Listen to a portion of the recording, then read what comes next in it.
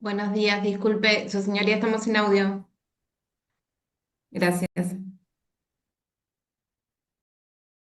Día, todavía no comenzamos.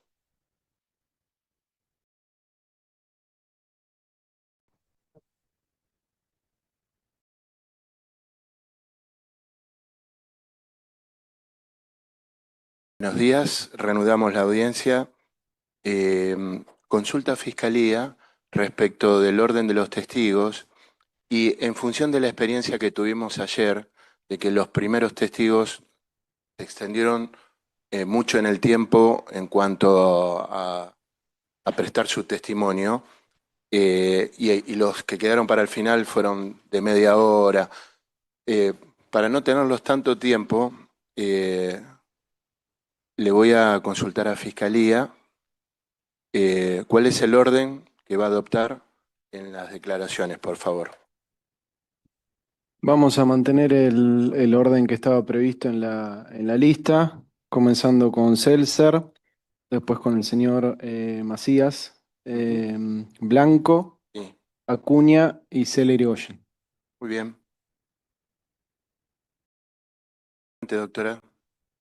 Buen día a todos. Quería dejar aclarado que mi presencia como abogada no implica una falta de respeto en absoluto al Día de la Memoria por los 50 años que se cumplen hoy del golpe de Estado con la peor dictadura que tuvimos.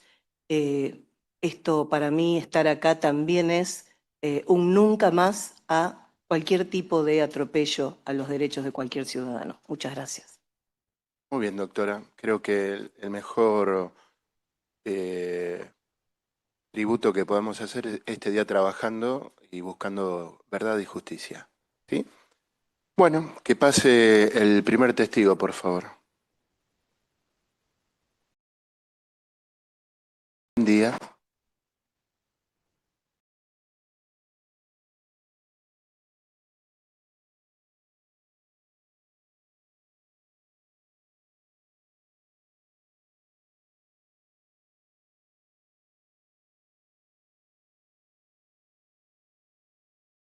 Se extiende.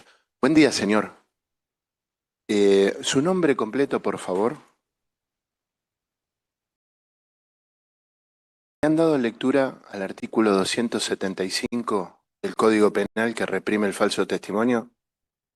En este proceso son partes, como personas imputadas, los señores Luis Enrique López Maceo, Héctor Aníbal Alonso, Hugo Miguel Correa, Claudio Javier Villamide. El equipo de fiscales está integrado por los doctores Gastón Franco Prusán, Lucas Coya, María Garmendia y Julio Zárate. Las partes querellantes son la doctora Valeria Carreras. Conectados están el doctor Luis Alberto Tagliapietra y Lorena Arias. Respecto, la primera pregunta que le voy a hacer es, ¿jura o promete decir verdad de todo cuanto supiere y le fuere preguntado? ¿Jura o promete, por favor? Tiene el Muy bien. micrófono apagado, señoría, no se escucha. Perdón.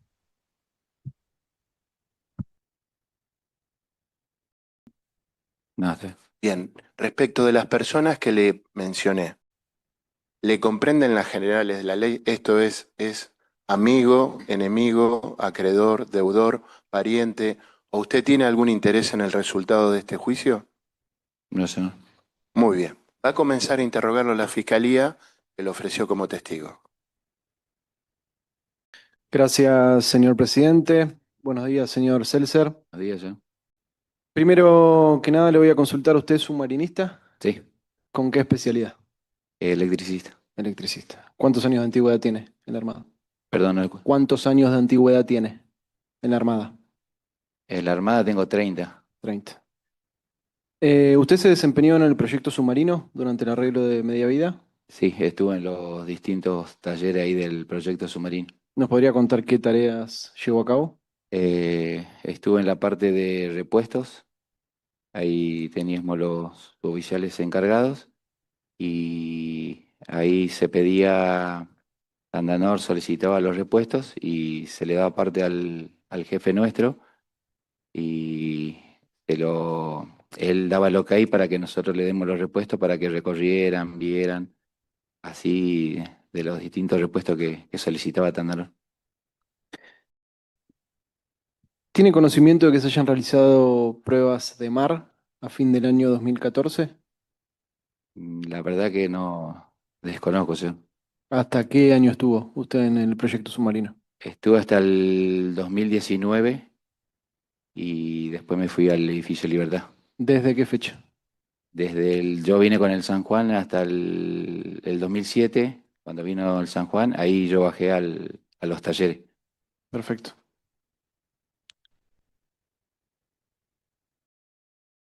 Le hago una consulta respecto de su expertise, su conocimiento en la materia por su calidad de electricista. ¿Nos podría explicar qué es un blackout y cuáles son las consecuencias que se generan en un submarino?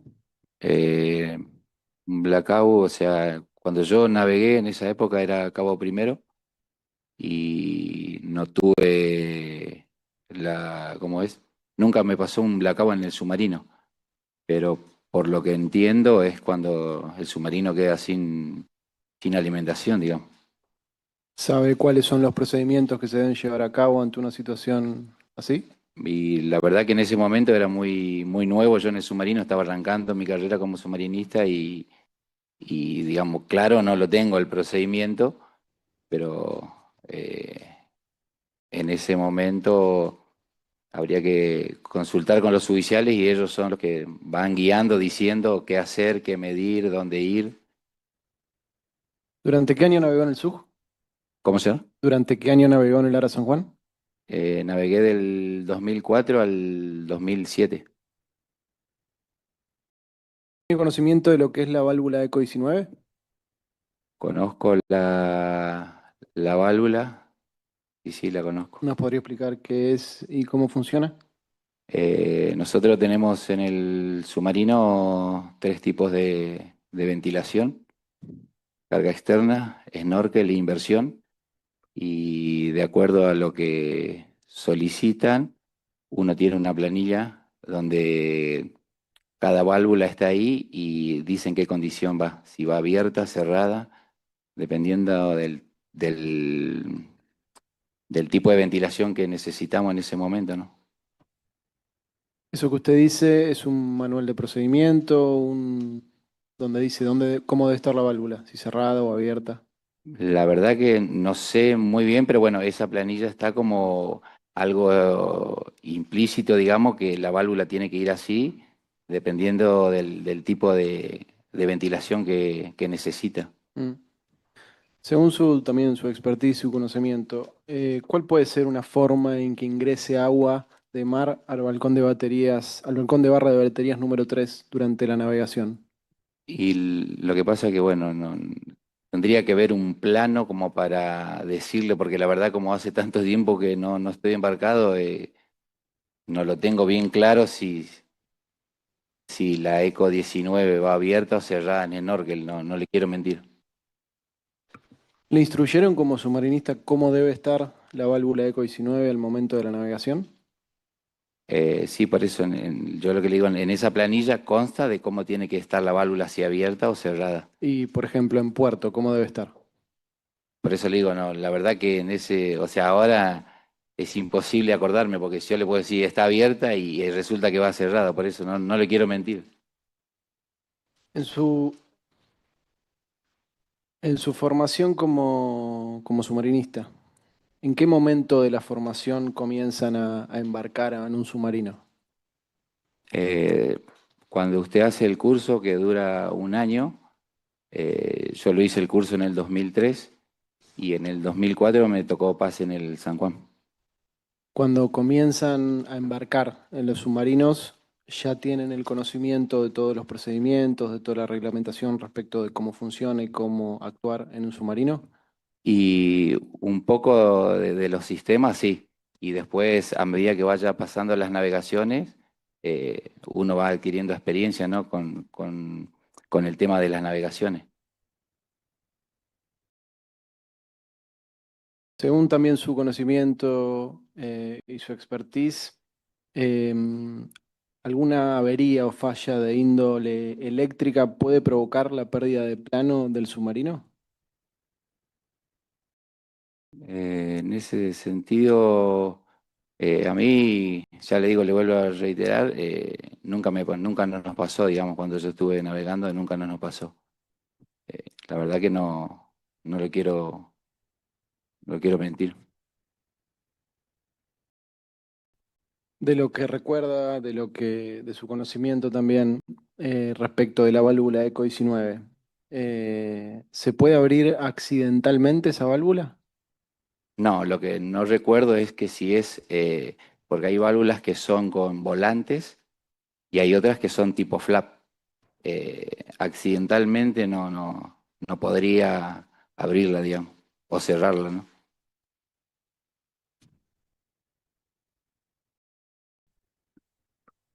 Nada más, señor presidente.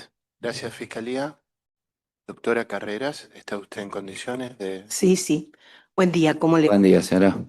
Le cuento que soy la abogada, la querella mayoritaria, represento 34 familias de los 44 tripulantes, entre ellas la familia de Medina.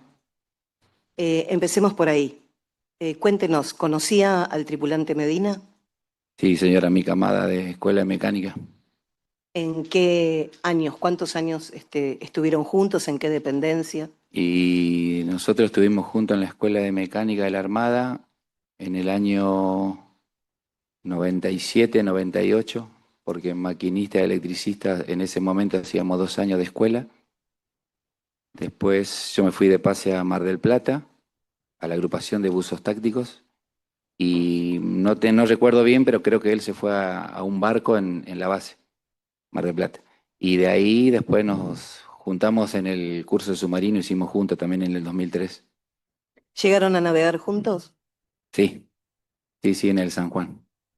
¿Recuerda el año, cuántas ocasiones o cuántos años estuvieron? Y nos fuimos juntos de pase al San Juan en el 2004, hasta que nos fuimos a Buenos Aires y de ahí yo bajé y la verdad que no sé si él siguió o le mandaron a Mar del Plata.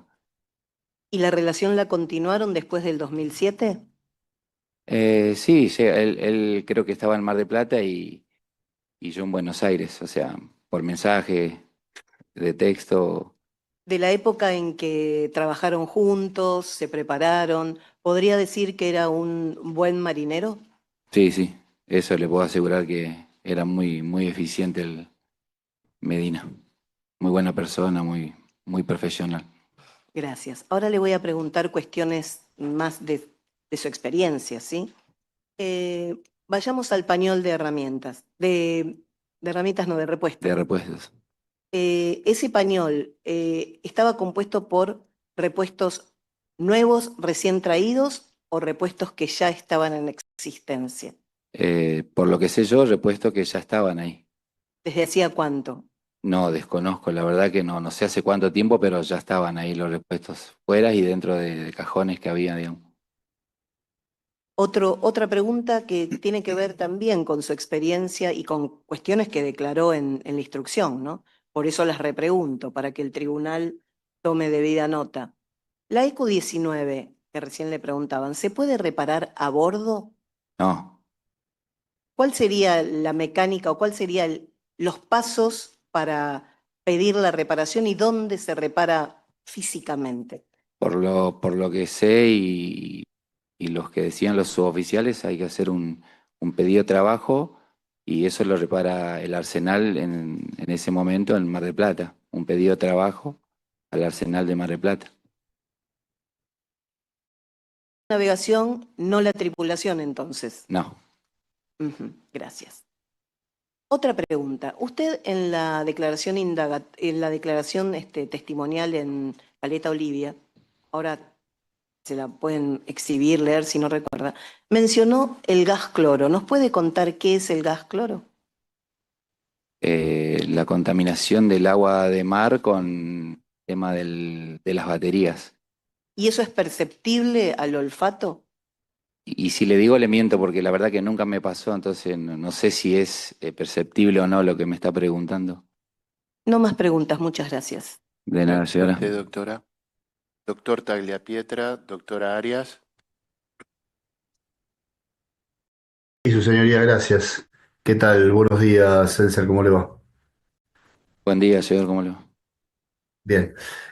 Mi pregunta va a ser muy simple y concreta. Le pido trate de ser lo, lo más específico posible. Eh, ¿Por dónde puede ingresar agua al submarino, más allá del banco de baterías? Y si está en situación de snorkel, señor, por el snorkel. ¿No hay otra posibilidad que haya ingreso de agua, digo, en una situación de navegación normal, ¿no? No, no estamos hablando de otra cosa. Sí, en este momento no, con certeza no le puedo decir, pero tiene la refrigeración principal de los motores que también puede pincharse la tubería y entrar agua o en las bridas o en las válvulas. La cantidad exacta de entrada de agua de mar no recuerdo, pero es factible que entre agua de mar, ¿sí? Si se rompe una de esas tuberías, ¿llegaría el agua al bancol de baterías? Y dependiendo de dónde sea la pérdida de agua que tiene. Ujú. Y en la hipótesis de que el ingreso sea por el snorkel, ¿usted tiene conocimiento de cómo funcionan los sensores de la válvula cabeza? Ante la presencia de agua de mar, la válvula cabeza tiende a cerrar para que no sea el ingreso constante de agua, digamos. O sea, el objetivo de la válvula cabeza es que Es que ante no entre la, agua, ejemplo, claro, que no entre agua, bien. Y si entra claro. agua, ¿esa agua dónde va? El- la descarga del snorkel tiene un tanque compenso normal número 3, que es que cuando drenan el snorkel en condición normal para hacer snorkel, esa agua drena todo ese tanque, señor. Bien. O sea que en una situación normal no debería pasarse agua al sistema de ventilación. ¿Estamos de acuerdo con eso? No, estamos de acuerdo, señor, sí. Y si se pasa agua al sistema de ventilación, ¿por qué motivo sería? Y deberían las válvulas de ventilación estancar, digamos, no permitiría, dependiendo de cómo está la válvula. ¿A qué se refiere con eso? Y por ejemplo, que si una válvula está abierta y tiene mucha entrada de agua, por lo menos le llega a cerrar y no va a ir tanta agua de mar al balcón, digamos. Bien. Y si está cerrada y pasa agua igual, ¿por qué razón sería? Y ahí la verdad que por lógica no le quiero mentir, pero porque no estanca la válvula. Bien. Bien, usted como electricista supongo que, pero corríjame si no es así, lo instruyeron sobre cómo actuar acerca de un incendio eléctrico, o sea, por ingreso de agua o por la razón que fuera. En esos años, sí, sí, te dan no un curso, sino, ¿cómo le puedo explicar? Eh, Te van diciendo en caso de, pero veo que a veces todas las emergencias, por así decirlo, no son iguales. Ajá, pero usted siente que estaba debidamente preparado, por ejemplo, si se encontraba con una situación de entrada de agua al balcón de batería y se produce este incendio, principio de incendio eléctrico. O sea, a nosotros los que no somos submarinistas, por ahí nos cuesta comprender lo que lo que es el término propiamente dicho, ¿no? Pero algo nos explicaron que estamos hablando no de incendio con llamas, sino que una especie de cortocircuito, ¿no? Pero ustedes que sí son submarinistas y usted particularmente electricista, lo instruyeron para ver, digamos, no solamente cómo sería ese escenario, sino cómo resolverlo, por ejemplo, estando en navegación. Y por cuestiones, digamos, están los suboficiales de cargo y los jefes que si uno, digamos, no entiende bien o la secuencia que hay que seguir, ellos explican todo, digamos. Ajá, entonces usted me está diciendo que no conoce cómo, hoy en día no conoce cómo resolverlo. Señor presidente, Hoy, me opongo a la pregunta antes que responde el testigo. Está el colega, pregunta y responde por el testigo, asumiendo lo que, o interpretando lo que respondió, y no es así. Es verdad, doctor Tagliapietra, está usted sacando conclusiones. Le pido por favor preguntas para que haya respuestas. Gracias. La reformulo. Entonces, usted, al momento de embarcarse, ¿estaba instruido cómo resolver un incendio eléctrico ante esta situación? el, en realidad, estoy instruido, pero al tema del incendio y eso, cada uno a veces reacciona de diferentes maneras, ¿no? Y la verdad Entiendo. que ahí no sabría decirle, no le quiero mentir. No, no, está bien, debe ser difícil. Eh, entonces, según lo que a usted le instruyeron, para el caso de sufrir un incendio eléctrico en navegación, ¿cuál sería el protocolo de actuación para resolverlo? A mi manera de ver, sería superficie lo más rápido que se pueda y parar los ventiladores para que no haya ventilación. Y después ver arriba cuando está en superficie, ir a ver qué es lo que está pasando, ¿no? Ujú. Y en ese escenario se debería pedir algún tipo de auxilio, de ayuda, de colaboración. Y yo creo que sí, señor.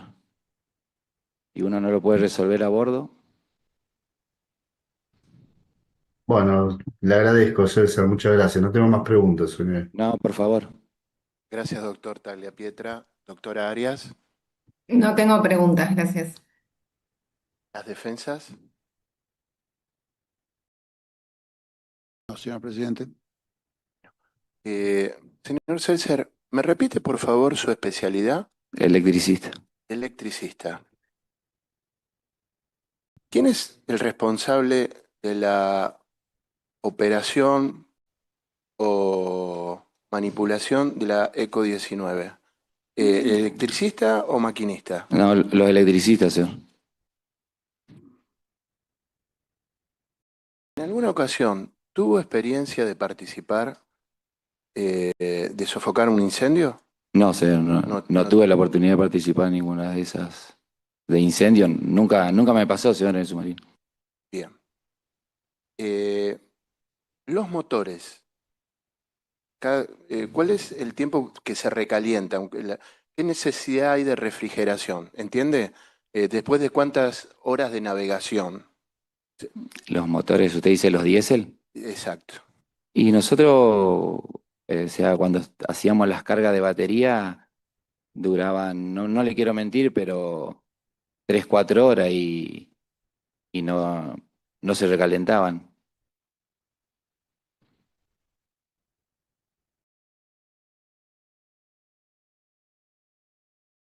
Bien. ¿Usted conoce cuál es la función de la ECO 37? No, señor, tengo que ver un plano para ver porque hace mucho que no embarco, señor. Muy bien, muy bien. ¿Colegas? Bueno, si no hay más preguntas por parte de las partes, ¿lo liberamos? Nada más, señor presidente, gracias. Bien. Los que están conectados, no más preguntas para el señor Seltzer. A su señoría, muchas gracias. Gracias a ustedes. Señor Seltzer, muchas gracias por asistir y su colaboración con la justicia. No, por favor, señor. Muchas gracias a Muy ustedes. amable. Hasta luego. Hasta luego, señor. Permiso.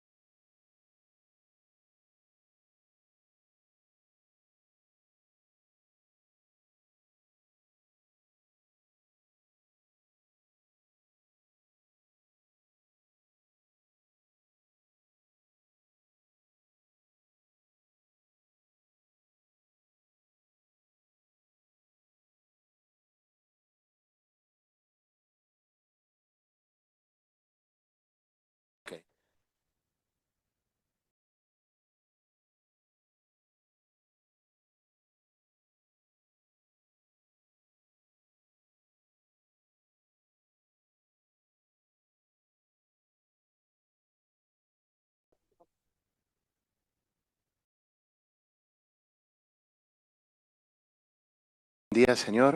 Buenos días. ¿Está cómodo? ¿Sería usted tan amable de acercarse un poquito más el micrófono? El micrófono hacia usted. Sí. Acérquelo así. Buenos días. Buenos días. ¿Su nombre completo, por favor? Félix Edgardo Macías. ¿Le han dado lectura al artículo 275 del Código Penal que reprime el falso testimonio? Sí. A mi pregunta que le voy a hacer ahora, le pido que por favor me diga si juro o si prometo. ¿Jura o promete decir verdad de todo cuanto supiere y le fuere preguntado? Sí, juro. En este proceso son partes como personas imputadas los señores Luis Enrique López Maceo, Héctor Aníbal Alonso, Hugo Miguel Correa y Claudio Javier Villamide. El equipo de fiscales que tiene usted a su izquierda está integrado por el doctor Gastón Franco Prusán, el doctor Lucas Colla, la doctora María Garmendia y el doctor Julio Zárate. Las partes querellantes están representadas por la doctora Valeria Carreras, ¿Qué tal? la doctora Lorena Arias, que está conectada, y el doctor Luis Alberto Tagliapietra. Respecto de todas estas personas que le mencioné, señor, ¿usted es amigo, enemigo, acreedor, deudor, pariente o tiene algún interés en el resultado del proceso? Yo no soy amigo de ninguno. Sí, si tengo algún, ¿cómo? ¿Me dijo después? ¿Interés en el resultado del juicio? No, no. Entonces significa que no le comprenden la generalidad de la ley y sería objetivo en su declaración. Sí. Muy bien. Tiene la palabra la Fiscalía y va a comenzar a interrogarlo. Bueno, Gracias, señor presidente. Buen día, señor Macías. ¿Cómo le va? Día. Gracias por venir. Voy a comenzar con una serie de preguntas para conocerlo a usted. ¿Usted es submarinista? sí. ¿Qué Retirado. Retirado. ¿Qué especialidad tiene? Electrónico. Electrónico. ¿Cuánto tiempo se desempeñó en la Armada? ¿Cómo? ¿Cuánto tiempo se desempeñó en la Armada? Y 32 años. 32 años. ¿Se desempeñó en las tareas de media vida del submarino Ara San Juan? Sí. ¿Qué tareas realizó y qué cargo tuvo en ese momento? Tenía el cargo de reparaciones electrónicas. ¿Y qué tareas efectuó? De verificar o revisar la prueba de los equipos después de terminadas las reparaciones. Ok. ¿Recuerda con qué empresas trabajó en ese momento? Eran dos talleres, o sea, dependíamos del TTBA, que está en Buenos Aires, y del taller de Mar del Plata, el Arsenal de Mar del Plata. ¿Cuánto tiempo estuvo trabajando en la media vida? Del San Juan estuve desde el 2008 hasta que salió, 2014. ¿Navegó en el Ara San Juan? Navegué en el 95, cuando 2 navegaciones hice nada más. ¿Tuvo algún inconveniente en esas navegaciones? No, ninguna. Ninguna. Respecto, ¿presenció o tuvo conocimiento del incendio ocasionado, el principio de incendio ocasionado en el Ara San Juan en el año 95? No. No. Respecto, volvemos al... Explico esto, porque yo cuando navegué esas dos yo estaba cursando, haciendo el curso de submarinista, y hice esas 2 navegaciones justamente para adiestrarme, ¿no? Muy bien. Vuelvo al 2014. ¿Tiene conocimiento de que se hayan realizado pruebas de mar con el Ara San Juan en ese año? Sí. Y después de que salió de dique, sí. ¿Participó de esas pruebas de mar? No. ¿Tuvo conocimiento de los resultados? No.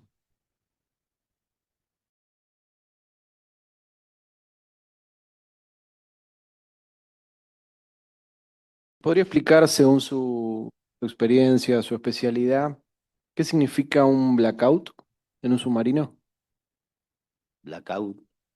Y es cuando eh, queda sin energía el buque. ¿Qué hacía energía el buque? ¿Y qué sistemas afecta?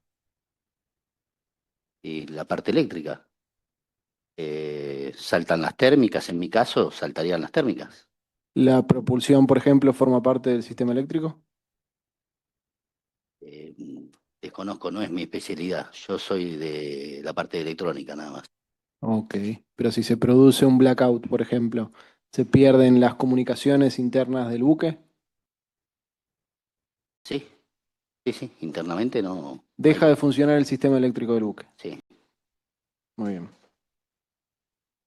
Frente también, según su experiencia y su conocimiento en la materia, frente a un cortocircuito con principio de incendio en el balcón de baterías número 3, como fue el caso del submarino La San Juan, ¿cómo incide ello en la parte electrónica del submarino? Saltan las térmicas, como dije recién. No tenemos equipos electrónicos. ¿Qué sucede cuando saltan las térmicas? Y nosotros tenemos un tablero en comando que es el que da energía a los equipos de comando, los equipos electrónicos. ¿Y cuáles son los procedimientos o tareas que deben realizar para esa situación? Bueno, eso es la parte de electricidad. Tienen que justamente dar de vuelta energía al buque. No está relacionado con la electrónica. No, no, porque una vez que saltan las térmicas, dependemos de ello. Ok. Y cuando se retoma la energía, ¿cuál es el procedimiento que debe realizar? ¿Hay algún procedimiento que debe realizar No, usted? se revisan de vuelta los tableros y se ponen en funcionamiento los equipos. Según su expertise también y conocimiento, en el caso de ocasionarse un blackout estando en inmersión, ¿cómo subiría el buque a superficie?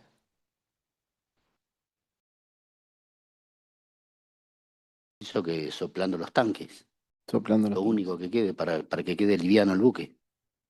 Y en el caso de que el submarino esté circulando con circuito dividido, ¿eso afectaría A la propulsión del buque, a la propulsión del a la buque, propulsión del submarino, digamos. a la propulsión del submarino?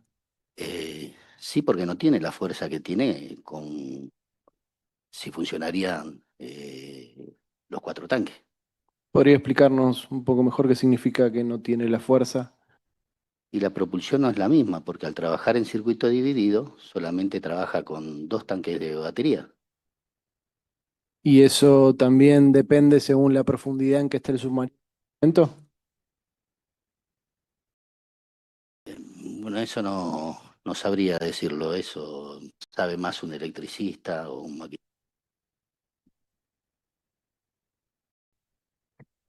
También según su criterio y su experiencia, ¿cómo podría describir o catalogar usted una maniobra estando en inmersión, en plano profundo, circulando con, como dije, con circuito de dividido para subir a superficie?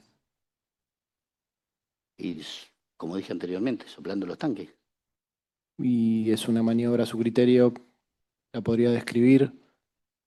Eh, las que la efectúan a esa maniobra son los maquinistas. Ok.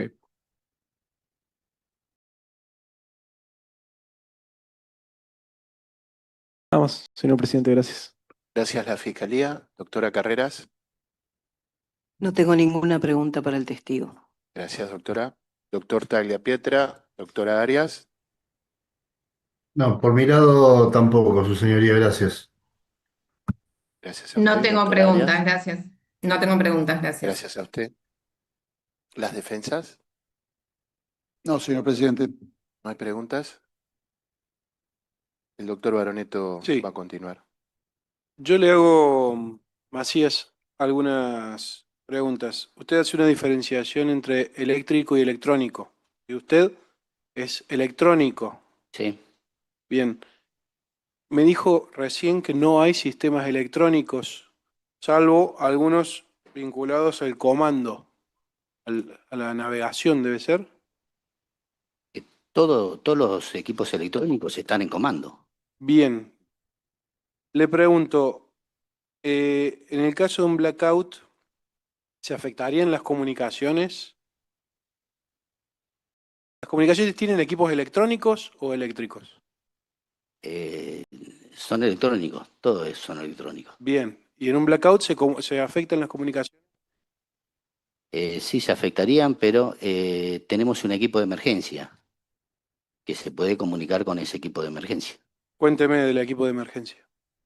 Y es algo muy eh, que no se ocupa mucho, pero me está preguntando, en este caso, En el caso de un submarino TR-1700, ¿cómo es el equipo? sí se ocupa el equipo de emergencia, pero eh, no, no, no, yo nunca lo ocupé. Para usar el equipo ese hay que salir a superficie. Sería lo ideal. En inmersión no se puede usar. Bien. ¿Hay detectores de gases en el submarino? Sí, ¿Son eléctricos o electrónicos? eléctrico, porque eso no pertenece a nosotros. Ajá. Bien, eso sería todo entonces. Gracias. Suboficial Macías, Sí. si se produce un incendio en el balcón de baterías eh, por ingreso de agua de mar, ¿no? Sí. ¿Qué efecto se produce en el submarino? Bueno, el efecto es despiden gases raros, humo y nada más. ¿Afecta el sistema electrónico? Esos gases, El incendio en el balcón de baterías 3, concretamente, vamos a hablar a San Juan. claro, a ver una avería de esa índole, obviamente que saltan las térmicas, como Saltan las dije térmicas. anteriormente, Sí. y nos quedamos sin equipo electrónico. Tenemos sensores, una navegación, hay que navegar. Si es en inmersión, son con los sensores, sonar, y si es en superficie, es con el radar. Ajá. ¿Qué ocurre? ¿Se produce un absoluto corte de suministro eléctrico? ¿El submarino queda a oscuras? Y total, sí. ¿Y cómo se manejan ante esa Eh, emergencia para y solucionar el problema? se prenden las luces de emergencia. Por eso nos guiamos y después, bueno, ya tenemos experiencia y nos vamos manejando por las tuberías o si queremos ir de un sector al otro o si hay gases raros, como dije recién, nos manejamos por las máscaras y nos seguimos por la tubería del sistema VIP. Bien. Eso es en caso de emergencia, ¿no? Sí, sí, sí, sí, sí, sí. Si el submarino está en plano 40, ¿cómo se llega a superficie? ¿Funcionando todo bien? No, no, no. En emergencia. Produciéndose en esta emergencia de que se produjo un incendio en el balcón de baterías 3. Y como dije anteriormente, lo ideal sería soplar los tanques para que el buque quede liviano. Pueda de cualquier forma ir a inmersión. Es la única manera. Que yo conozca, sí. Porque hemos tenido testimonios que dicen que es la última solución el liberar, el vaciar los tanques. Sí, pero en un caso así, yo tengo un incendio en un buque y pienso que lo primero es la tripulación. En mi caso. No sé lo que pensará el comandante, no sé lo que... los demás que tripulan el buque, ¿no? En mi caso. Yo digo en mi caso. Bien. Sí, ¿Fiscalía quiere hacer una pregunta? Una más. ¿Los tanques se pueden soplar una sola vez? Como una sola vez. Una vez, una vez que se soplan los tanques. ¿Soplar de vuelta? También Sí. se pueden soplar de vuelta. Claro, pero Pero lo ideal sería una vez que se sopla para que quede liviano el buque ya salir. Después, bueno, eh, lo de soplar o llenar los tanques es para que el buque quede en estabilidad en y plano, que quede en claro, plano, compensar. compensado y en equilibrio, ¿no? Bien, se produce un incendio, se soplan los tanques, no funciona el sistema eléctrico, ¿se pueden volver a llenar los tanques? Calculo que sí. Eso no es mi... Yo soy el electrónico. Eso serían los maquinistas, los que están más, lo tienen más en claro, ¿no? A esa maniobra. Doctor Baronesto, ¿usted quería otra pregunta? Sí, porque hablo de sensores. El testigo sabe cómo funciona una válvula cabeza. No, no. Dijeron otros testigos que tienen sensores que permiten que ante la detección de agua se cierre. Y es la del periscopio. Sí. ¿Hay alguna forma de que un incendio en cualquier lugar afecte este sistema electrónico de sensores que detectan agua? ¿Que afecten al sistema electrónico? Claro, digamos, yo no sé cómo está conectado un sensor que debe estar en la válvula Pero la válvula, al sistema. las válvulas no tienen nada que ver con los equipos electrónicos. Ajá, es automática, no está conectada. Claro, no. Nosotros dependemos de la parte eléctrica, que alimentan a los equipos, no de las válvulas. Las válvulas corresponden a un sistema que sería de ventilación y de otra, no afecta para nada a los equipos electrónicos, no, no, en ningún momento puede afectar a eso. Bien, clarísimo, gracias. La última pregunta. Un incendio en el balcón de baterías 3. ¿Se detecta en los tableros electrónicos? No, en los equipos electrónicos no. Solamente tendrá información en la consola control de buque y en la parte de propulsión. Clarísimo. Clarísimo. Mm. Bueno, ¿alguna Señor pregunta más de la presidente, Fiscalía? La defensa. Sí. perdón, señor presidente, ¿puedo hacer una pregunta? Adelante, el doctor Quadrini es el cuarto integrante del tribunal. Gracias, Adelante, señor presidente. doctor. Buenos días, señor Macías. Una pregunta hablando del tema de válvulas. ¿Existe algún tipo de válvula dentro del HR 1700 que corte el flujo de combustible cuando se produzca un incendio? ¿Entiende la pregunta? No, ¿me la podría repetir? ¿Puede ser? Si el HR 1700 contiene algún tipo de válvula o válvulas que corte el flujo de combustible interno en un caso de incendio, producido el incendio. Si hay alguna Lo válvula, desconozco, eso. se conoce. Eso es el cargo de máquinas. Es una, No tendría idea de eso. No. por la calidad mecánica del efecto del combustible, a eso se refiere. Claro, yo no sé del cargo de máquinas. Perfecto, De máquinas, gracias. No es porque especial. el cargo máquinas maneja la parte de combustible y, bueno, la Perfecto. tubería, ¿no?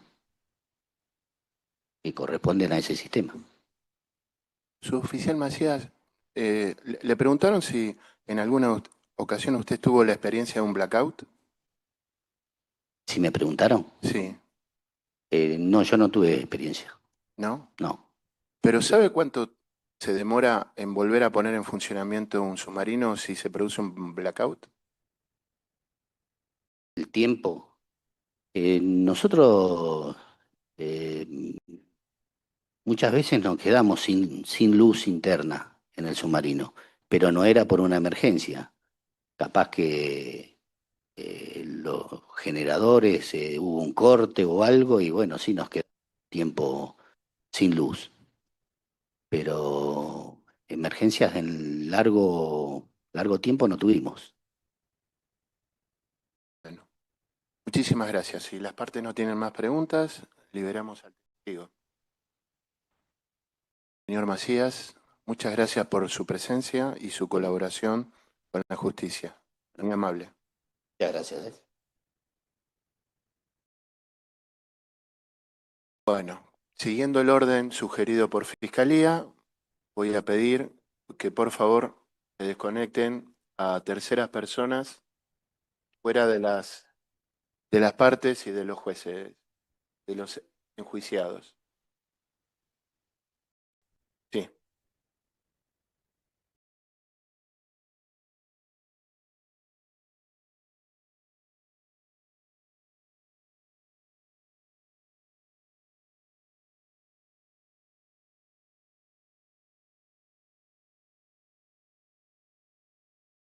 Sí, se informa a el público en general que está visualizando el debate, que como va a testificar personal de inteligencia, se va a cortar la transmisión mientras dure su declaración. Haremos conocer por todos los medios posibles cuando se reinicie el debate y con otras personas o finalice la declaración testimonial, esta en particular. Sepan disculpar la precaución.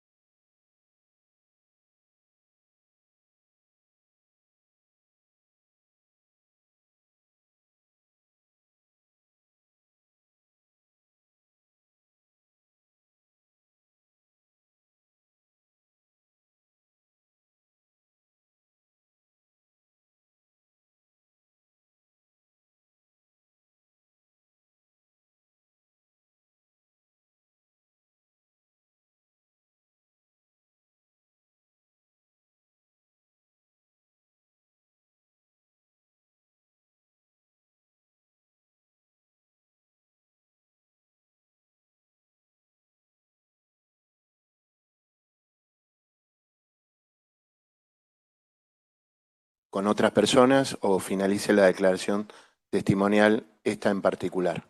Sepan disculpar la precaución.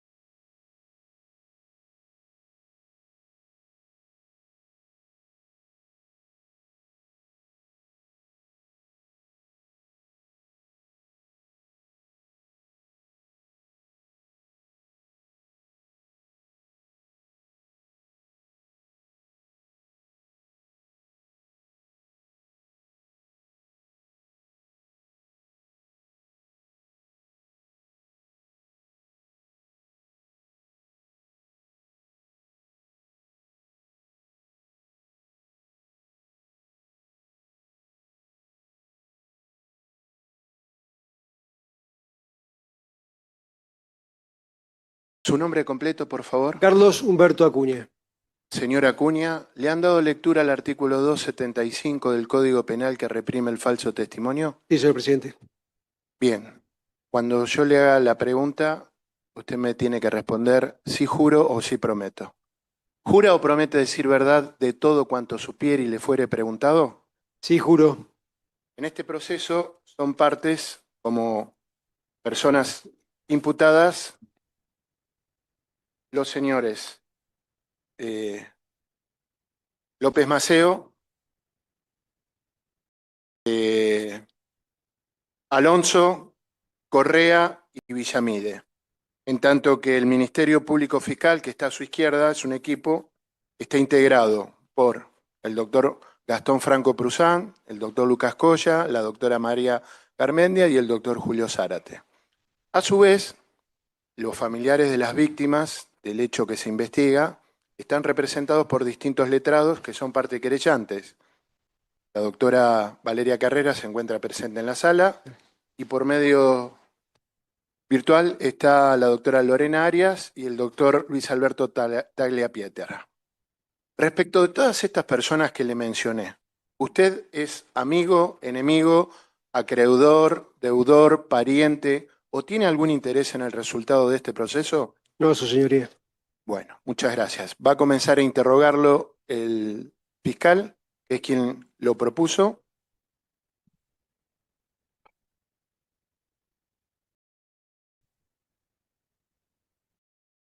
¿Comienzo, doctor? Adelante, por favor. Gracias.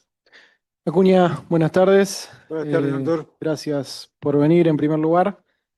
Voy a hacerle primero una serie de preguntas respecto de su profesión. ¿Usted es submarinista? Soy submarinista. ¿Con qué especialidad? Comunicaciones. ¿Fue comandante de la Fuerza de Submarinos? Sí, doctor. ¿En qué periodo? Año 2016, si mal no recuerdo, tomé el comando el 4 de marzo de ese año y lo entregué el 21 de febrero de 2017. Perfecto. ¿Quién era el comandante del Ara San Juan en ese periodo, recuerda? El capitán Eduardo Cela Irigoyen.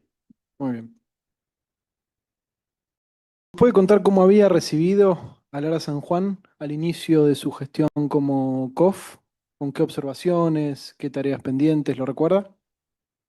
Había una serie de tareas pendientes en el submarino. Yo lo recibí en la condición, porque cuando se hace el cambio de dependencia orgánica entre el PISU y el Comando de las Fuerzas Submarinos, lo recibe el capitán Pereira, mi antecesor, había una resolución del entonces jefe de Estado Mayor General de la Armada, asesorado por el director de material naval, lo encuadró como unidad en alistamiento 3, que significa unidad en actividad y en preparación para la acción. ¿Qué significa en actividad y en preparación para la acción? Que debería estar listo para el combate, o debería propender a estar listo para el combate. Entiendo. ¿Por qué digo esto? Porque lo recibo con una serie de observaciones a mejorar. Es decir, a ese momento no estaba listo. Estaba listo para navegar, pero no para justamente lo que nosotros llamamos la actividad operacional de un conflicto armado. Perfecto. Vamos a exhibirle, si puede ser por secretaría, la prueba número 6.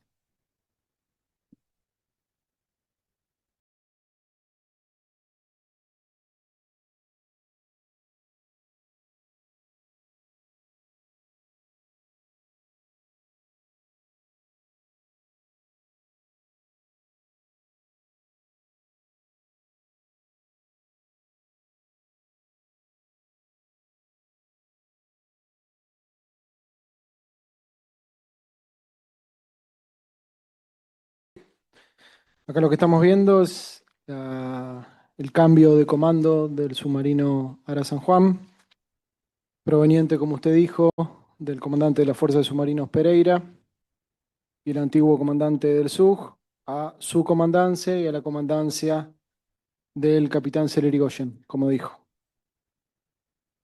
Voy a pedir, primero si la reconoce. No la recordaba esto. No la recordaba. Exacta no la recordaba. No la recordaba. No la tengo presente. Respecto del cambio de dependencia a su cargo. Sería el cambio de comando del comando subordinado que era el submarino San Juan. Sí. Sí. Perfecto, de comandante a comandante. Exacto. Le voy a pedir que vayamos a la foliatura 30, al reverso, al punto 9.3, que era una de las observaciones que venía justamente con este cambio de acta de dependencia del submarino, perdón, con el cambio de comandancia. Dice sistema de refrigeración de agua de mar, cambiado tramo de tubería en H13 y H14, realizada prueba hidráulica a 20 bares, pendiente realizar prueba hidráulica a 40 bares en dique. ¿Podría explicarnos a qué se refiere esta observación puntualmente? Sí, si mal no recuerdo, era la tubería que en su oportunidad de pruebas de mar post-PISU, post-reparaciones, hubo un tramo que sufrió una avería en una prueba tentatoria o de profundidad, la que fue reemplazada. Fue probada a 20 bares y obviamente restaba la prueba hidráulica a 40 bares en dique seco, ¿no? Esa prueba se hace en dique seco, todo el sistema se prueba a dique seco. Perfecto. Al momento en que usted recibe al submarino bajo su comando, ¿recuerda si tenía alguna limitación respecto de la profundidad? Tenía la limitación de 100 metros, que yo la respeté, porque el mensaje naval que había impuesto el capitán Pereira, o sea que en noviembre del 2016 yo ratifiqué esa limitación. ¿Por qué la ratificó? Para brindar, yo le explico, el tema del buque, en ese momento la Fuerza Submarina tenía 2 submarinos y la agrupación de buzos tácticos. La idea es del comandante de fuerza, la responsabilidad del comandante de fuerza, es adiestrar y alistar, son 2 aspectos, los medios justamente para contribuir eficientemente a los planes operacionales del Estado Mayor Conjunto.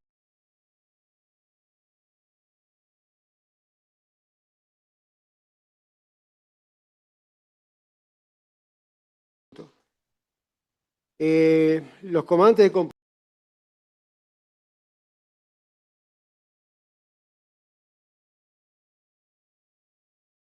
componente, como era mi caso, junto con la Aviación Naval, Infantería de Marina y Flota de Mar, reportaban a la máxima autoridad de adiestramiento y alistamiento de la Armada, que es el comandante de adiestramiento y alistamiento. Y la idea es, durante el año, desarrollar un adiestramiento y alistamiento de los medios justamente buscando ese fin. El tema de las actividades que teníamos previstas durante ese año no requerían bajar a más de 100 metros. El buque podría haber bajado 200, 300 metros con la incertidumbre de tener o no tener algún tipo de falla que lo demorara en muelle para justamente repararla. Por eso mantuve esa decisión de limitarlo a 100 metros. De hecho, el buque durante todo el año operó sin novedades, inclusive asentó en el fondo en varias navegaciones, lo cual ratificó la decisión de poder adiestrar al personal y continuar con el adiestramiento del medio. Yendo a lo que usted está mencionando respecto de la planificación de esas tareas de mar que se realizaron durante su comandancia, ¿se tuvo en cuenta esta limitación de los 100 metros a la hora de planificarse? Sí, por supuesto. Sí, sí. En ese año, si usted me permite, se realizaron tareas con la Infantería de Marina, por ejemplo. El submarino tiene capacidad para lanzamiento y recuperación de fuerzas especiales, sean buzos tácticos, que dependían de mí, o comandos anfibios, que dependían en ese momento de la Infantería de Marina. Uno coordina con el componente o con el comando paralelo. Uno coordina, por ejemplo, con la aviación naval, la habilitación de Highline, que era habilitar la cubierta del submarino que no tiene cubierta, pero operar con helicópteros, cosa que se hizo. Uno coordina con la flota de mar, lo que es el adiestramiento naval integrado, para adiestrar justamente a la flota de mar, a sus componentes, a sus buques, en lo que es la guerra antisubmarina, y de hecho también, por supuesto, la fuerza submarina, el submarino, se adiestra en ese tipo de ámbito, ¿no? De escenario. Y la otra actividad que teníamos era un programa de lanzamiento de torpedos de ejercicio. Todas las actividades que le mencioné, doctor, se podían hacer con esa limitación. Le pregunto de nuevo respecto a esta planificación. ¿Quiénes participan de estas planificaciones de las tareas? ¿De la actividad de la fuerza? Particularmente respecto de las tareas que realizó el submarino Ara San Juan durante su comandancia, en la planificación de esas tareas. Bueno, ¿Quiénes participan? a principio de año, el comandante de fuerzas generalmente recibe lo que es el plan ACOA, el plan naval del comandante de aislamiento, lo que yo le contaba que es el comando superior de los 4 componentes. Perdón, ¿quién era en ese momento? ¿El COA? Almirante Aguilera. Yo, como comandante, como el resto de los comandantes componentes, hacemos un plan contribuyente, que se llama Plan ACOFS, porque yo soy comandante de fuerzas, era comandante de fuerzas submarinos, y en función de eso, uno va distribuyendo las actividades con los comandantes subordinados. En este caso, con los comandantes de los 2 submarinos y comandantes de la agrupación buzos tácticos. Justamente para cumplir las metas, los días navegados que me concedían, etc. Y también en base a esto que usted está diciendo, que se tenía en cuenta la limitación, por ejemplo, de la profundidad que tenía el submarino a la hora de planificar estas tareas. ¿Recuerda aproximadamente cuánto duraban esas, en promedio, esas navegaciones que se hacían? Depende. El lanzamiento, por ejemplo, en torpedo de ejercicio, es salir de la mañana con el torpedo embarcado, se reserva un área en la zona 6, hay un buque blanco, hay un buque tal vez recuperador, si no el mismo buque blanco, hay un avión a la orden. Yo le podría explicar por qué es todo esto, pero no quiero extenderme. O sea que es algo que, por supuesto, la meteorología tiene que ser impecable porque el torpedo de ejercicio se recupera. Es igual que un torpedo de combate, solamente que se le saca la cabeza explosiva o la carga explosiva y se reemplaza por una computadora que registra la corrida y después se evalúa. ¿Sí? Entonces, ese torpedo tiene una flotabilidad positiva cuando termina la corrida, es decir, cuando pasa por debajo del blanco, hace diferentes ataques y reataques, se recupera, se lanza de noche para ver la luz que tiene arriba y el buque recuperador lo recupera. Eso es un día. Al día siguiente están entrando todos los buques, incluyendo el submarino, por supuesto, a Mar del Plata. Es decir, perdón que lo interrumpa, para estas navegaciones que se realizaron durante su comandancia, que fueron planificadas, como dijimos, teniendo en cuenta estas limitaciones, ¿nos podría describir un poco, que incluso por lo que está diciendo también se tenía en consideración hasta la meteorología del día para realizar estas navegaciones? ¿En qué zona se realizaban? Usted habló de la zona 6. En la zona 6, en frente a Mar del Plata. Frente a Mar del Plata. Lo que se hace una reserva de espacio marítimo para evitar que haya pesqueros o buques que no tienen nada que hacer, que interfieran, digamos, en el ejercicio, ¿no? ¿Recuerda en su permanencia de nuevo como COF si las navegaciones que se realizaron fueron todas en esa zona de ejercicio? Los lanzamientos, sí. Por ejemplo, en general, la zona... No, por ejemplo, doctor, el aislamiento naval integrado en el área del Rincón, ahí saliendo de Bahía Blanca, o sea, saliendo los buques de superficie en la base naval Puerto Belgrano, en el área del Rincón, ahí se hace la ejercitación con los submarinos. ¿Y recuerda si alguna navegación se extendió por más de 15 días? No recuerdo. No recuerdo. No, creería que no, pero no recuerdo. Perfecto. ¿Por qué creería que no? Porque yo creo que el total de navegaciones fueron 37 días y fueron 14 navegaciones, así que no me daría mucho para... O sea, en un año se navegó un total de 37 días. Creería, si no mal no recuerdo, creería que fueron 37 días de navegación ese año, del submarino San Juan. Perfecto. Vamos al 2016, ahora, donde se llevó a cabo la auditoría del ISGA. ¿Usted nos podría adelantar qué recuerda al respecto de esa auditoría? ¿Y participó? ¿En qué participó? ¿Qué se le auditó en su momento? Sí, el inspector fue en noviembre del año 2016, casi sobre el fin de mi comando. Vino el señor almirante Lezana y ya estaba anunciada esa inspección en el plan ACOA, que yo le mencioné recién del comandante superior mío. No fue sorpresa, por supuesto. Y la inspección en qué consiste vino, por supuesto, obviamente Lezana y su equipo de inspectores, ¿no? En demostrarlo, es una exposición mía, porque básicamente la inspección del ISGA es un asesoramiento al jefe de Estado Mayor General de la Armada sobre las desviaciones del deber ser en cuanto a la preparación para el combate de las fuerzas submarinos con lo que en realidad era. ¿Sí?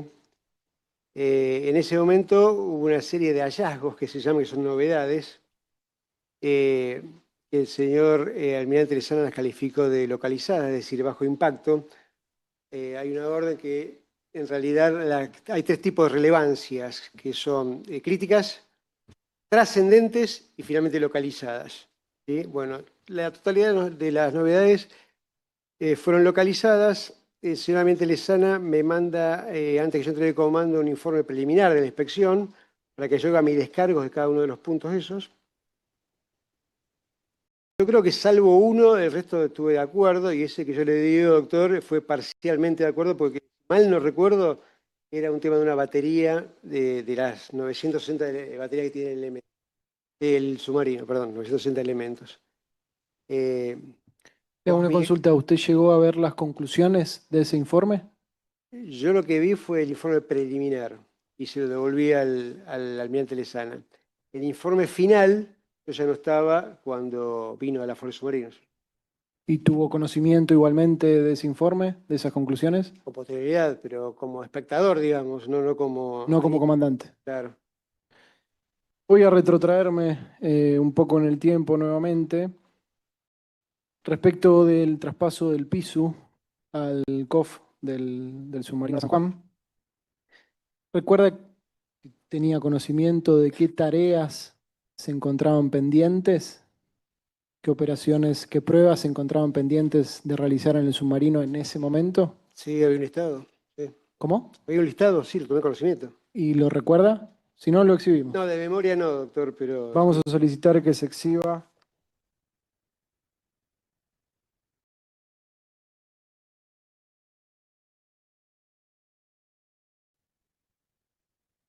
La prueba número 4. Una hoja simplemente.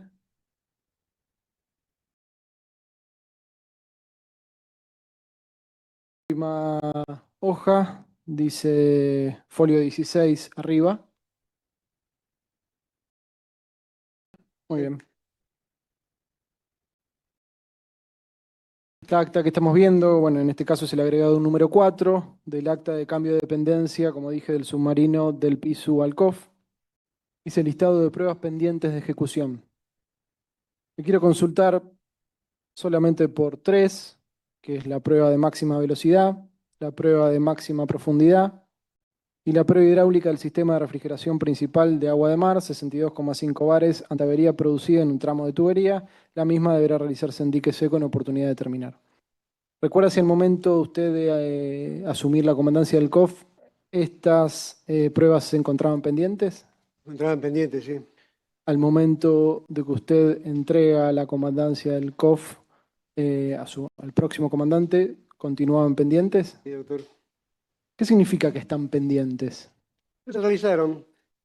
La PAXI, si quieren, explayo un poquito en lo que son las pruebas. Prueba de máxima velocidad, máxima profundidad, yo diría que van de la mano. Arranquemos por el punto 8, la prueba hidráulica del sistema de refrigeración. Se hace a 62,5 bares, no se puede hacer con el buque a flote, tiene que ser a dique. ¿Por qué? Porque se le colocan bridas especiales y bombas que levantan esa presión en toda la tubería.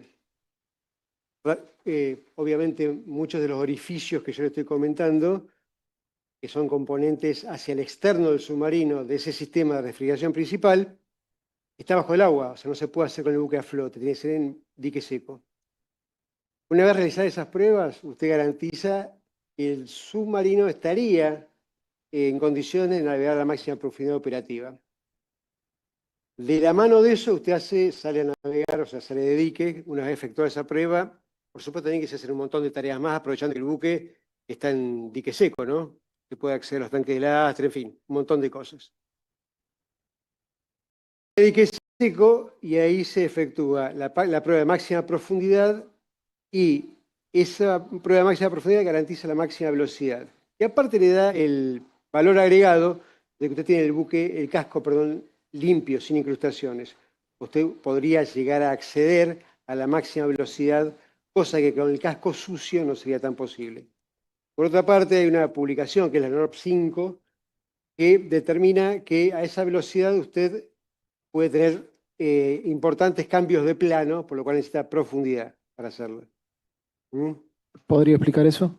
Claro, cuando usted toma mucha velocidad con el submarino por la hidrodinámica del submarino, a esa velocidad puede cambiar el plano, es decir, la profundidad de la quilla de forma considerable, por lo cual necesita tener una separación, un margen desde la quilla del submarino hacia el fondo para no tener accidentes.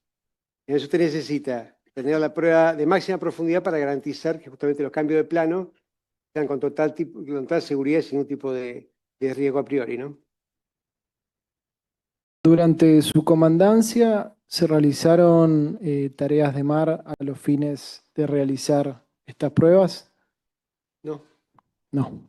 No. Yo mantuve, insisto, doctor, mantuve la limitación de 100 metros de bajada del submarino, de plano. Perfecto. Saltamos en el tiempo nuevamente. Vamos al Consejo de Armas Submarina que se realizó en abril, fin de abril de 2017. ¿Usted participó del mismo? Vamos a solicitar que se exhiba la prueba número 3.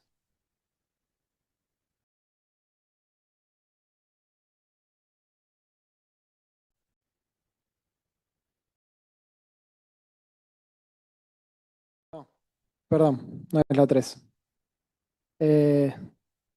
Es la, ya le digo, Consejo. La 10, perdón.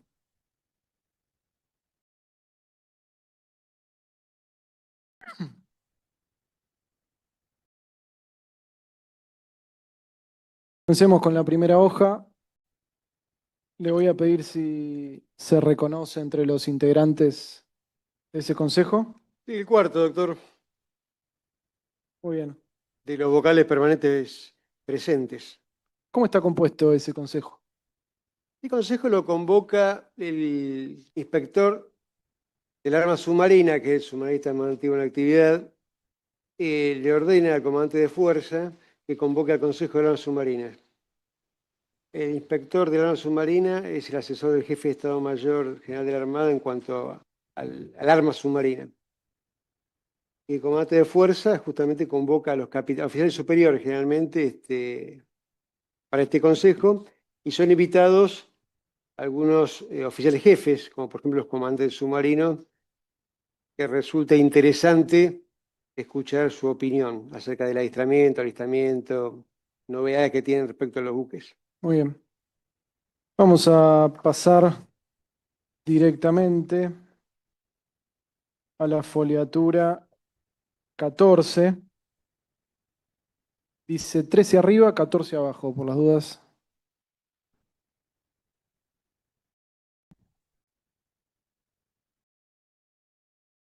Es el punto 9, donde se encuentra la exposición del submarino Ara San Juan, el estado operativo, HAT, SAT, novedades, hallazgo estado actual, obras pendientes, experiencias a aplicar en el SUC.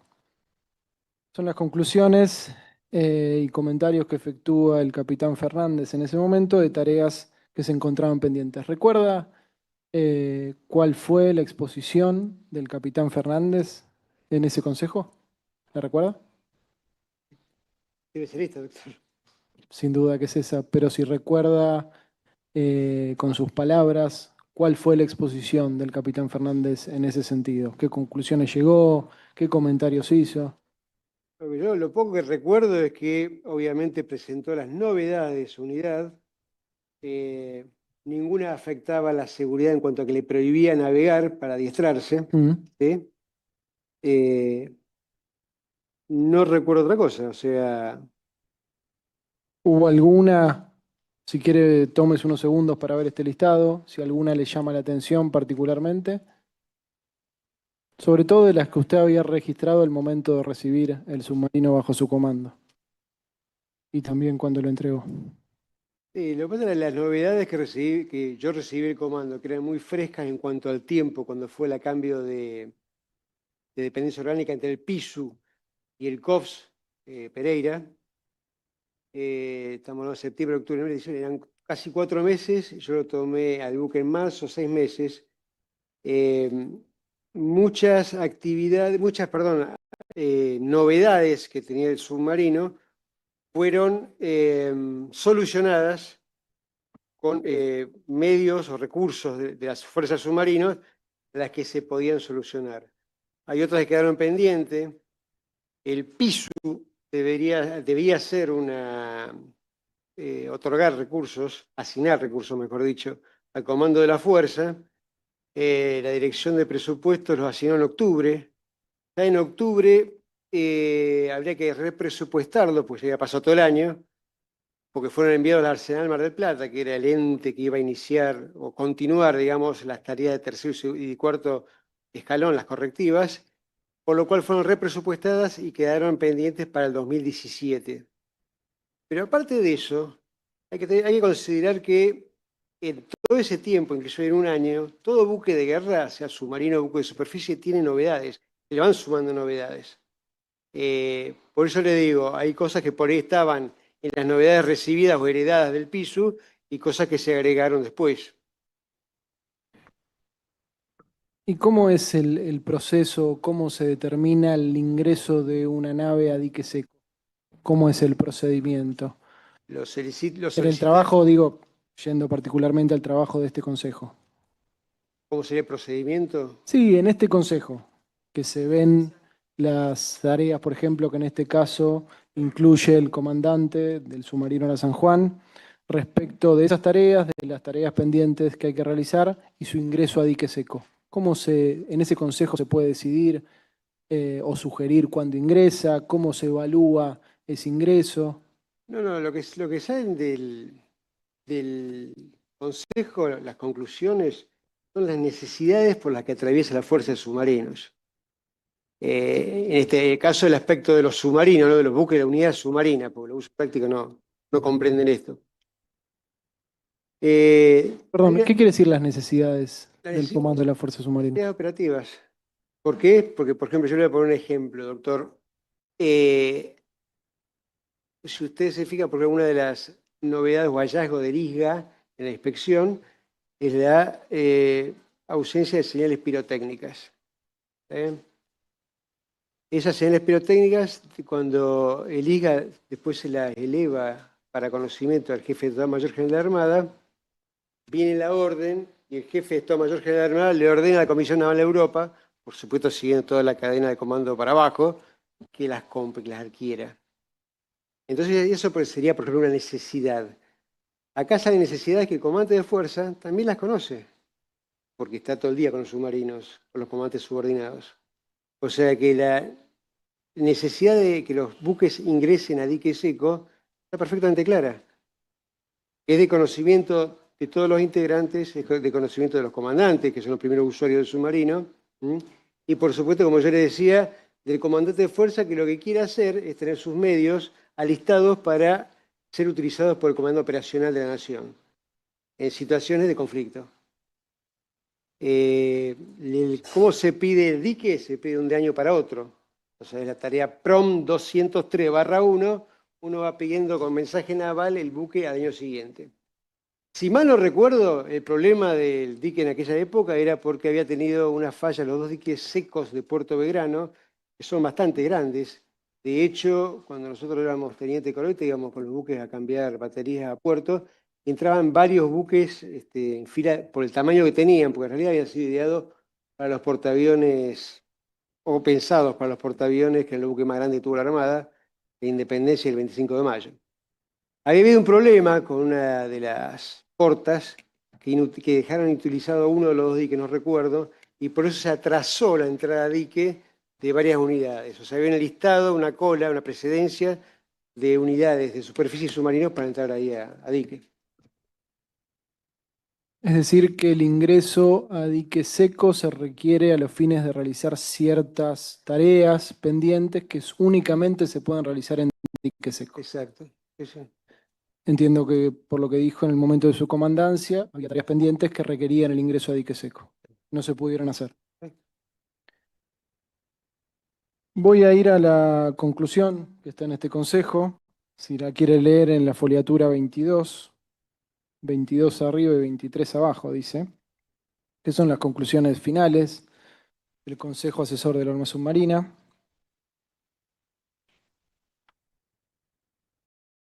Leo, es la tercera. Dice, tramitar la imperiosa entrada de dique seco del submarino Ara San Juan durante el primer semestre del año 2018 a fin de asegurar su operatividad, dado que lleva en la actualidad 39 meses sin realizar el mantenimiento correspondiente, que de acuerdo al manual del fabricante debería ser cada 18 meses. Primero le voy a consultar qué significa imperiosa. Darle la máxima prioridad. Darle la máxima prioridad. ¿Esto que hace el Consejo es una sugerencia o es una orden? Sugerencia. Una sugerencia. ¿Una sugerencia para quién? ¿A quién se le hace la sugerencia? Es un documento que revela sugerencias y conclusiones que después el inspector del Arma Submarina se va a llevar o le va a informar al jefe de Estado Mayor General de la Armada. Al jefe del Estado Mayor General de la Armada. ¿Cómo llegan, porque no se observa de este acta, a determinar esta sugerencia y decidir que sea en el primer semestre del año 2018? ¿O quién o entre quiénes determinaron que sea la entrada de dique en este semestre? Supongo que han sido coordinaciones entre los comandantes pertinentes, verbales o escritas, yo no conozco. ¿Y quiénes serían esos comandantes? El comandante de fuerza, el jefe de mantenimiento y arsenales, obviamente con conocimiento del comandante de adiestramiento y alistamiento de la Armada, y el jefe de los dos. Perfecto. Es una coordinación de prioridades en función de las necesidades de las unidades, de la flota de mar, de todos los buques que yo le comenté recién que tenían que entrar a dique, Perfecto. y los submarinos. Clarísimo. Volviendo a su gestión como comandante del COF, dijimos que, si mal no recuerdo, había realizado durante un año un total de 37 días de navegación. Si mal no recuerdo, Si sí. mal no recuerda. ¿Recuerda cuántas navegaciones fueron? Más o Diría que menos le fueron 14. 14 navegaciones. ¿Incluyeron en esas navegaciones alguna patrulla de mar? No. ¿Por algún motivo? No, teníamos otros metas para ese año. Otras metas parece. Adiestramiento naval y adiestramiento naval en todas las actividades que yo le comenté. Como yo le decía, los buques tienen que estar adiestrados y alistados. O sea, alistados para navegar con seguridad y buscando siempre el fin ulterior, que es que participen efectivamente en un conflicto armado. Adiestrado, el personal tiene que estar adiestrado. Usted puede tener el mejor buque del mundo, pero si la gente no está adiestrada, afecta sensiblemente la seguridad del buque y del personal, por supuesto, ¿no?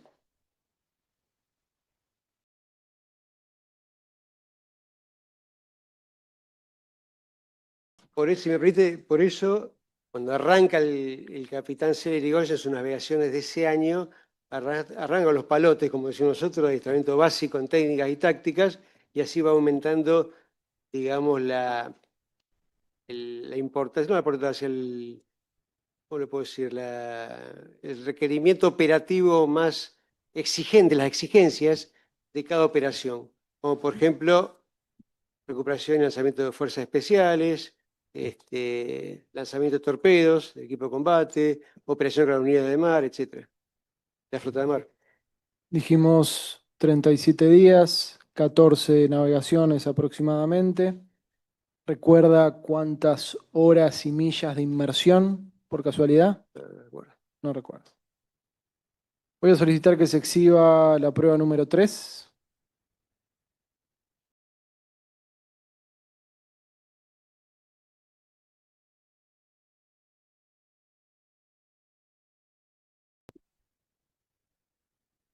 Vamos a ir en primer lugar Este es el informe de patrulla que realizó el capitán Fernández en la navegación de julio del 2017, que fue elevado al COF. En primer lugar, vamos a la foja 11.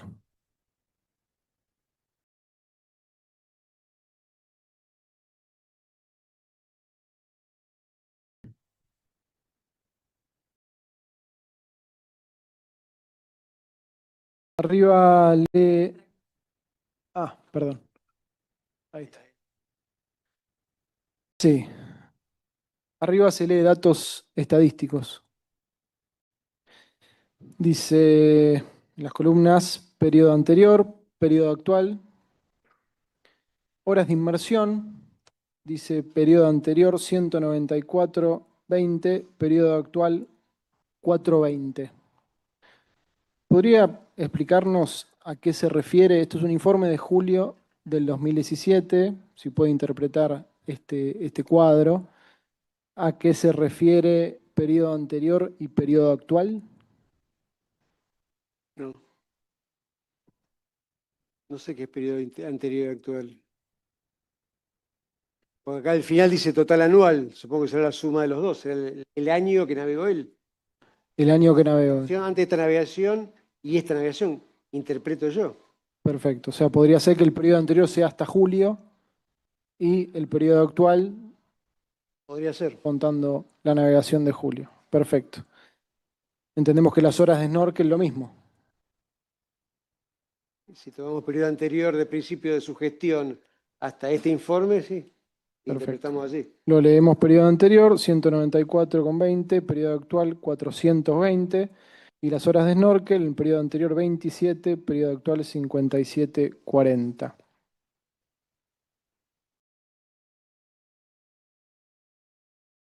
Vamos a ir ahora a la página 7, si me acompaña.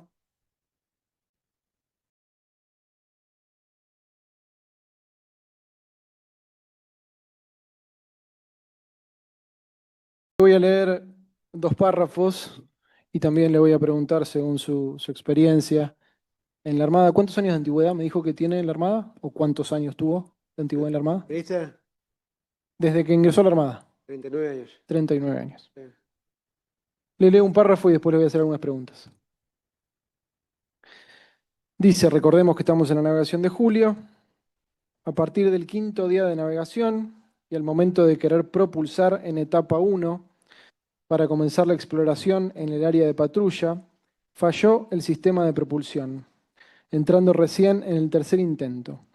Esta falla se mantuvo en toda la navegación. Se propulsó en etapa 2, semiautomático con mínimas revoluciones. Antes de tomar la enfilación para ingresar al puerto, se produjo una falla total del sistema, quedando la unidad momentáneamente sin propulsión. Posible falla de interruptor de potencia Q24.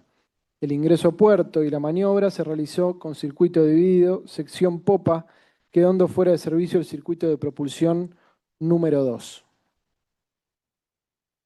Le consulto, en primer lugar, ¿qué significa una falla en la propulsión en etapa 1?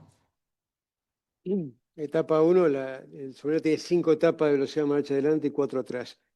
En la etapa 1, indudablemente, no entra un interruptor como tenía que entrar en secuencia y no pudo propulsar.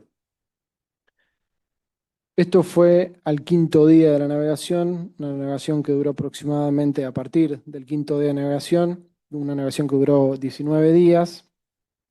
Dice que continuó navegando con circuito dividido. ¿Podría explicarnos qué significa? Señor presidente, tengo una objeción. Sí, señor. No dice que continúa navegando con circuito dividido, dice que ingresó a puerto con circuito dividido. Está escrito así en el informe, no es lo mismo. Perdón, pues me equivoqué en la pregunta. Por favor. Circuito dividido, ¿le contesto lo que es circuito dividido? Sí, contésteme. El submarino tiene 960 elementos de batería, 120 elementos conforman cada batería, así tiene 8 baterías.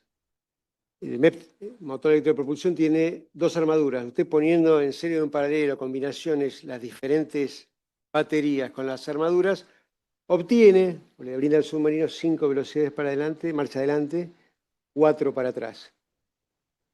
Todo el cambio de secuencias o de configuraciones se efectúan a través de interruptores neumáticos que van saltando secuencialmente. Lo que yo infiero es que en ese momento falló uno de los interruptores, como dice acá, el Q24. ¿Está bien? ¿Y cómo afecta navegar a circuito dividido a la propulsión del submarino? Pueden haber etapa 2 a 4, si mal no recuerdo, si no vea, sin problema. Vamos al párrafo siguiente. Dice, durante el sexto día de Si quiere amplío más. El reemplazo del Q24, yo tengo idea de que los submarinos llevan de repuesto interruptores, de repuesto, a redundancia. Lo que pasa es que son pesadísimos para cambiar. Se pueden cambiar a bordo. ¿Mm? Ahora, si acá dice que el ingreso a puerto se realizó con circuito dividido, no afectó en absoluto la maniobra. Porque seguramente desconozco, pero interpreto que habrán llegado a puerto y habrán cambiado el interruptor como corresponde. Volviendo a este tema de la propulsión que usted está mencionando, cuando el submarino se encuentra en inmersión y necesita subir a superficie, ¿cómo afecta a esta subida a superficie estando en etapa 1 la propulsión? Digamos que falla, ¿no? La propulsión en etapa 1 y el submarino necesita subir a superficie. ¿Cómo lo afecta? ¿Usted está plano periscopio o plano profundo? Por ejemplo, o plano de seguridad 40. Y la mayoría del plano de seguridad es... hay un rol, para el submarino hay muchos roles que son procedimientos donde los miembros de la tripulación tienen puestos específicos y realizan tareas específicas con voces específicas, dichas por intercomunicador, porque todos saben qué está pasando. El que está en torpedo sabe lo que está pasando en el MEP, pero con voz específica, no le parece. Y aparte actúan y desarrollan actividades conformes a ese rol. Esos roles se enseñan en la escuela de submarino para empezar a hablar y uno toda la vida lo va practicando. Por eso yo le hablaba del adiestramiento. De zarpar, de ir a inmersión, de ir a superficie, de snorkel, emergencia plano de seguridad, emergencia snorkel, en fin. Lo que se hace, por ejemplo, en el rol para llevar el buque de plano profundo, plano 40, plano de seguridad, a plano de periscopio, es primero asumir la certeza de que no hay ningún buque en la superficie con el cual uno pueda colisionar. ¿Sí? Lo que se hace es establece condición de silencio sonar, una de las más exigentes de a bordo, junto con la condición de silencio en combate. Lo que se hace es el sonarista hace un barrido con el sonar, a ver si escucha algo. Después hace una caída para despejar el bafle. El bafle es porque el sonar CSU-34 está en proa del submarino. Entonces lo que hace es una caída para justamente despejar esa zona ciega, entre comillas, que el sonarista no escuchaba. Y una vez que despejó el bafle y no hay ningún contacto que escuche el sonarista, se pone fin de etapa 2 para subir en el menor tiempo posible. Inclusive el oficial de guardia en comando espera agachado y cuando en la consola de control de buque le habilita la señal de izado del mástil, se le iza el periscopio para que sea el menor tiempo posible, el cual el periscopio rompe la superficie del agua y hace el giro verificando que no haya ningún contacto. Es decir, todas estas medidas que usted está mencionando, más entiendo que debe haber más, son necesarias a la hora de, por ejemplo, subir de plano 40 a superficie. Requiere velocidad. Porque inclusive, doctor, si usted encuentra, rompe el periscopio y tiene un buque pesquero con máquinas para de enfrente, la orden es emergencia, plano de seguridad y se va con propulsión. Los planeros van todo a bajar y se van abajo de vuelta para evitar la ¿Nos podría colisión, explicar qué es un blackout? cuando pierde la energía del buque, o sea, te queda con las luces de emergencia. Un blackout en plano 40. Todas estas medidas que acabo de mencionar, entiendo que no se pueden realizar. No, si usted tiene blackout no puede ir a plano de periscopio, doctor. ¿Y cómo sube a superficie? No sube. Si no es perentorio subir a superficie, soluciona el problema. Si necesita subir a superficie. ¿Pero por qué motivo necesitaría subir a superficie? Imaginemos que está ante una emergencia, un principio de incendio, por ejemplo, y necesita subir a superficie a ventilar. ¿Cómo sube a superficie ante un blackout? Sin propulsión, soplando los lastres y los tanques, los tanques lastres a 40 metros. Los tanques de lastre. Perfecto. Ahora sí continúo con el párrafo siguiente. Durante el sexto día de navegación, un día después de la falla de propulsión que vimos, con el buque en maniobra de snorkel, se produjo el ingreso de agua de mar al ventilador de baterías de proa. Se desarmó la envuelta del mismo para socar la totalidad del agua. Consecutivo se procedió a navegar a plano profundo para ingresar al tanque de baterías y verificar el estado del mismo. No se observó el ingreso de agua, normalizándose posteriormente la maniobra de ventilación. La única posibilidad es la falta de estanqueidad en la válvula ECO 19. ¿Nos podría explicar sobre todo este concepto final que dice la única posibilidad es la falta de estanqueidad en la válvula ECO 19? La ECO 19 está luego de los flaps externos e internos de snorkel, es decir, cuando hay mar gruesa y tarda el snorkel tiene 3 electrodos, que lo que hace cuando viene una ola cierra la válvula cabeza. Algo de agua puede pasar. Depende también del estado de mar, ¿no? Si hay un temporal interesante, entra agua. Ese agua va al pozo de snorkel, pasando ese camino hasta la ECO 19, que es una válvula del sistema de ventilación, que va cerrada. Se abre según el rol para cargar batería de tierra con el selenar. Lo que hace esa válvula es chupa el hidrógeno de los tanques cuando está amarrado a muelle, por ejemplo, de Mar del Plata, carga de noche batería con el selenar, por supuesto se hizo el mástil de snorkel y se hace el camino inverso.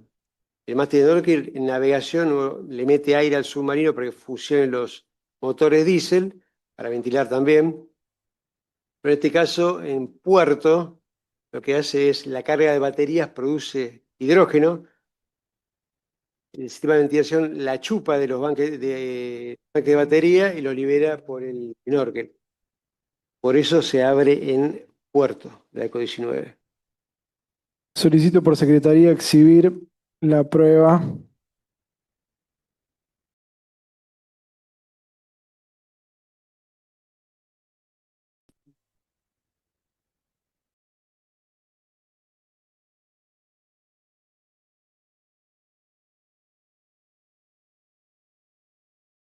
¿17?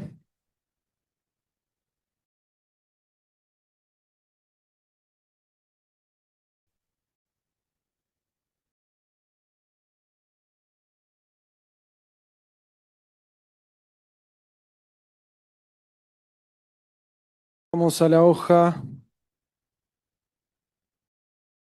3, al punto 2.3.1.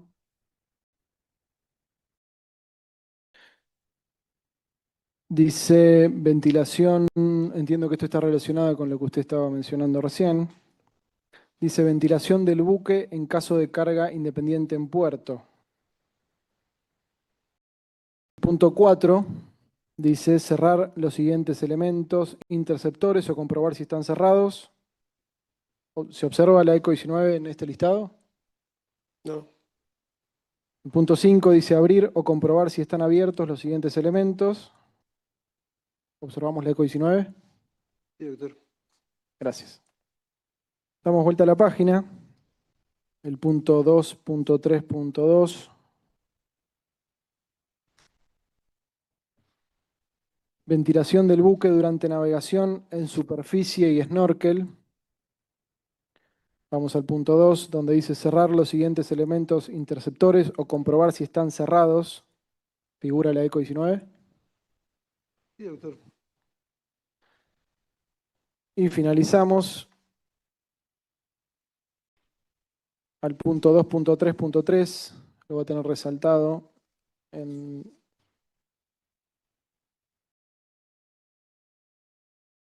páginas más. 2.3.3 dice ventilación del buque durante la navegación en inmersión. Y nuevamente el punto 2 dice cerrar los siguientes elementos interceptores o comprobar si están cerrados. ¿Figura la ECO 19? Afirmativo, doctor. Gracias. Y ahora me gustaría volver al archivo anterior. Es la prueba 3.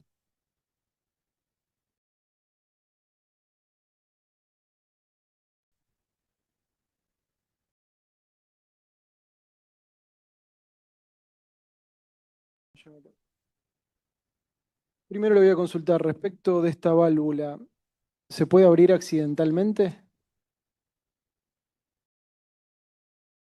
Que yo sepa, no sé. En la carga de baterías de puerto, cuando yo era hace años un joven teniente, estando de guardia en submarino, obviamente decimos, hoy tenemos carga de batería, la orden del jefe de electricidad, carga de batería. Como todos los mecanismos del submarino, hay doble chequeo de todo el sistema para habilitar la carga de batería con seguridad. Y en ese momento se hacía así, ¿no? Yo no estuve destinado a los 3 submarinos en mi carrera. En el San Juan, mi último puesto fue en el año 2006, que fui segundo comandante. Antes, por supuesto, fui jefe de navegación, jefe de comunicaciones. Después estuve destinado a Salta, que es diferente. Es un clase 209, distinto de los TR 1700. Por lo cual por ahí a veces me confundo ciertas cosas.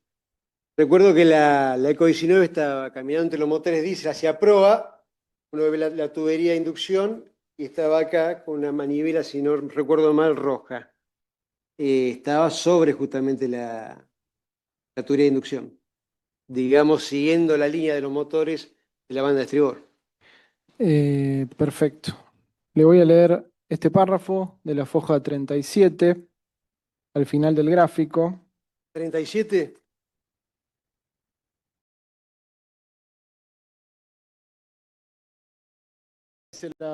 Ahí se la aportan.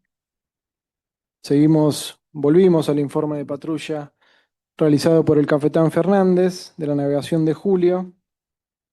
Y en este caso el capitán dice, el 13 de julio se colocaron canister que vencerán en septiembre del 2021 y la ventilación en inmersión según la preparación de mecanismos para navegar en esa condición. Al alcanzar el nivel de CO2 en el compartimento de proa, el 0,9% se decidió modificar la posición de la válvula ECO 19, de manera el aire del compartimento de proa pase a través de la válvula E1 al compartimento de popa y se genere una circulación por todo el submarino a través de la porta oval del mamparo resistente. Asimismo, la válvula ECO 19 se colocó de manera que parte del flujo que circula hacia popa se derive a la estación de absorción CO2 de proa. ¿Qué hubiera hecho como COF si el comandante le eleva esto en un informe de patrulla que realiza? El comandante, el capitán Fernández, era objetivamente un excelente oficial submarinista, con años embarcado en submarinos, fue comandante de un buque de tercera, un buque de superficie, fue segundo comandante del submarino San Juan, si mal no recuerdo. Persona oficial con la experiencia más que adecuada.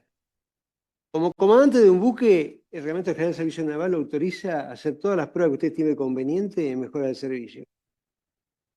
De hecho, como le decía recién, yo cuando me recibí de submarinista y llegué a los submarinos TR, había, recuerdo, tres carpetas comunes, ¿no?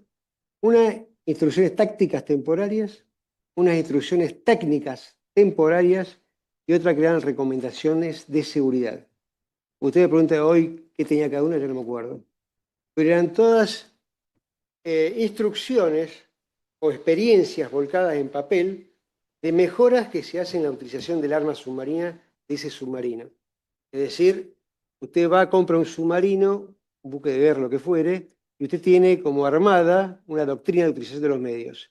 Y con el uso de los medios va adquiriendo mejoras en cuanto a, insisto, la táctica, las técnicas o las recomendaciones de seguridad. El entonces comandante de fuerza también, otro oficial con acabado capital y experiencia profesional. Yo desconozco si tuvieron la charla, en qué quedó la charla, si iba a haber más experiencias en tal sentido para sacar una instrucción técnica temporaria o una recomendación de seguridad, desconozco. Pero no creo que haya pasado desapercibido dicha situación. Le vuelvo a preguntar, ¿qué hubiera hecho como COF al recibir una novedad así? Yo me había preguntado, pero el tema está que es una válvula que no se abre. O sea, los submarinos vinieron en el 85 al país. Esto ocurrió en el 2017, 32 años después. No encuentro por ahí haber descubierto algo nuevo como para variar. Usted me dice, ¿cuál es la justificación ulterior de todo esto? ¿Estamos en guerra? Pues en guerra usted patrulla en área de patrulla a 4 nudos. Tiene que ser discreto, porque si es indiscreto está perdido. O sea, una vez detectado el submarino. Entonces usted utiliza los canísteres de cal soda, puede utilizar candelas para liberar oxígeno adentro. Yo en mi carrera nunca vi una activación de una candela. Muy pocas veces los canísteres de cal soda. ¿Por qué? Porque los submarinos en general cuando patrullan en ejercicio y demás, hacen snorkel 1 o 2 veces por día. Entonces con eso ventila todo el submarino. No hace falta ni gastar candelas, ni gastar canísteres de cal soda. Y no llegan los niveles de CO2 y de oxígeno a tal nivel crítico que a usted le obliga a hacer esta prueba. En navegaciones de ejercicio.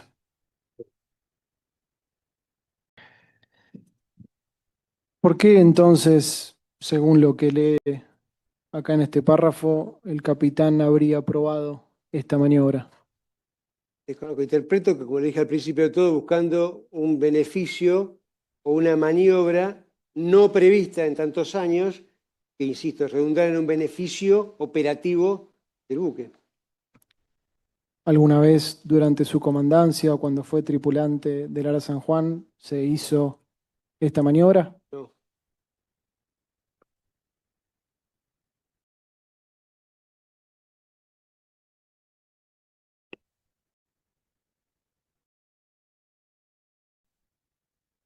Nada más, señor presidente, por el momento. Gracias.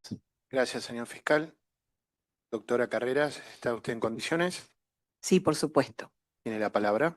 ¿Qué tal? ¿Cómo le va, Acuña? ¿Cómo le va? Bien, soy la abogada que representa a 34 familiares de 44 tripulantes que perecieron allí en el fondo del mar.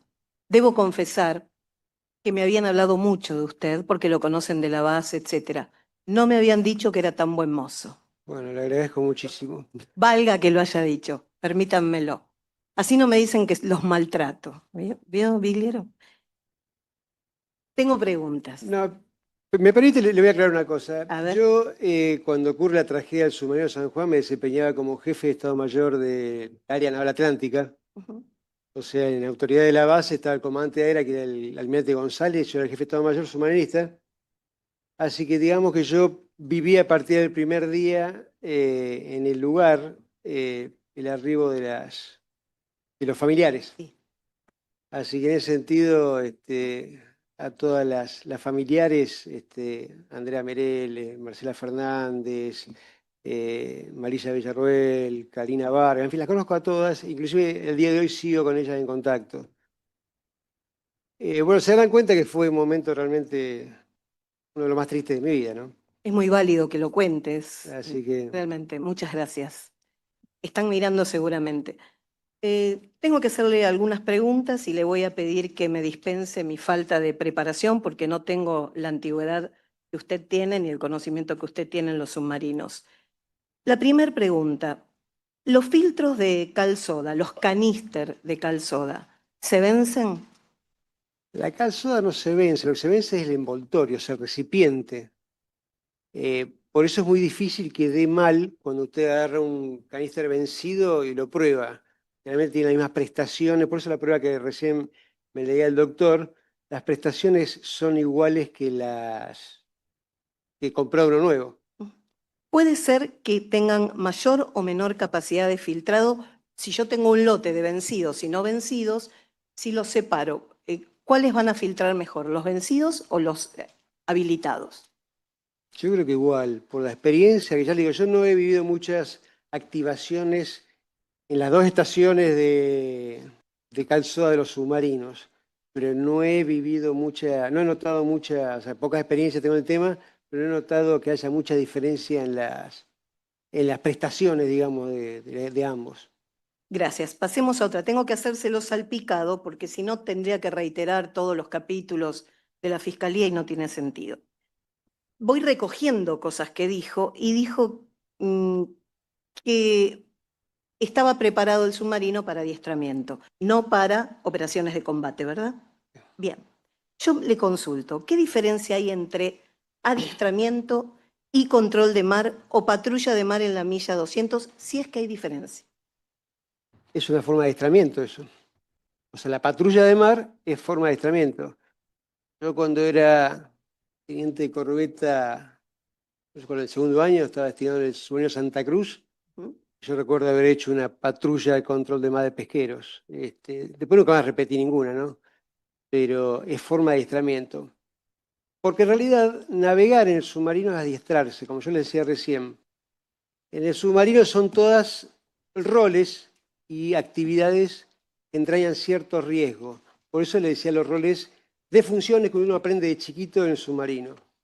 Por eso cuando uno se recibe submarinista en la escuela de submarino, yo diría que el curso es bastante inhumano, ¿no? Como experiencia propia, nosotros entramos 8 oficiales al curso. Usted hace la parte académica durante 7 meses del año. Usted se levanta a la mañana, va al aula hasta el mediodía, almuerza en la base, por supuesto, se pone un overol, agarra el plano de un sistema del submarino y se va a arrastrar la tubería del submarino tocando todo, conociendo todo y demás. Llega a su casa a la tarde, tipo 7 de la tarde, y se pone a estudiar para los exámenes que va a tener al día siguiente académicamente. Y así es toda la vida. Cuando usted rinde el final en un submarino, por más que usted lo quieran o no lo quieran, si usted no sabe, no aprueba. Por ejemplo, yo me acuerdo, nunca me olvidé un instructor, un oficial instructor. Bajamos, se paró en el puente, en el pontón, el submarino, pontón, muelle, y me dijo, mirando al submarino, dijo, de acá para popa, dígame todos los sensores que tiene el submarino, de todos los sistemas, con 3 cifras. Con una coma, 3 cifras. Entonces por eso le digo, no existe el submarinista que no sea idóneo para navegar un submarino, porque el mismo sistema no lo permite. Inclusive hay comandantes que fueron segundos comandantes de submarino y no llegaron a ser comandantes de submarino. El sistema no lo permite. No es que uno sea bueno o malo. Cuando uno está durmiendo, porque lógicamente no puede estar despierto en navegación todo el día, tiene que dormir tranquilo porque hay gente idónea de guardia. Entonces, todas las maniobras, como decía la doctora, entrañan su riesgo. Cuando usted se va a inmersión, usted mata, digamos, la reserva de flotabilidad del buque, que son los tanques de lastre. La reserva de flotabilidad es la cantidad de agua que usted le tiene que echar a un buque para hundirlo. El submarino están los tanques de lastre. Y usted lo debe llevar a un lugar, a una profundidad que al principio es plano de periscopio, plano 18, Sí. donde el peso específico del submarino es igual al del ambiente que lo rodea. Si no, usted sigue de largo, o se va para arriba y no puede bajar al submarino. ¿Sí? La maniobra de snorkel, por ejemplo. Snorkel implica la movilización de casi 10 toneladas de agua. Entre el agua que está en el snorkel, que usted la drena al tanque 3, más la descarga de gases y demás, no puede haber errores, a eso me refiero. No puede haber. Eso es adiestramiento. ¿Cómo se consigue ese adiestramiento? Navegando. Ahora, si bien, si la navegación es operar en forma integrada con la flota de mar, con la aviación naval con sus helicópteros, lanzando o recuperando fuerzas especiales, lanzando torpedos o una patrulla de mar, no varía en cuanto al fin ulterior de adiestrar a la gente. ¿No varía el hecho de que sea un control de mar en la milla 200, donde tenemos un talud de más de 1000 metros de profundidad, con la limitación de los 100 metros? Es una pregunta de alguien que no sabe del expertise. Claro, no, doctora, lo que pasa es que el submarino cuando lo limitan a 100 metros implica que no va a bajar más de 100 metros por una orden. O sea, puede bajar, el comandante quisiera, diría, bueno, listo, hoy voy a probar 300 metros la operativa. No lo va a hacer porque el comandante superior tiene la restricción. No afecta la profundidad total del buque. Sí, Perdón, la profundidad total de la zona. Sí, de la No lo zona. afecta. Le hago una consulta de este tema. Teniendo en cuenta que va a obedecer la orden, la limitación era para evitar que vaya más allá porque no tenían la seguridad de cómo iba a estar el comportamiento del buque y demás. ¿Qué sucede con el antecedente de julio, en donde tuvieron ingreso de agua de mar al sector de batería, donde tuvieron que hacer fondo para arreglarlo, pero porque tenían el resto, es decir, tenían 80 metros para poder ir al fondo. ¿Qué pasa si yo, teniendo ese antecedente, lo mando, pero lo mando a estas zonas abismales? No le voy a dar chance. ¿No hay una contradicción con esto? Lo que pasa es que nadie espera que ocurra un accidente. No, claro. Ese es el tema. El buque se controla. Cuando vinieron de Alemania los submarinos, vinieron navegando y Sí. pasaron las profundidades terribles del Atlántico y no hay otra opción que pasarlo, porque tienen que ir navegando de gozo. Igual vino 0 kilómetro el submarino y aparte vino sin ningún tipo de ñaña, sin ningún tipo de limitación, sin ningún tipo de esto de los 100 metros. Pero yo voy más allá, yo le digo, usted dice que un accidente nadie lo va a predecir, ¿no? Algo inesperado, pero era inesperado habiendo pasado un par de meses antes lo de julio y habiéndose asentado en el fondo para arreglar. Lo que pasa, doctora, que usted me dice, venían nuevos los submarinos. Todo buque de guerra tiene novedades. Así tiene recién salido del astillero, sea de superficie o submarinos, lo que fuere. No existe el buque que navega y no tiene alguna novedad. Si quiere, le doy un ejemplo mío. Yo en su momento he navegado en buques extranjeros. Una vez navegué en un buque americano, un destructor clase Spruance, que tenía que zarpar para adiestrarnos en una cortina de portaaviones y tardó 2 días en zarpar porque tenía fallas. Lo saco de tema, voy a otro tema. Disculpe, señor presidente, disculpe, doctora Carreras. Sí. La doctora Carreras ha afirmado, o al menos es lo que yo entendí, que 2 veces lo dijo, que el submarino asentó en el fondo. Un dato novedoso, el submarino nunca asentó en el fondo. En julio no asentó en el fondo. Arregló sin asentar en el fondo, porque seguramente tenían un buen clima, un mar de aceite, ¿verdad, No Guillermo? motivo, pero no asentó en el fondo. Está bien, no asentó en el fondo. Voy a otra pregunta. A todo evento, Ujú. el doctor Jiménez me hizo la misma consulta y no teníamos registrado que... Es que no está indicado en el informe de Fernández en qué lugar fue la avería y cómo la arregló. Sí, haciendo equilibrio, digo yo equilibrio, teniéndolo en plano seguridad a 40, si lo hizo a 20, si lo hizo a 40, perdón, o si lo hizo en plano seguridad a 20, o si asentó en el fondo como en otras oportunidades que acá le van a contar otros testigos que todavía no vinieron. No tenemos la zona geográfica, pero no lo quiero distraer al testigo. Le pregunto, cuando uno navega usted dijo recién a la Fiscalía que aproximado se ventila una vez por día. ¿Cuántas veces hay que salir a ventilar con circuito dividido? Depende de la velocidad que vaya, doctora. Si usted va a alta velocidad, lógicamente va a gastar la batería, la mitad de la batería, se va a tener que hacer snorkel más seguido. Si yo estoy capeando un temporal o navegando con temporal, Va a suceder eso. Con o sin temporal. Lo que pasa es que el temporal le va a pegar, le va a hacer sí. va a crear una incomodidad para todo el mundo, ¿no? Yo he presenciado, hablando de periscopio, gente que sale volando de la cucheta. Así, es realmente duro el tema. Mire, estuve en el Santa Cruz y la persona que nos mostró todo nos decía que en temporal el único freno, porque ahí no hay cintos de seguridad, son las paredes del submarino, así que me lo imagino. Entonces tengo que deducir, por lo que usted me dice, que en temporal estaría utilizando mucha máquina y tendría que hacer snorkel entonces más de 2 veces Con circuito por dividido. día. Con circuito Sí, dividido. en temporal. Con temporal. No, con circuito dividido en temporal o sin temporal. Aparte del temporal, usted le suma a eso el malestar a bordo, ¿no? Que se rompen cosas además. El malestar. Navegar con snorkel en temporal implica poner lo que nosotros decimos un rumbo sopa, es decir, que nos pegue el mar de la aleta, cosa que no sufra tanto, ¿no? Y tratar de subir un poquito, nosotros decimos quemando flautines. Los flautines son esos poros que ustedes ven atrás en la vía, en la parte de arriba, donde sale la descarga de gases. Sí. Eso va refrigerado porque eso teóricamente va abajo del agua. Lo que pasa es que uno, para evitar el ciclado de la cabeza, que tiene tanta agua, sube un poquitito el plano, ¿no? Y cuesta, es un tema muy técnico. La última. ¿Existe una fórmula matemática para realizar el ISEM?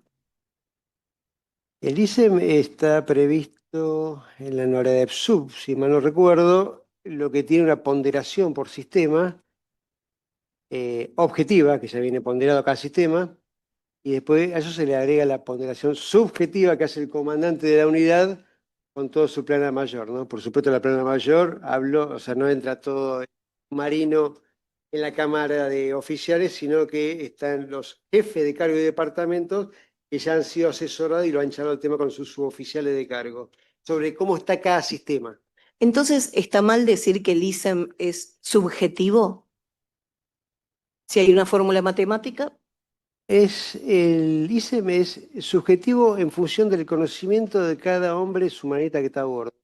O sea, los sumanistas saben todo de todo, porque hay, como le dije hace un rato, es lo que se espera de ellos para recibirlo en la Escuela de Submarinos. Por eso le decía, por ejemplo, doctora, yo era comandante, mi comandante superior me dice, Acuña, necesitábamos salir a lanzar un torpedo. Comprendido, lo agarro segundo y le digo, iniciemos la prueba de 24 horas. Esa prueba la hace desde el cabo más moderno y pasan hasta el segundo comandante. Son todos humanistas. Discúlpeme el ejemplo que le voy a dar. No es como el avión que yo me tomé para venir acá, que yo subo, no tengo ni idea. Vio el que nada sabe, nada teme. Bueno, acá todos saben. Entonces yo subo al avión, me siento y espero tener buen vuelo. Gracias a Dios tuve buen vuelo y llegué acá. Los submarinistas saben todo de todo. O sea, no existe la posibilidad que un submarino un submarinista, perdón, asigne subjetivamente una calificación a algo que no está acorde en cuanto a la seguridad para que él se haga navegar. pero finalmente la calificación que le da depende de su visión y Su visión profesional, claro, doctora. Sí, sí. tiene una cuota de subjetividad. Señor Porque- presidente, eso es una apreciación de la colega, no es lo que está diciendo el testigo cuando responde. Es verdad, no se lo pregunté. ¿Tiene una cuota de subjetividad entonces el ISEM? En función de la profesionalidad, del profesionalismo, del conocimiento, experiencia, sobre todo conocimientos de cada uno, sí, sí. Yo había dicho que era la última pregunta, pero no. Usted dijo que los submarinistas saben todo de todo, ¿no es cierto? De todo, todos sus recorridos, todos los roles. De hecho, hemos visto que acá han declarado acá no, en instrucción han declarado los enfermeros y saben las cuestiones de la medición, los planos, etc. Quiere decir que si tenemos un testigo frente a nosotros, no puede escudarse en yo era maquinista o yo era electricista. Teóricamente tienen un conocimiento general de absolutamente todas las funciones, ¿verdad? Debiera. Yo tenía un instructor en la escuela de submarinos que decía, el día que ustedes rinden el examen final para ser submarinistas es cuando saben más de submarinos que nadie, inclusive la gente que está embarcada. Lo que pasa es que después uno inicia la carrera, sigue teniendo el concepto, porque aparte uno estudia el submarino, estudia lo básico, los principios de función de un submarino, aparte estudia el submarino, cada sistema. Lo que pasa es que después uno en función de su capacidad, yo por ejemplo no fui jefe de máquinas ni de propulsión ni de electricidad del submarino. Yo fui jefe de navegación, fui jefe de comunicaciones, de operaciones, segundo comandante, y tengo idea del resto de propulsión y de electricidad, por ejemplo. Tengo una gran idea. Pero si usted me pone a mí un oficial orientado en electricidad o en propulsión, que ha navegado en submarino después se recibió, lógicamente va a tener conocimientos mucho más detallados, por ahí es la palabra, que yo, ¿no? Prometo la última. ¿Cuándo fue la última vez que hizo la maniobra de escape? Y si nos la puede contar en qué consiste. ¿De escape de submarino? Sí. Uno la hace, si mal no recuerdo, cuando está desembarcado más de 2 años en un submarino. Hace curso de escape. Sí. No recuerdo cuándo fue, habrá sido cuando pues yo fui comandante en el 2002 Debería haberla hecho, o sea, no recuerdo si la hice o no la hice, debería haberla hecho. En el 2002 fui segundo comandante del Salta y en el 2006 del San Juan. ¿Y nos puede contar a los que somos civiles de qué consta esta maniobra de escape? La maniobra de escape es un curso que se hace, hay mucha actividad física y se hace en el tanque de la Escuela de Buceo. La Escuela de Buceo tiene un tanque de 5 metros, si mal no recuerdo. La pileta, sí. ¿La veo? Sí. Bueno, cuando yo era un niño, un teniente corbeta, usábamos un traje de escape que había venido, no era un traje, Steinhood, hood de capucha.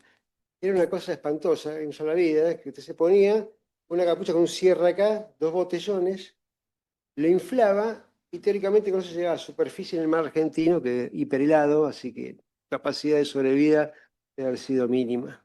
Con el tiempo, el mundo submarinista desarrolla los trajes enteros, los MK3, son trajes enteros que lo protegen térmicamente de todo, tienen flotabilidad positiva. Y lo que hace el curso, sea Steinhut viejo o el nuevo, empieza con una cotización todos los días y finalmente hace el escape con uno de esos equipos desde la garita, desde la porta que está dentro, que simula la porta de la escotilla lateral de la vela del submarino. Entonces uno tiene que expulsar todo el aire para evitar una embolia traumática cuando llega a la superficie. Entonces, cuando llega a la superficie, el volumen de los pulmones va aumentando. Si usted no larga todo el aire, a medida que va subiendo, aumenta el volumen de los pulmones y puede tener un trauma. Bueno, ese es el curso que hacen todos los submarinistas para refrescar el escape antes de ir destinado al submarino que le tocó, ¿no? Muchas gracias. No, de nada, doctora. Señor presidente, ¿le puedo pedir una pausa de 2 minutos de reloj? Sí, hacemos un cuarto intermedio de 5 minutos. Gracias.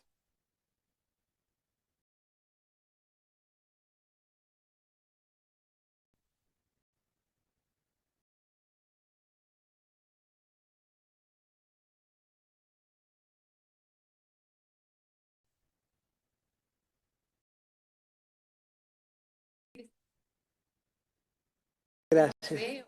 Gracias, Gabriela. No, está bien. Está bien.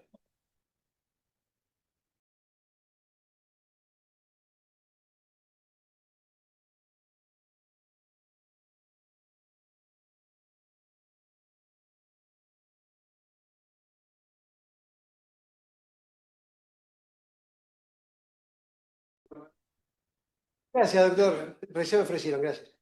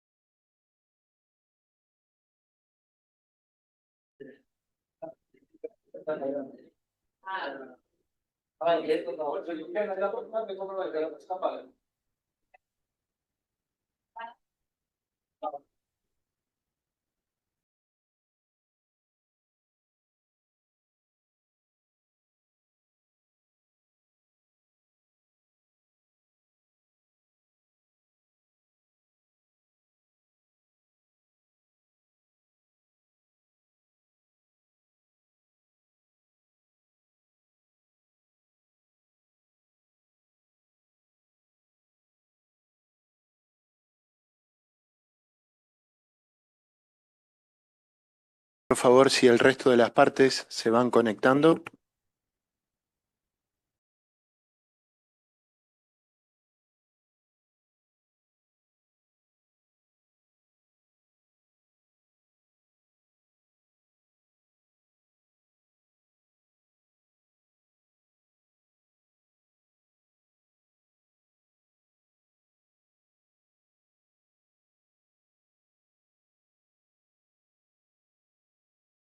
Por favor. Bueno, se reanuda la audiencia. Quiero hacer una pregunta yo.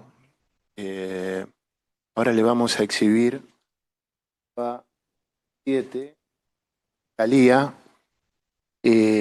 página número 7. Capitán Acuña.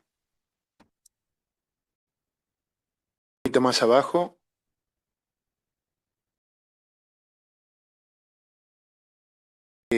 Como usted verá, la ECO 19 y la ECO 37 tienen la misma función, al menos flap salida aire.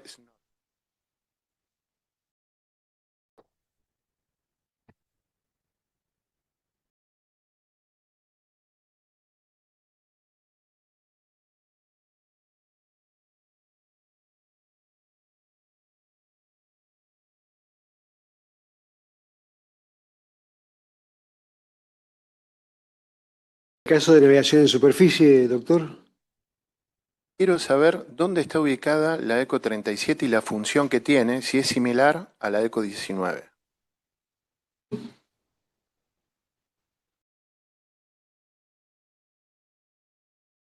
El flap de snorkel lo conozco, el flap de salida y el snorkel no recuerdo si es el que yo digo en cuanto a la nomenclatura.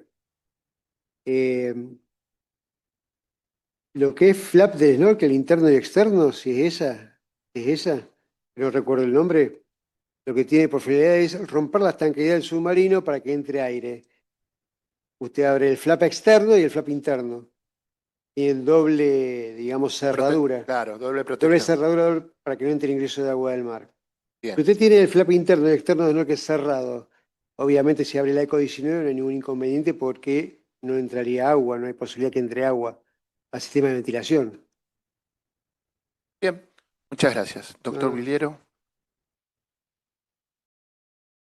Señor Perdón, presidente, falta las la partes doctora Arias y el interesantes. doctor. Sí. Doctor Tagliapietra, doctora Arias, ¿quién quiere comenzar? Yo no tengo preguntas, gracias. Gracias, doctora Bueno. Arias. Doctor Tagliapietra. Sí, su señoría, gracias. Un poco para mantener la continuidad. ¿Qué tal, Acuña? Buenas tardes, ¿cómo le va? Tanto ¿Qué tal, tiempo. doctor? ¿Cómo le va? Bien.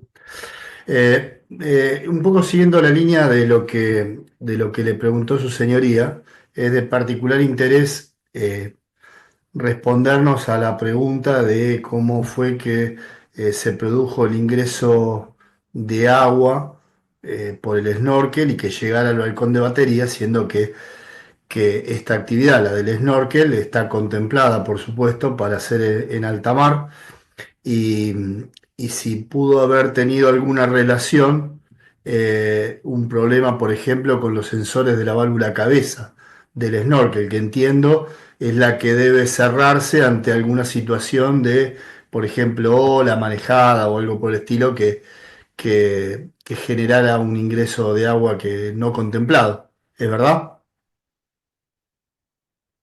Sí, doctor, los sensores, tiene dos a las bandas del snorkel y uno en proa. Lo que hace es cuando viene una ola, acciona hidráulicamente la válvula cabeza para justamente evitar el ingreso de agua. Siempre, en función del estado de mar, algo de agua entra, pero es la cantidad lógica que va a parar al pozo de snorkel. No pasa, no es normal, como todos ya lo hemos visto, que vaya a la tubería de ventilación. Entiendo. Y para seguir un poco con esta línea, si entendemos esto, eh, entonces como una situación anormal, que se pase agua a la tubería de ventilación, ¿por qué motivo esto se podría haber producido?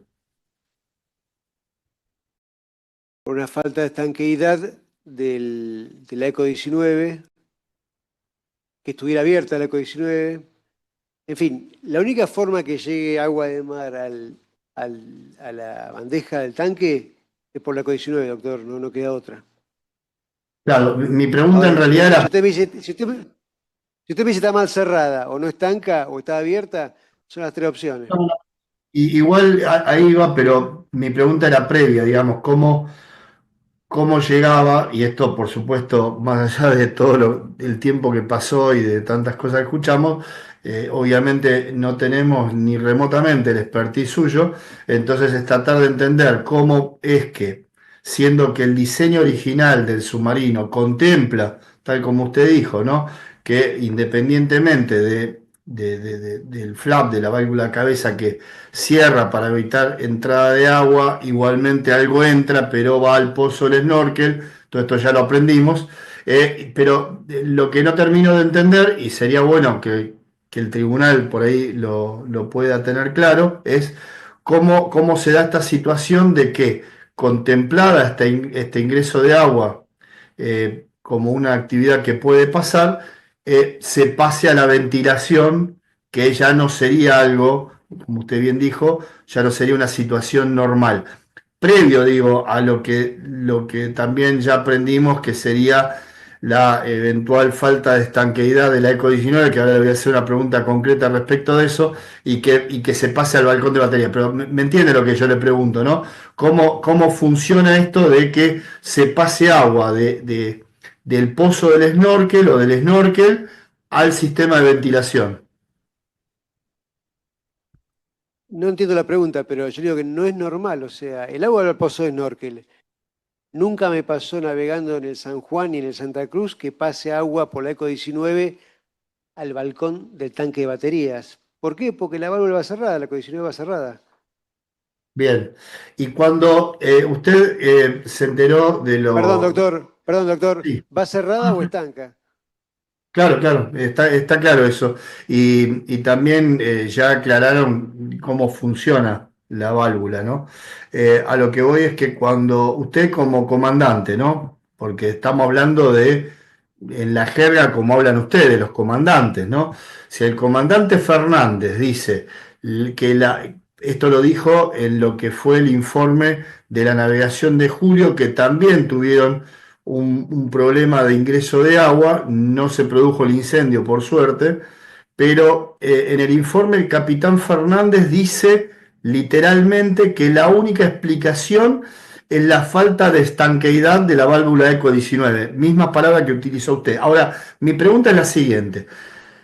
Si el comandante Fernández utilizó ese término, en la jerga que hablan ustedes, ¿no implicaría que la posibilidad de que esté mal cerrada? Porque pienso yo, desde mi lugar, por supuesto, ¿no?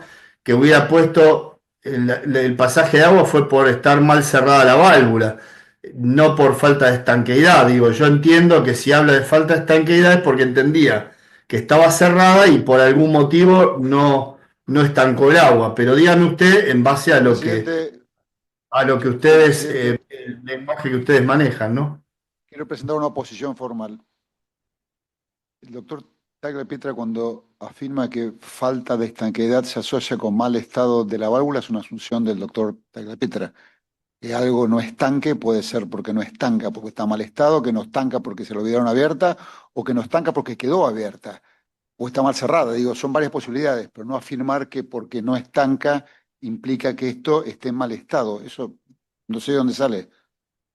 Perdón, Estanca es que no cumple, que no se cierre y queda sin pasaje el agua. Eso es lo que hago. Estanca es que impide el pasaje el agua. Si no estanca, puede ser por varios motivos, que en todo caso se lo pregunte. eso que lo defina por favor el testigo, que quiere decir que no estanque la válvula. No, pero está diciendo Tagliapietra. Por Ese eso, es el no, y problema. usted está Cuando hace la diciendo, pregunta, y es lo que está usted, diciendo. su oposición, está también diciendo por qué no estanca o no estanca una válvula. Entonces, lo que Y, pido es que lo señor, diga el testigo. bien, si me Voy a permite, reformular la pregunta, doctor claro, es Tagliapietra, que, voy a reformular la pregunta. ¿Qué señoría, por significa supuesto. falta de estanqueidad? Sí, pero perdón, su señoría, yo quiero ampliar un poquitito nada más, porque esto tiene que ver, si me permiten explicar el fondo de mi pregunta, con el manejo del lenguaje que utilizan los comandantes. Entonces la pregunta es más allá de que creo que todos entendemos qué significa falta de estanqueidad y acá el colega, el doctor Liguiero, se ocupó en aclararlo. Mi pregunta es, si esto que dijo el capitán Fernández implica un análisis amplio de cualquiera de las posibles versiones por la cual pasó el agua por la ECO 19 o significa literal y taxativamente falta de estanqueidad vinculado a la válvula cerrada y que no estancó. Esa es mi pregunta. ¿Quiere que le conteste mi apreciación, doctor? Yo soy Por comandante favor. de un buque y la ECO 19 deja pasar agua, o está mal cerrada, o está averiada. Y si está averiada, si está mal cerrada, la hago cerrar bien y hago hincapié en la gente que la tiene que accionar para la próxima. Y si hay una avería, ni bien llego a puerto, formulo una solicitud de obra correctiva para lograr justamente que la válvula sea recorrida. No hace falta entrar a dique para recorrer la ECO 19. Que sea recorrida y obviamente evitar que en la próxima navegación ocurra eso. Ese pasaje de agua, doctor. Entiendo. ¿Y si no pasó ninguno de estos dos escenarios? Digo, el capitán Fernández ni pidió una SOC, ni dio, por lo menos que queden registradas, órdenes para que se cierre bien la ECO 19 y que no vuelva a ocurrir. ¿Qué podemos inferir, digo, a esto? Y si yo de vuelta me pongo hipotéticamente en la situación de un comandante que le pasa eso, y yo digo, lo que pasa es serio, o sea, no es común, ya le digo, en mi navegación en los submarinos, nunca vi que pasara agua por la ECO 19 y llegara al tanque de baterías. Si pasa eso, volviendo al inicio de la pregunta, puede haber una avería en la válvula o una falla en el accionamiento de la válvula. Es una falla de accionamiento y nos hemos dado cuenta que una mala accionamiento de la válvula. Doy las directivas convenientes a través del segundo comandante, con el jefe de máquina, etcétera, para que se extremen los cuidados en la manipulación de esa válvula. ¿Sí?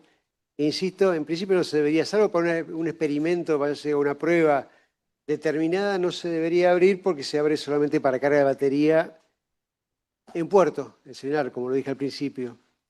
Ahora, si es una falla de la válvula, como le dije recién, no hace falta entrar a dique para recorrer la válvula y repararla. Entonces, justamente, yo haría una SOC, doctor, una solicitud de obra correctiva, dada la importancia del sistema, ¿no? Esa es la respuesta que le daría. Entiendo, muchas gracias, Acuña, por eso. No, de nada. Volviendo un poco a la situación que vivieron la noche del 14 de noviembre del 2017. Usted como comandante tenía previsto un protocolo, digamos, de actuación ante... Ya dijo que no, por suerte a usted no le tocó vivir una situación así, pero en vista de antecedentes, ¿había un protocolo de actuación ante una situación de incendio o principio de incendio eléctrico en el banco de baterías? Usted me dice comandante de submarino o comandante de fuerza en función de la Comandante de situación. submarino, no, comandante de submarino. El comandante de submarino, por lo que tengo entendido, habría que estar ahí. Y vuelvo al principio de todo. El comandante de submarino era un excelente oficial submarinista. No dudo que lo que hizo fue lo que tenía que hacer. Habría que ver la cantidad de humo que habría en ese principio de incendio que lo obligó al comandante a ir a superficie a ventilar. Cuando uno va a superficie a ventilar, lógicamente gasta aire de los grupos de aire. Entonces, antes de ir a inmersión, lo que tiene que hacer es cargar los grupos de aire, justamente para ir a inmersión con seguridad. Yo le diría que el comandante del submarino es el que maneja técnica y tácticamente el submarino en tiempo de guerra y en tiempo de paz. Eso no varía. O sea que el capitán Fernández debió haber, y no me cabe duda de ellos, tener los conocimientos suficientes para que su accionar respondiera a la mejor acción que debía tomar. Entiendo. Igual usted tiene conocimiento de todo lo que ocurrió esa noche, ¿no? Sí, Sí. tiene conocimiento. De todo no, he leído al respecto, me he enterado. Supongo que más o menos lo que conocemos todos. Digo, usted hubiera tomado las mismas decisiones entonces. Yo voy a tomar las decisiones. Tengo que estar ahí para contarle con certeza, pero No, por supongo, supuesto, infiero, que en función de lo que todos sabemos, voy a tomar las mismas decisiones. por supuesto. Y en esta misma línea, usted sabe que a las 0600 del día 15 de noviembre del 2017 se envió un CITREP dando cuenta eh, de que iban a inmersión, o que estaban en inmersión en realidad, y que iban a hacer el control de averías, ¿no? Lo siguiente que sabemos, más allá de algunas comunicaciones, a las que le voy a preguntar particularmente por su especialización, pero bueno, fue la explosión o implosión a las 10:51. En su experiencia, estas pocas horas desde que se cierra el submarino hasta el momento de la explosión, ¿es suficiente para que se genere una acumulación de gases explosivos o tóxicos que de algún modo anulen las voluntades de los tripulantes y que no se enteren a través de los sistemas de detección de gases? Sí, si no se registró en el sistema de detección de gases, no lo sabemos. Que el hidrógeno levanta rápidamente es una realidad. Yo he vivido una experiencia a bordo, cerrada la ECO 2, que es la que está en el mamparo resistente que divide el submarino en dos. Accidentalmente se cerró y en cuestión de 2 segundos sonó la alarma de 2% en la consola control de buque y ahí nos dimos cuenta que había elevado el hidrógeno por tal motivo. O sea, el hidrógeno levanta rápido. A partir de del 4% de explosivo. Todo lo demás yo no podría decirle, si sonaron las alarmas, si el detector de hidrógeno acusó recibo o Obviamente. no, en fin. Todo lo No, demás es obviamente. una incertidumbre que todos nos preguntamos. Entiendo, usted no estuvo ahí, por eso yo no le pregunto que me responda porque no estuvo ahí, digamos, pero digamos, teniendo en cuenta los antecedentes, me parecía una opinión más que calificada la suya. Y yendo por el lado de las comunicaciones, el uso del teléfono satelital. ¿Con cuánta asiduidad se usaba en las distintas navegaciones? Lo que yo recuerdo, cuando yo tomo el comando de la Fuerza de Submarinos, la antena HF estaba fuera de servicio de San Juan, por lo cual el comandante del buque se debía obligar a ir a superficie y ser la antena de emergencia, lo cual era engorroso por todo lo que hemos charlado. O sea, te va a superficie, tiene que hacer el procedimiento para llevar el buque a superficie, después tiene que cargar aire para volver a inmersión porque usó el aire para soplar los lastres, etcétera, etcétera. Por lo cual, si mal no recuerdo, estaba la antena del Iridium instalada en el mástil MAE. Entonces, en ese momento las comunicaciones primarias del submarino eran a través del Iridium. El señor capitán Cela, en su momento, al poco tiempo de tomar el comando, o a fin, yo no recuerdo en qué momento de su gestión, solucionó el problema de la antena de HF. Y la HF es el sistema primario de submarinos, de las comunicaciones primarias. Entonces, todo lo que sale y entra del submarino se debe regir por el sistema primario. Es decir, en mi época era el circuito 130 de la PCN8, que hay una difusión por turnos para noticias al submarino. El submarino, en función de los turnos de difusión, saca antena. Hay varios turnos para no aferrar al submarino a decir obligatoriamente tienen que salir acá, sino que el comandante elige cuándo va a sacar antena para recibir el tráfico. Y con el 131, si mal no recuerdo, emitía su información a tierra. Dado que estamos en tiempo de paz, si usted me dice a mí por qué usó el Iridium, dado en tiempo de paz, lo que uno asegura ahí, vio que las comunicaciones tienen 3 requisitos: confianza, seguridad y rapidez. Uno puede prescindir de la seguridad en tiempo de paz y lograr una confianza diciendo que, o asegurando que el comandante de fuerza o el interlocutor que está en tierra me reciba lo que yo le quiero decir y rápidamente. O sea, no esperamos sacar un mensaje por el 131 en HF, que llegue a tierra, vaya a la central de comunicación submarino, sea descifrado y le llegue al destinatario, lo cual lleva mayor tiempo. Yo creo que dada la situación del San Juan, del comandante, me parece lógico, criterioso, haber usado el Iridium. La pregunta era vinculada que, no sé si usted sabía, hubo en total 4 llamadas en un rango de aproximadamente 7 horas, donde cada llamada duró alrededor de 5 minutos y teniendo en cuenta su expertise de comunicaciones, si es ese tiempo, porque por ahí nosotros ahora ya estamos horas hablando acá, ¿no? Pero tal vez me imagino qué contenido o qué es lo que se puede hablar, pero yo no me lo quiero imaginar. Quiero que me lo cuente usted en una situación de estas características, lo que se habla en 5 minutos, ¿no? Pareciera mucho tiempo para mí, pero quiero que me lo diga usted.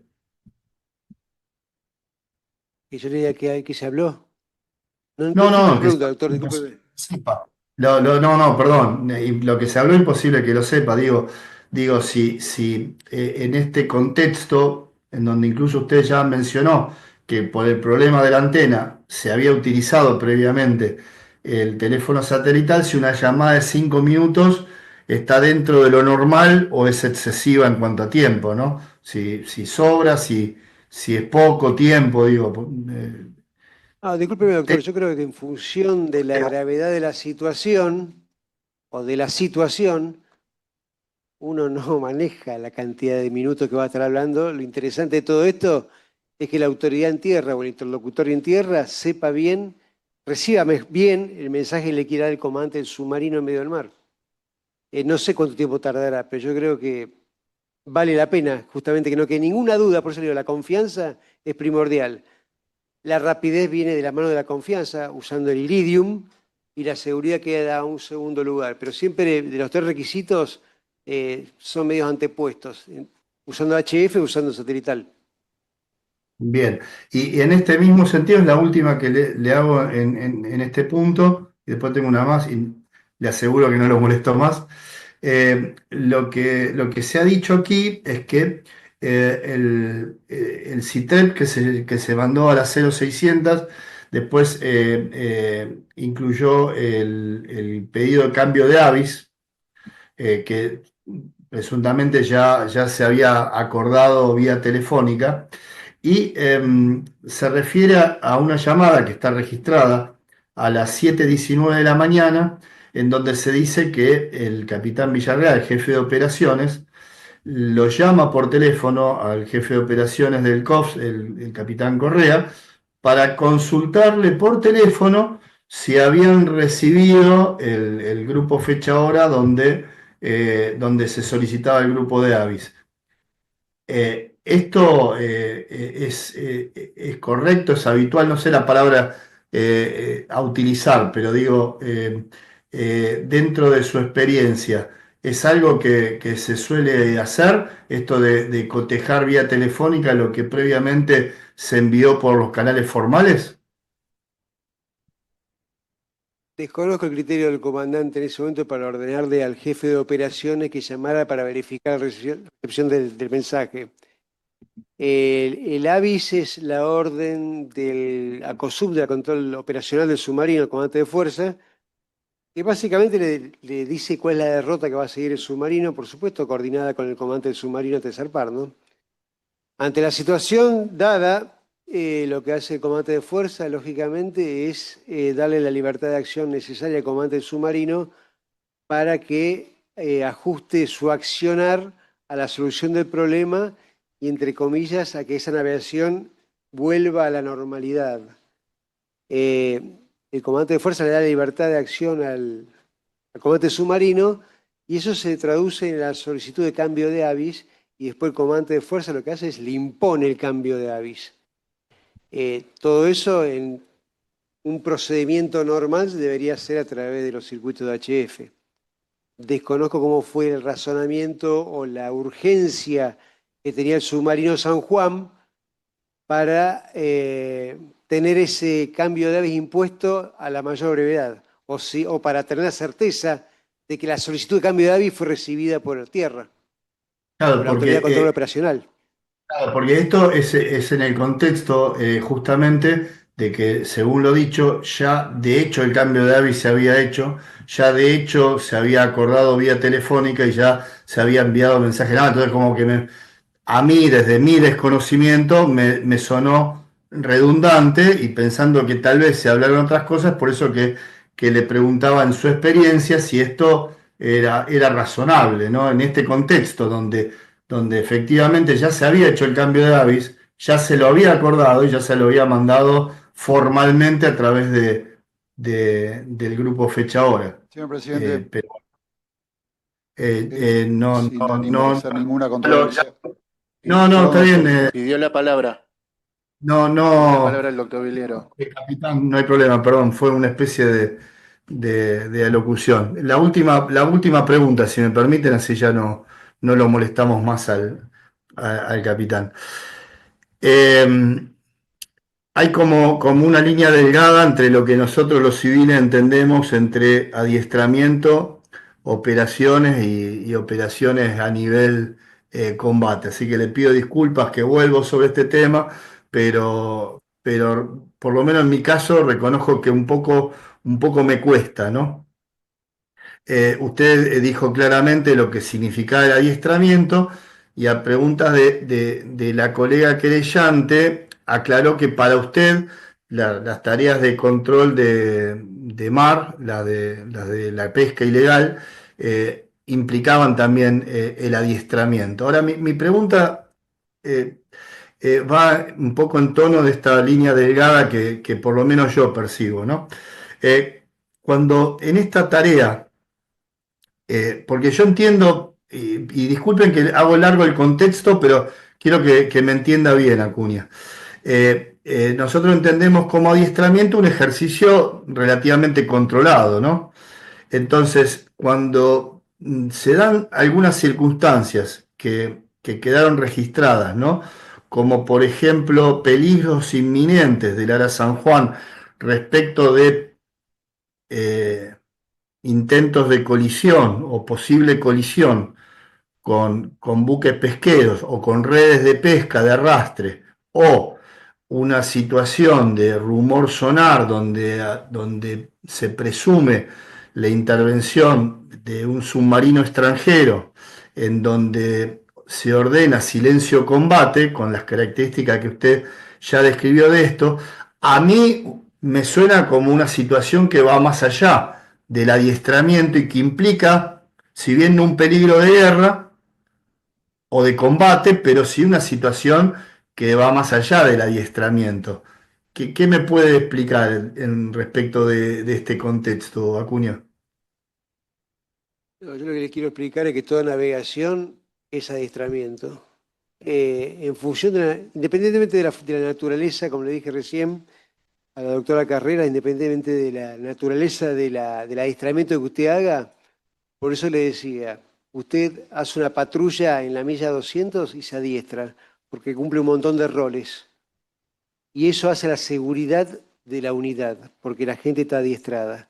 Usted hace un lanzamiento de recuperación de fuerzas especiales, de los que entonces eran mis buzos tácticos o los comandos anfibios que me prestaba la Infantería de Marina, y tiene que mover agua dentro del submarino, no navegar a más abajo del plano 18 porque los puede llegar a lesionar a los buzos que salen de la garita. Usted hace el lanzamiento de torpedo, lo mismo, hace movimientos de agua. Usted hace un snorkel, usted asienta en el fondo, como asentó el comandante, el capitán Cela Irigoyen. Usted tiene que asentar en el fondo cuidando el hélice, cuidando el timón, cuidando el casco resistente, cuidando las válvulas de casco. Es decir, son todas maniobras que hacen al adiestramiento del personal. Por eso le digo, yendo tal vez a un ejemplo un poco más clarificador, si ustedes me dicen, ¿está bien que el submarino esté limitado a 100 metros? No, no está bien. El submarino tenía que estar habilitado a navegar en su profundidad operativa normal. Ahora bien, yo lo tengo limitado a 100 metros. ¿No vamos a navegar porque está limitado a 100 metros? No, no puedo hacer eso, porque la gente tiene que hacer un montón de actividades que se hicieron en esas 14 navegaciones y en las que seguramente hizo después el capitán Fernández, adiestrando a la gente. ¿Para qué? Para brindarle seguridad a la navegación en submarinos. No, eso está claro, Acuña, pero mi pregunta venía, la voy a hacer más clara y concisa. Cuando en estos ejercicios, digamos, ¿no? Intervienen terceros de los cuales uno no tiene control, porque todo lo que usted me explica tiene que ver con un adiestramiento programado y controlado, porque es parte de la formación y en un espacio, digamos, digamos, dentro de la zona económica exclusiva argentina o el mar argentino. Acá estamos hablando de tareas de control de mar sobre la milla 200 por lo menos, con intervención de terceros, de los cuales, como bien aclaró el capitán Fernández en sus informes, donde intervienen terceros con cierta animosidad. Entonces digo, eso no es no eleva el riesgo, digamos, de la actividad. Doctor Tagliapietra, hay una objeción de la defensa oficial. No, no, Bueno. simplemente que ya contestó la pregunta, si no le satisface la respuesta, pero ya de alguna manera contestó la pregunta que se le formuló, larga pregunta también, anteriormente. Perdón, su señoría, sí, doctor. yo entendí que no me la contestó, por eso la repregunto. Si la ¿Me permite intervención de contestar un terceros solo ejemplo? Doctor, le doy un solo ejemplo de terceros que escapa a la voluntad del submarino. Cuando el submarino trabaja o navega u opera en adiestramiento naval integrado con la flota de mar, uno no tiene el control del tercero, que son los comandantes de los buques de flota, de los buques de la flota de mar, que por ejemplo hacen las veces de cortina protectora del núcleo, escapa a la voluntad del comandante del submarino y tiene que operar para penetrar la cortina y lanzarle simuladamente al núcleo. ¿Me entiende? Eso sería, por ejemplo, una actividad del submarino que escapa a la voluntad y a todo lo que es el submarino. Uno debe maniobrar justamente contra terceros que encima lo quieren en forma simulada hundir a uno, detectar y hundir. No sé si le contesté Claro, la pero me pregunta. pregunta sí, sí, sí, la contestó en parte, porque usted bien dijo simulada. En el caso de lo que expresó el capitán Fernández, no era una situación simulada. Ahí viene mi pregunta.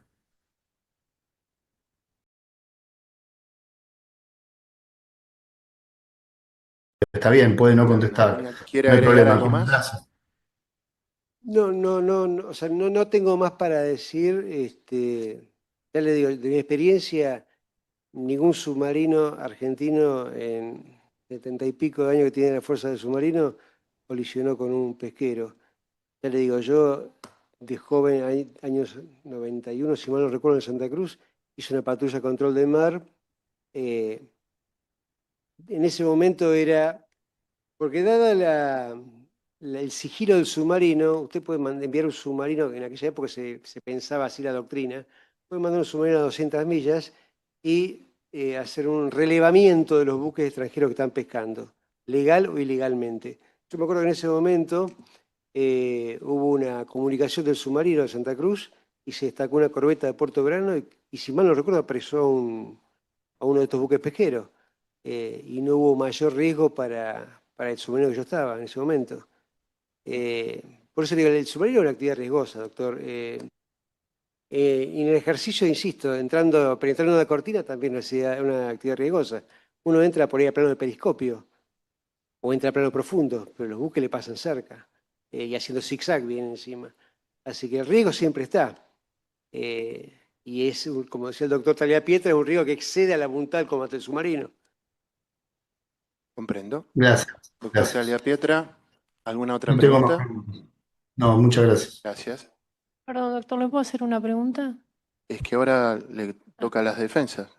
El do- No, dijo que no, dijo que no. No, una pregunta que tiene que ver con esto que él estuvo hablando para que nos diga cómo funciona el principio de confianza en la actividad esta riesgosa a la que ustedes están sometidos. ¿Cómo funciona el principio de confianza en relación a las decisiones o a las comunicaciones que sus inferiores le pasan respecto de las actividades que uno delega? ¿Me comprende? Sí. Yo creo que ya lo fundamental se lo voy a repetir. Arrancando de la escuela de submarinos, de la formación de la escuela de submarinos, eh, todos los submarinistas recibidos, a la redundancia, saben de qué se trata el tema. Pero no es una cuestión solamente de oficiales, los oficiales también. O sea, cuando a mí un suboficial venía y me decía, tenemos tal inconveniente o tenemos tal problema, ni lo dudaba, porque él navega conmigo y conoce perfectamente el tema. Entonces, por ejemplo, las pruebas de presarpada. Cuando el comandante del submarino se sienta, cuando recibe la orden del comandante operacional, porque el comandante operacional, que es el comandante de las fuerzas submarinos, tiene sus medios asignados y, como le dije al principio, lo que hace es coordinar actividades de esos medios. Una vez que él coordina las actividades, los que conducen táctica y técnicamente las unidades son los comandantes de las unidades, valga la redundancia, de los submarinos, o de la PBT, de los usos tácticos.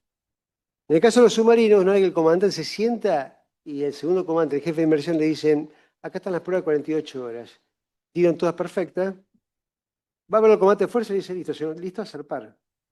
Ahora bien, por poner un ejemplo, si la prueba de vacío no da, nadie se van a mirar todo en el submarino y va a decir, no podemos zarpar y no hace falta dar explicaciones, porque estamos todos en el mismo barco y salimos todos a navegar.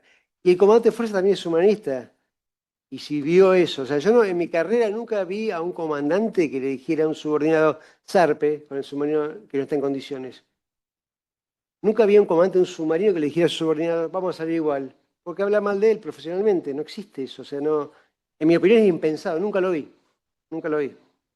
Por eso le decía por ahí las exigencias de lo que es la formación del submarinista, ¿no? Doctor, ¿podemos seguir Sí, por aquí? continúa. ¿Puede ser? Bueno, Quisiera que por secretaría se le acerque al testigo un mensaje naval que fue agregado en la indagatoria del señor López Macedo en su oportunidad en Caleta, Olivia. ¿Podemos poner en pantalla? ¿Sí? ¿Cómo? Ahí es un mensaje naval que se llama Mencrisub, 01 del 11 de noviembre.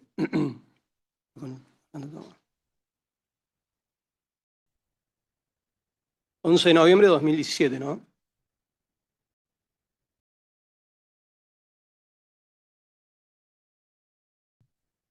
Este es un mensaje naval que envió, ¿no es cierto?, el comandante al señor Villamide, comandante del COF. ¿Usted podría leerlo y explicar el contenido de ese mensaje? Porque tiene una serie de códigos y demás para ilustrarnos. ¿La totalidad de los renglones quiere usted, doctor? Sí, lo que usted considere. Bueno, Mencrisub, por empezar, es mensaje de crítica de submarinos, un mensaje que saca el comandante del submarino después de finalizada una ejercitación. Sí. Punto A, submarino San Juan, en plano 40, área Alejandra, rumbo 120, velocidad 4. Alcance predicho sonar para corbeta MECO 140, 16 nudos, 30 kiloyardas. Y para destructor MECO 360, 16 nudos, 27 kiloyardas. El alcance predicho sonar es un cálculo que se hace a bordo en función del tipo de buque enemigo, entre comillas, ¿no? Porque son todos buques de la Armada Argentina. Y es el alcance que se espera detectar esos buques. Napa a 100 metros del fondo. De los 4:10 de la mañana se detectan emisiones sonar concentradas en la Azimut 180-190, o sea, al sur. 0650, rumbo hidrofónico, la Azimut 165. A 0745, plano de seguridad en posición tanto. Se observó la Azimut, a la Azimut 171, una corbeta MECO 140. Y el Azimut 146, un destructor 360, una MECO 360. Luego se ordenaba cubrir puesto de combate. Punto delta, el submarino San Juan procede a maniobrar en aproximación para determinar los parámetros cinemáticos de los blancos y resolver la solución para lanzamientos. A bordo del submarino con su cubrir de combate de diferentes puestos, que por medios pasivos, porque el submarino nunca emite, porque una vez que emite y lo detectan es submarino hundido o atacado, con grandes posibilidades de hundirlo. Por métodos pasivos sin emitir se determinan lo que es fundamental para el lanzamiento de las armas, del torpedo, que es los parámetros del blanco, rumbo, velocidad, distancia de cada buque. Se penetró la cortina entre una corbeta y un destructor a plano 65 sin ser detectado. Siguiendo 0810, rumor hidrofónico posible logístico a la Azimut 175, punto consecutivo, y al haber traspasado la cortina, se procedió a plano 18 y se identificó el núcleo, un transporte. Informándole a 0855 el lanzamiento por VHF, por supuesto un lanzamiento simulado, con los siguientes parámetros: rumbo 010, velocidad 10, marcación veredera 208, distancia 9000 yardas. Luz se estableció con unidades participantes, enlace con unidades participantes, consecutivo se dio inicio a fase 2 según referencia a Bravo. Fase 2 cumplida sin novedad, fase 3 anulada por OCE. Finex, evento antisubmarino a 12:30 horas. Lima, ejerció ataque submarino en núcleo cortinado con alto grado de aprovechamiento por parte de la natación, debido a que se cumplió con el rol de combate de manera integral, se penetró la cortina y se realizó el lanzamiento sobre el núcleo. Entonces refiere a una actividad concreta que hizo el que practicó, ¿no es cierto?, el submarino. Sí. ¿Sí?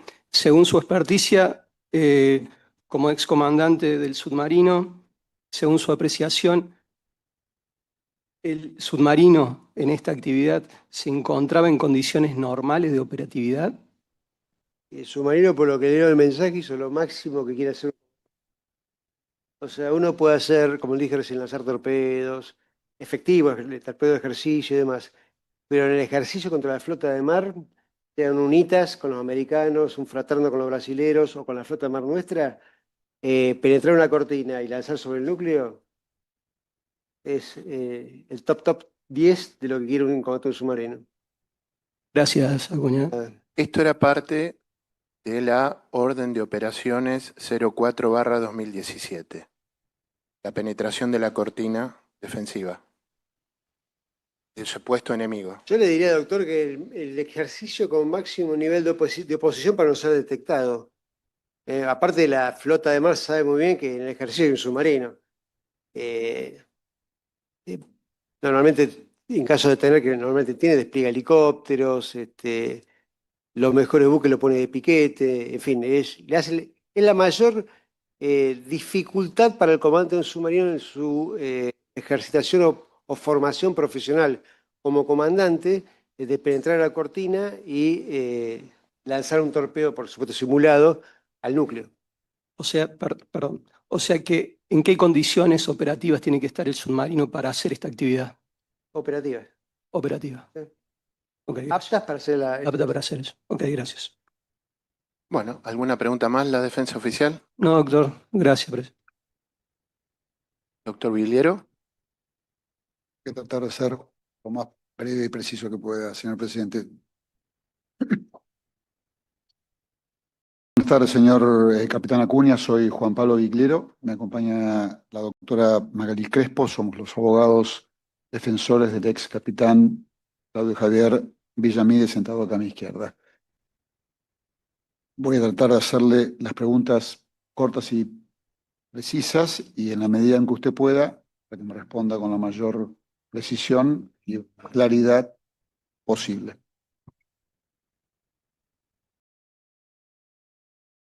No le voy a preguntar otra vez su antigüedad ni cuánto ha navegado, porque ya lo he dicho, usted se considera un ex submarinista experto dentro de lo que es la Armada Argentina. Sí, yo navegué bastante. No sé si soy el más experto, pero navegué bastante. Inclusive tuve la suerte de navegar en submarinos nucleares americanos y en buques italianos, submarinos italianos. Usted, cuando toma el comando, ¿recibe el submarino San Juan en estado operativo? Sí, doctor, en condición, por lo que dije antes, por la resolución del jefe de Estado Mayor General de la Armada, el entonces almirante Erice, él lo había encuadrado el submarino en condición de alistamiento 3, que es unidad en actividad preparado para la acción o preparación para la acción. ¿Implica que esté operativo? Brevemente. ¿Cómo, doctor? ¿Qué implica el estado del submarino operativo? Se puede navegar. ¿Cómo entregó el submarino a quien lo siguió en el comando? Perdón, ¿quién lo siguió en el comando usted? El entonces capitán Villamide, entregué el comando de la fuerza. Bien. Cuando usted entregó el comando de la fuerza, ¿recuerda en qué estado se encontraba el submarino San Juan? Estaba en estado de actividad también porque no varió el estado de actividad. O sea, insisto, doctor, hubo 14 navegaciones del capitán Celerigoyen efectuando diferentes actividades operativas que mantuvieron esa calificación. ¿Tiene la última palabra para determinar si un submarino está en estado operativo? No escuché. Perdóname, sí, estoy con la voz, perdóname, un poco cansado. ¿Quién tiene la última palabra para establecer si un submarino se encuentra en estado operativo? El comandante del submarino. Aprendimos a lo largo de las audiencias que los submarinos están sometidos a un régimen general de mantenimiento y de alistamiento, pero más allá de este régimen general, si tuviera que destacar los ejercicios o pruebas específicas que se hacen para cerciorarse que el submarino esté alistado antes de salir a navegar, ¿cuáles son esas operaciones? ¿La prueba de 48 horas se refiere usted? La prueba de 48 horas es donde cada cargo o departamento del submarino prueba todos los sistemas necesarios para navegar con seguridad. No estoy hablando para ir al conflicto armado, para navegar con seguridad, justamente para continuar con el adiestramiento que es necesario, que es vital. ¿Es una prueba unipersonal por parte del comandante? No, es de abajo para arriba. La hacen todo, empieza por los cabos oficiales de los cargos y se reúnen con el comandante, con el jefe de inmersión y el segundo comandante y le dan el ok de los sistemas. Además de esta prueba de 48 horas, luego de formación y previo a la zarpada y aún después ya zarpando y previo a la inmersión, ¿hay otras pruebas o comprobaciones que se hagan o roles que se hagan? Cuando cambia de condición el submarino, es decir, preparar condiciones para zarpar, preparar condiciones o mecanismos para ir a inmersión, se van preparando los diferentes compartimentos con doble verificación, los sistemas, las válvulas y demás, justamente para cada situación en que va a estar el submarino.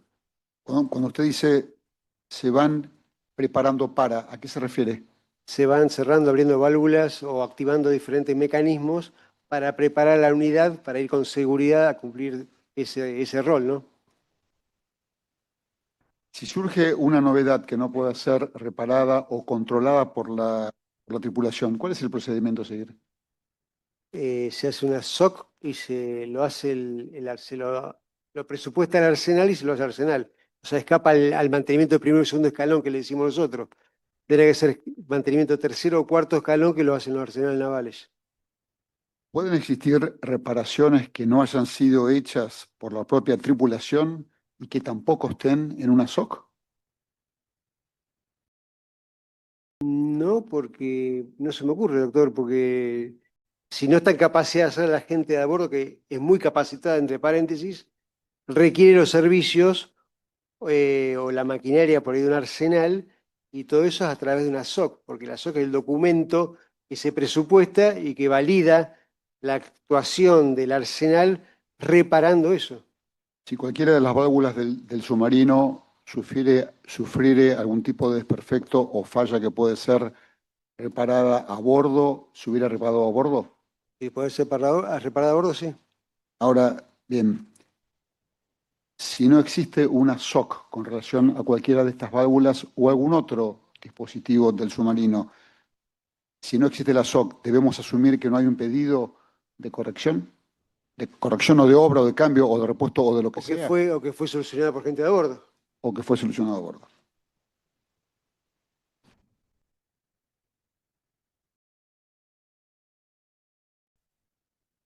Belisem ya me respondió. Para terminar, ya que estamos con el tema de la válvula, de las válvulas, durante la navegación de julio se reportó un ingreso de agua a través de la válvula ECO 19.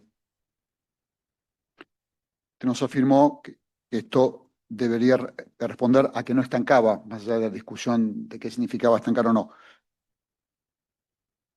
Si a posteriori durante la navegación el señor comandante Fernández no volvió a dejar asentado y hubiera vuelto a entrar agua por esa válvula, ¿podemos asumir que la falla no persistió o que luego sí estancó o que no hubo novedades?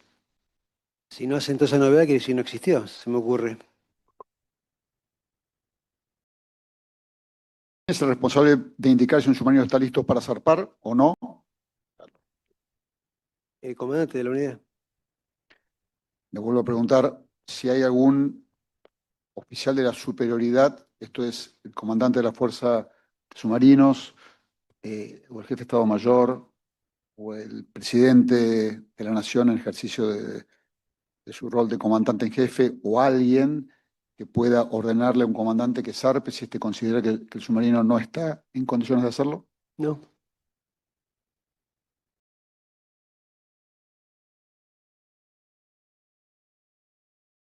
¿Un submarino puede propulsar en circuito dividido?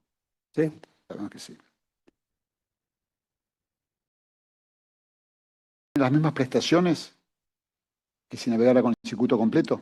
Hasta fin de etapa 4 puede propulsar. Lo que pasa es que, como le dije a la doctora Carreras, en función de la velocidad que va a dar, si va con circuito dividido va a tener que duplicar los periodos de snorkel, ¿no? A la misma velocidad.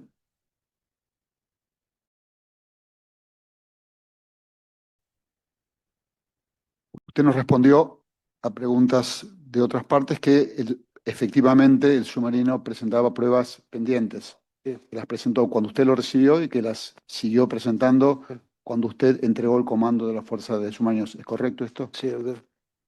Esas pruebas pendientes, por ejemplo, la prueba de 62,5 bares, ¿el estar pendiente afectaba la seguridad náutica del submarino para salir a navegar? No, no afectaba la seguridad náutica. De hecho, insisto, el submarino operó todo el año en operaciones propias del submarino sin inconvenientes. Y vuelvo a decir, lo que lo limitaba era la preparación para el conflicto armado, para yo poner ese buque a disposición del Comando Operacional de la Nación para ir a un conflicto.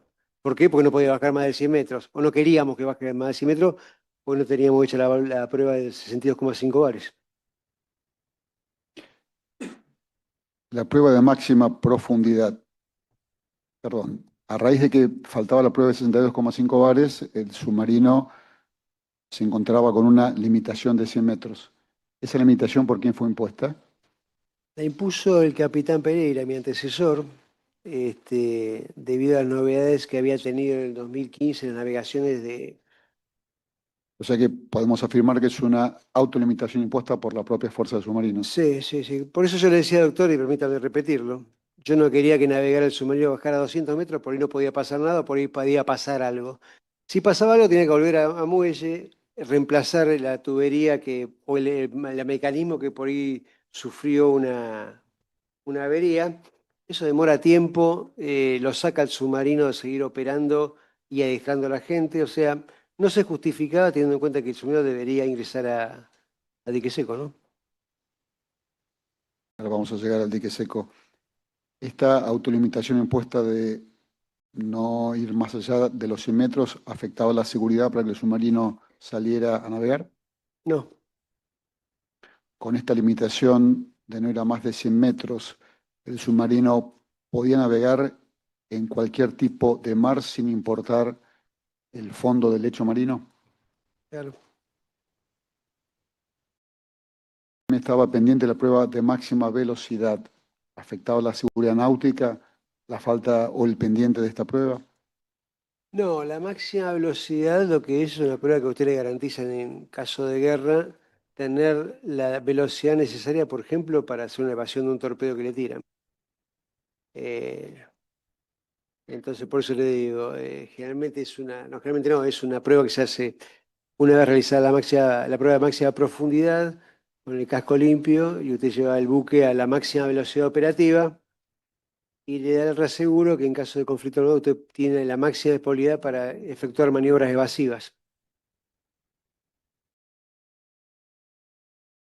Usted participó del Consejo de Alarma Submarina del 29 y 30 de abril del año 2017. Sí, doctor.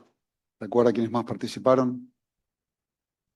Los oficiales superiores, o sea, el listado lo acabo de ver en una de las pruebas que me alcanzaron, pero como dije, son oficiales superiores, submarinistas, que están destinados en diferentes lugares. De hecho, yo estaba destinado en el área naval atlántica.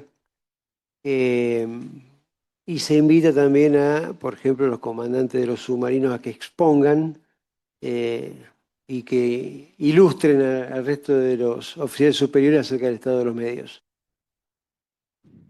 ¿Ese día estaba presente el capitán Fernández? Estaba presente el capitán Fernández. ¿Recuerda si expuso sobre el estado del submarino San Juan? Sí, sí. ¿Recuerda qué fue lo que dijo sobre el estado del submarino? Bueno, lo acabo de leer, lo acabo de leer en la prueba que me dieron. Taxativamente no recuerdo cuál fue su opinión, pero obviamente él estaba conforme en cuanto a la operatividad del buque para adiestrarse. Diré que se le exhiba al testigo nuevamente, como hicimos antes, las planillas donde está detallado el estado de novedades del submarino San Juan al mes de septiembre del año 2017, por favor.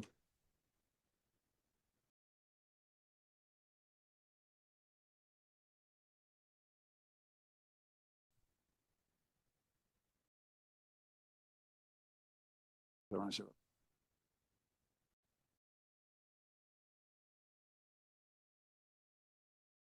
Que es la prueba 12 de Fiscalía y de la defensa es. Tengo acá una planilla limpia.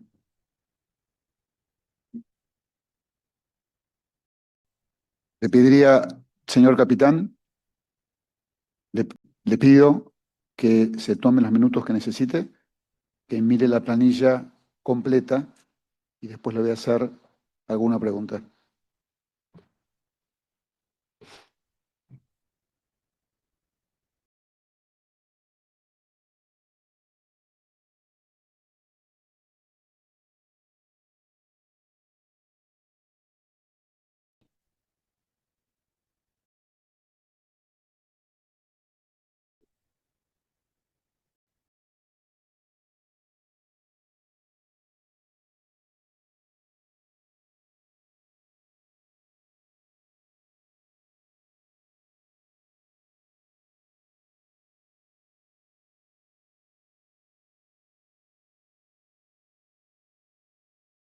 Señor capitán, esa planilla refleja novedades, algunas que según la planilla estaban finalizadas, otras que estaban en curso de ejecución o con una soca abierta y otras que no estaban hechas.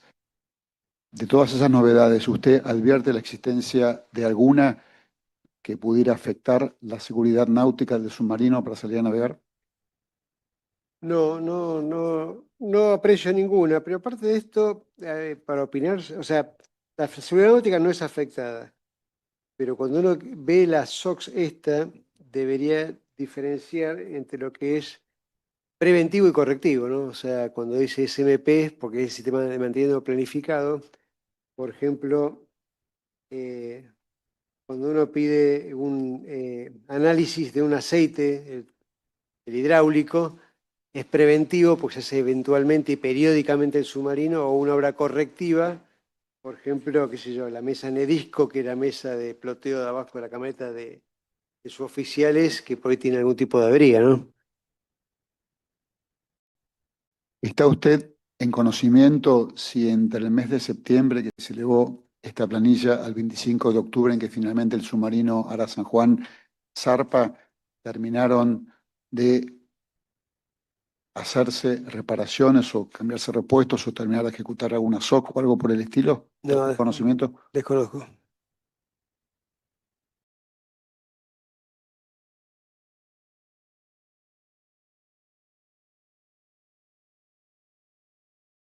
Le pido unos segundos, señor presidente, si trato de acotar el espectro de preguntas al mínimo indispensable. Tome el tiempo que haga falta, doctor.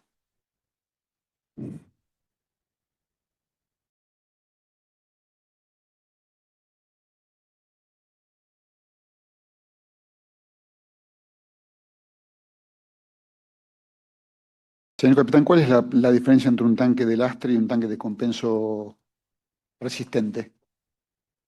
El submarino tiene, como le dije, 4 tanques de lastre, 2 a proa, 2 a popa, y esos tienen la reserva de flotabilidad del buque. Uno los inunda, abre los venteos de arriba, que son una válvula tipo plato. Abajo tiene una rejilla como la del patio. Entonces por abajo entra el agua y se escapa el aire por arriba y el buque va a inmersión. Lo que hace es justamente inundar, matarle o sacarle la reserva de flotabilidad al buque para llevarlo a inmersión. Y abajo, adentro del submarino, tiene unos tanques de compenso normales, con los cuales el oficial de inmersión en ese momento saca o mete agua para, como le dije al principio, igualar el peso específico del submarino a esa profundidad ordenada. ¿Para qué? Para que el plano de periscopio, que es 1.8, sea 1.8 y no siga de largo el submarino, sea chupado por la superficie. Los tanques de compenso resistentes son 2 tanques de emergencia. Como el nombre indica, son resistentes a la profundidad de navegación, a la máxima profundidad operativa.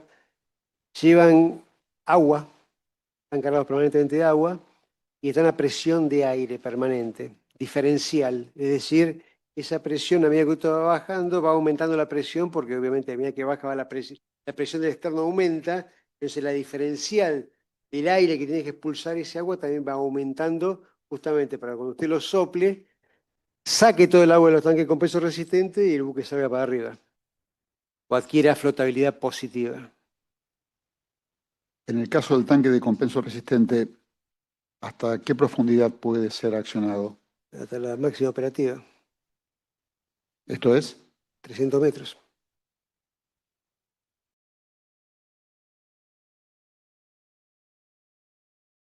En el caso de un blackout, usted explicó que el submarino se queda sin propulsión. ¿Cuánto tiempo puede demorarse en restablecer esa propulsión o qué herramientas hay para hacerlo? El tiempo depende de la situación táctica y cuál fue la causa del blackout. Por supuesto. Yo no conozco que haya llevado mucho tiempo de reparar un blackout, ¿no? ¿Cómo? No creo que lleve mucho tiempo porque las causas no son muchas, ¿no? Son interruptores o son fallas en mecanismo que los electricistas de a bordo que están en ese momento a cargo de la propulsión del submarino están manejando. O sea, es difícil que no se den cuenta qué está pasando. Habla de una situación de blackout. ¿Puede ocurrir que el sistema de propulsión falle o salte o se trabe cuando hace el paso de una marcha a la otra? Puede ser por una falla de uno de los interruptores, sí, sí. ¿Y qué hay que hacer en ese momento? Si falla o si salta. Lógicamente se reintenta. Llegado el caso, se maneja en otra etapa de velocidad que da el sistema, pero en la primera oportunidad de cambio se debe obviamente actuar sobre los interruptores, ¿no? Correcto.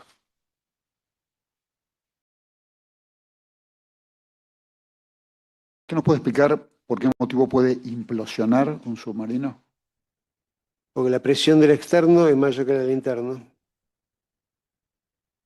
Si internamente hay agua dentro del submarino, ¿puede implosionar? No creo porque no hay aire, o sea, es como la libre circulación del submarino, que la chapa, la parte inundable, FG-39 en la parte de arriba del submarino, inunda libremente de adentro para afuera.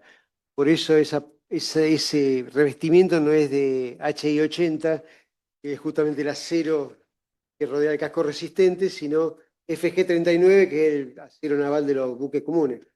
¿Por qué? Porque tiene una misma presión adentro que afuera. No hace falta que implosione, no va a implosionar. ¿Cuál es el límite de la profundidad operativa de un submarino? 300. ¿Y el límite según el fabricante antes del colapso? ¿O hasta el colapso? No, hasta el colapso no, antes de que colapse. Yo en la escuela nos decían que era entre 500 y 600 metros. Usted está en conocimiento, dijo antes que había leído sobre el caso, ¿está en conocimiento a qué profundidad habría implotado el submarino Gran San Juan? No, desconozco.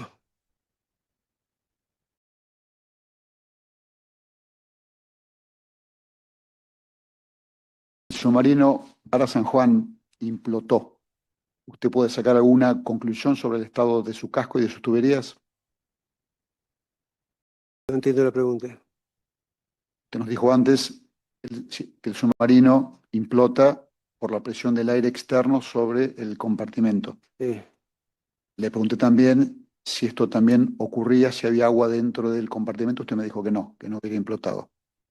La pregunta es, si implotó entonces, ¿nos dice algo esto o no sobre el estado del casco? Lo que sería es que si tiene agua dentro del submarino porque entró agua de mar al submarino porque falló alguna de las válvulas y demás y se inundó el submarino, insisto, no va a implotar porque la presión adentro del submarino es igual a la de externo. Eso lo entendí perfectamente. A medida que va bajando el submarino, la presión interna, como está entrando agua, es la misma que del externo. Si implotó quiere decir que no hubo una falla, entonces no quiero ser dramático, pero es como una lata de Coca-Cola que usted la aprieta porque tiene aire dentro y usted ejerce una fuerza superior de lo de afuera. Doctora, justo que se está por retirar, necesito que le exhiban el CITREP. Discúlpeme. Estoy terminando, señor presidente. Perdón, es el mismo CITREP que exhibimos antes, emitido el 15 de noviembre a las 06 horas del año 2017 por el submarino San Juan. ¿Archivo? De nuestra tarjeta digital. Perdón, doctora. Es parte de la indagatoria, Gaby. Vos me lo mostraste y yo lo sabré. No me lo tenés que dar a mí. Sí. Acá está.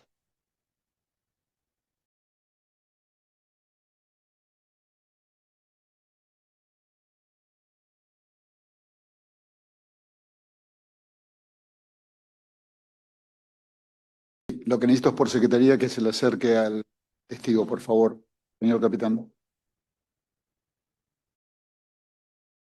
Lo tengo impreso, no tiene objeción la fiscalía, se lo puedo acercar. O alguna de las partes. No digo yo porque es el mío. No, pero para el testigo. No marcado, no, por supuesto. Es solamente para que lo pueda leer el. Sabo, perdón, ¿llega a leerlo completo de ahí usted? Por ahora sí. Por eso. Sí, doctor. ¿Quiere leerlo de ahí o de ahí? O sea, ¿lo lee bien? Siendo las 6 horas. Lo que necesito es que lo lea en silencio para usted, con los minutos que necesite, completo, palabra por palabra.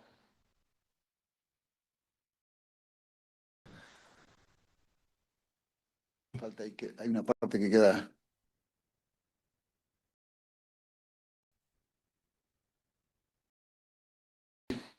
Listo, doctor. En base a su experiencia como ex comandante de las fuerzas de submarinos y submarinista experto, como hemos visto todos acá, ¿cuál es la primera conclusión que saca al leer este mensaje? Que perdió la batería de proa. Entonces, Pero perdió la batería de proa, entonces está procesando un circuito dividido. Hay un principio de incendio. Habría que verificar cuál es el ingreso, la causa de ingreso de agua de mar. Y sigue navegando. Sigue navegando. ¿Qué quiere decir que sigue navegando? Que no perdió el control del submarino. Que no perdió el control. Pasa con el circuito dividido, sin novedades de personal, algo importante, ¿sí? Continúa propulsando, es decir, no perdió el control del submarino, y a partir de ahí, el comandante del buque debe obviamente analizar las causas que lo llevaron a que eso se produjera. Pero en principio, transmite cierta tranquilidad en cuanto a que tiene el control del submarino todavía y que el personal está sin novedad. En este mensaje, ¿el submarino se está declarando en emergencia? No. ¿Está pidiendo ser rescatado? No.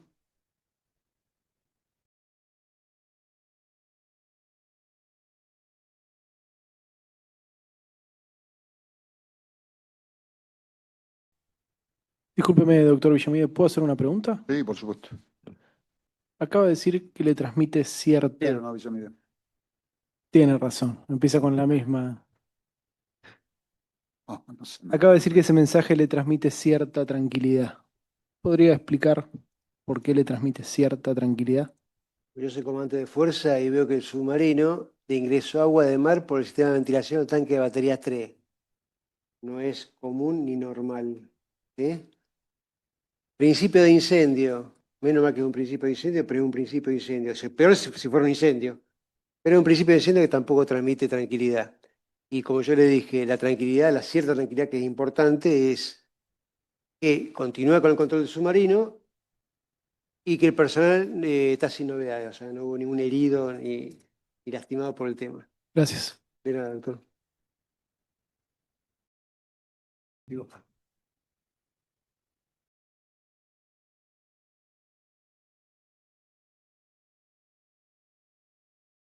¿Usted sabe por qué motivo naufragó el submarino San Juan? No, doctor.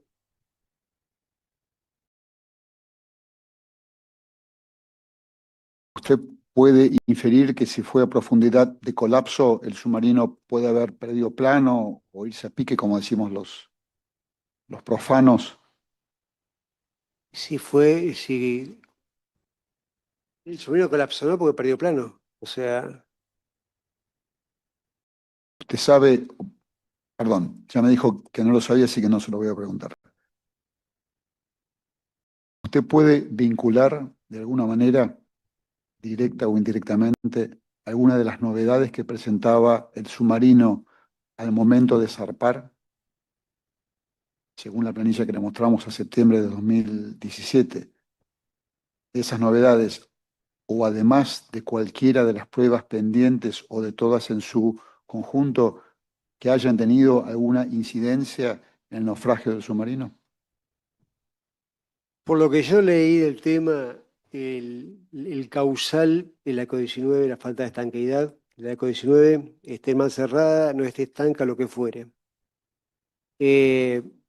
Todo lo demás, desde el momento en que el capitán Fernández puede llevar el submarino a inmersión con la intención de ir al plano 40 y entrar al tanque de baterías, me da una idea de que pudieron controlar, como le dije recién, la situación. El causal, en mi opinión, ya lo hemos dicho 20 veces, es el eco-19. ¿Qué pasó después? Desconozco. No hay nada que uno diga, bueno, ¿qué pasó? ¿Qué elemento? ¿Qué novedades de esta pudieron haber afectado? No sé, desconozco. Porque teóricamente ninguna, por ejemplo, en el disco, por dar un ejemplo, no causa esto. no afecta la seguridad del submarino para perder plano. No sé, por eso le digo, el resto de lo que pasó lo desconozco.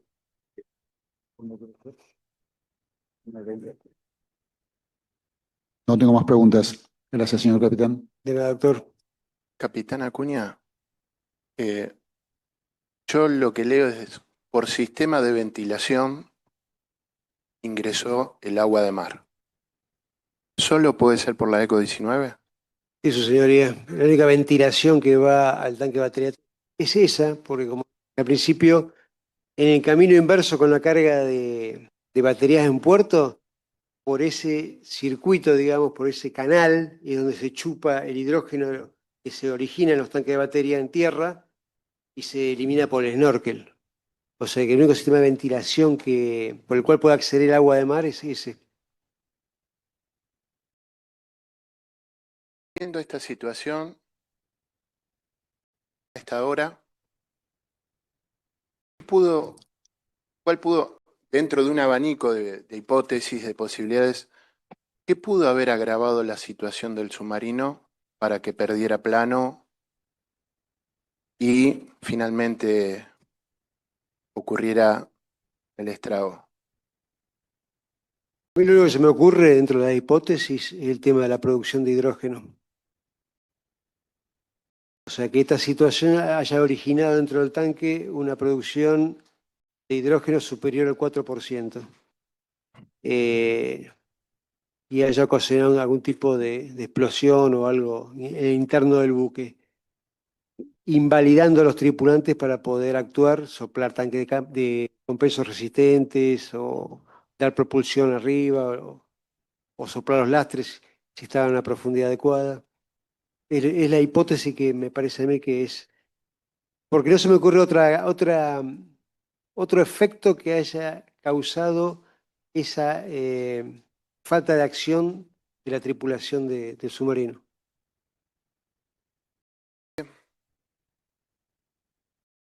Lo escucho, doctor. Perdóneme. Sí. ¿De qué usted dice invalidaría a la tripulación? ¿Qué significa eso? Que no le dio tiempo a reaccionar para salvar el submarino. No que los puso inconscientes, no que... Justamente que los puso en un nivel que no pudieron reaccionar para soplar los tanques de lastres, soplar los tanques de compensos resistentes, accionar la propulsión para alcanzar la superficie. ¿A toda la tripulación?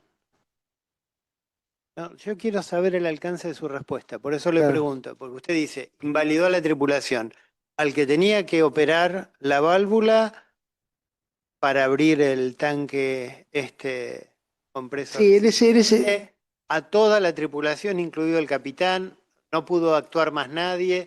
No sé los efectos de este incremento de hidrógeno que usted dice, entonces quiero entender su respuesta. ¿Cómo se invalida una tripulación completa? Sí, para que tenga idea, doctor, a popa del mamparo resistente, principalmente encontramos el compartimento de control de propulsión, que es donde se maneja la velocidad del submarino. Después tenemos hacia prueba, pasando el mamparo resistente, toda la parte habitable donde hay mayor gente habitando el submarino. Eso es comando. Están los tanques de batería 3 y 4, camaretas, camarotes, torpedos, o sea, la gran mayoría, bueno, ya lo dije comando, la gran mayoría donde estaba la gente. A eso voy yo. Por eso se me ocurre que un aumento del hidrógeno explosivo dentro del submarino es una hipótesis, esto que estoy diciendo, por supuesto, ¿no? ¿Pero qué hace el aumento del hidrógeno Es explosivo? explosivo. Explota. Explota. ¿Y esa explosión no se registra? ¿No queda registrada, por ejemplo, en un sonar o en algún instrumento que determine? Debería quedar registrada, se me ocurre a mí. Por eso le digo, doctor, cuando el doctor Viliero me preguntó y me dijo, ¿por qué soy en el submarino? Desconozco. Si usted me pregunta a mí qué pienso yo pienso eso. Porque no sé por qué no se me ocurre a mí una dotación altamente adiestrada, que ya venía adiestrada el año anterior, el 2016, con el capitán Cela, que había navegado bastante, por no decir bastante mucho, no poder reaccionar para salvar al submarino. No se me ocurre. Y lo único que se me ocurre es eso.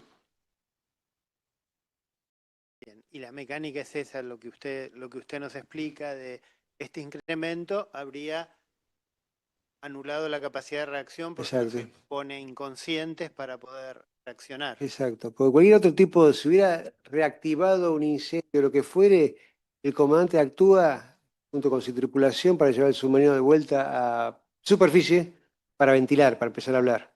Más allá de que todos se conecten al VIPS y demás, al sistema de represión de emergencia, va a ventilar para empezar a hablar. ¿Y hay registro de alguna invalidación de ese nivel como la que usted describe? Yo desconozco. Gracias. Entonces existió una explosión de hidrógeno Es lo que yo supongo, doctor, ¿eh? y posteriormente, sí, conforme su hipótesis, y posteriormente pérdida de plano y la implosión. Sí, doctor. ¿Sabe por qué le digo? Pues si el submarino se hubiera quedado sin propulsión, sopla los tanques resistentes, sopla los lastres y se van para arriba por más que no tenga propulsión. No creo que esté pesado el submarino como para irse para abajo soplando, porque lo tenían controlado a 40 metros. Como yo le dije ya varias veces, siempre a la profundidad que se navega se iguala el peso específico del submarino con el medio que lo rodea. Principio de Arquímedes. Claro, pero inclusive cuando uno va navegando el submarino, lo que se hace normalmente, a diferentes profundidades, en diferentes zonas, a medida que el submarino va navegando, se ciclan los venteos. ¿Qué es ciclar los venteos? Abrir los venteos para que recircule el agua dentro de los tanques de lastre, para que el agua que está dentro de los tanques de lastre en inmersión en el submarino sea igual a la que está fuera del tanque de lastre. Porque usted puede inundar el tanque de lastre en una determinada zona con el agua una temperatura, salinidad, densidad, etcétera, y después varía a medida que va navegando. Hasta eso hace que se busque que el peso específico del submarino sea igual al del medio que lo rodea para una determinada profundidad. Sí, eso lo explicó el capitán Pereira, que incluso varían toneladas. Doctor Baroneto quiere. Sí, la última con motivo de estas últimas respuestas. Usted dice se invalida la tripulación. ¿Qué motivo, además de ese, o sea, ese no, puede evitar el venteo y el soltar el lastre? Y de esto le doy un ejemplo, por ejemplo, un blackout o quedarse sin energía. ¿Puede evitar ese venteo, ese sople del lastre? A ver si lo interpreto, doctor. Se queda sin propulsión el submarino. Y usted tiene que salvar el submarino, tiene que ir para arriba. No pierde plano. Yo lo que le pregunto es,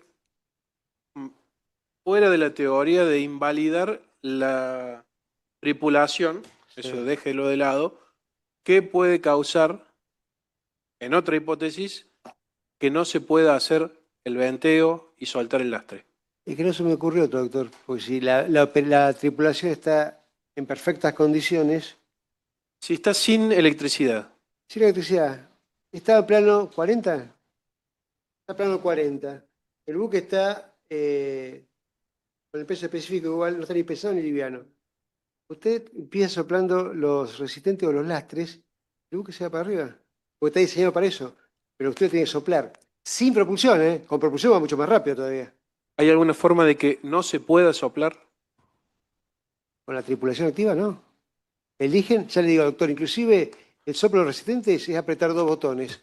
Porque como le dije, los tanques resistentes están en una sobrepresión respecto al externo. ¿Sí? Entonces usted aprieta dos botones en la consola de control de buque, se abren las válvulas y empieza a salir el agua de los... ¿Esos botones funcionan con electricidad? No son motores, están conectados a los grupos de aire.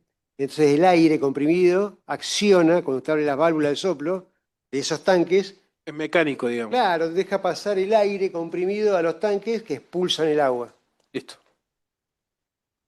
Bueno, ¿alguna de las partes tiene alguna pregunta más?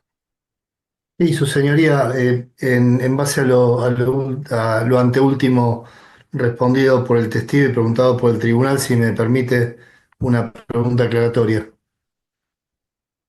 Sí, adelante, doctor Tagliapietra. Gracias, gracias. Sí, Acuña, justamente y respetando, ¿no? Su hipótesis respecto de la explosión de hidrógeno, mi pregunta es la siguiente. Para que esta circunstancia se dé en el contexto que usted fue muy claro respecto del adiestramiento y la idoneidad de la tripulación, no se tendría que dar el caso de que o desatiendan o fallen todos los sistemas de detección de gases que alertan a la tripulación acerca de la explosividad o la alta concentración de ese gas para que sea explosivo y obviamente esta desatención o falta significaría que se produzca esta explosión, porque si no, ventilando, automáticamente se anularía el peligro. ¿No es verdad esto? Mire, doctor, estaba el sistema ICARE, el que vino con los submarinos, el de hidrógeno, detector de hidrógeno, ese siempre funciona, inclusive le mandaba una señal a la consola de control de buque, donde siempre hay un hombre de guardia, un oficial de guardia, ahí en comando, que tiene una señal lumínica cuando el hidrógeno llega al 2%, cuando ya todavía no es explosivo, pero llega al 2%. Tengo entendido que además de eso había una central que yo desconozco, pero la habían comprado y la habían instalado El en el Draga. proyecto submarino, que ya tenían inclusive los reactivos y demás, tenían Analox, que era otro medidor de hidrógeno, y a todo eso, sistemas, digamos, está que, aunque digan que no, el hidrógeno tiene olor. Algunos dicen que no tiene, para mí tiene olor, y uno se da cuenta, por ejemplo, en las cargas de batería a puerto, lógicamente, cuando hay carga de batería a puerto, está prohibido fumar, soldar, encender luces sin protección, en fin, se extreman las medidas y uno siente el olor en el submarino. Así que yo creería que hubo un preaviso.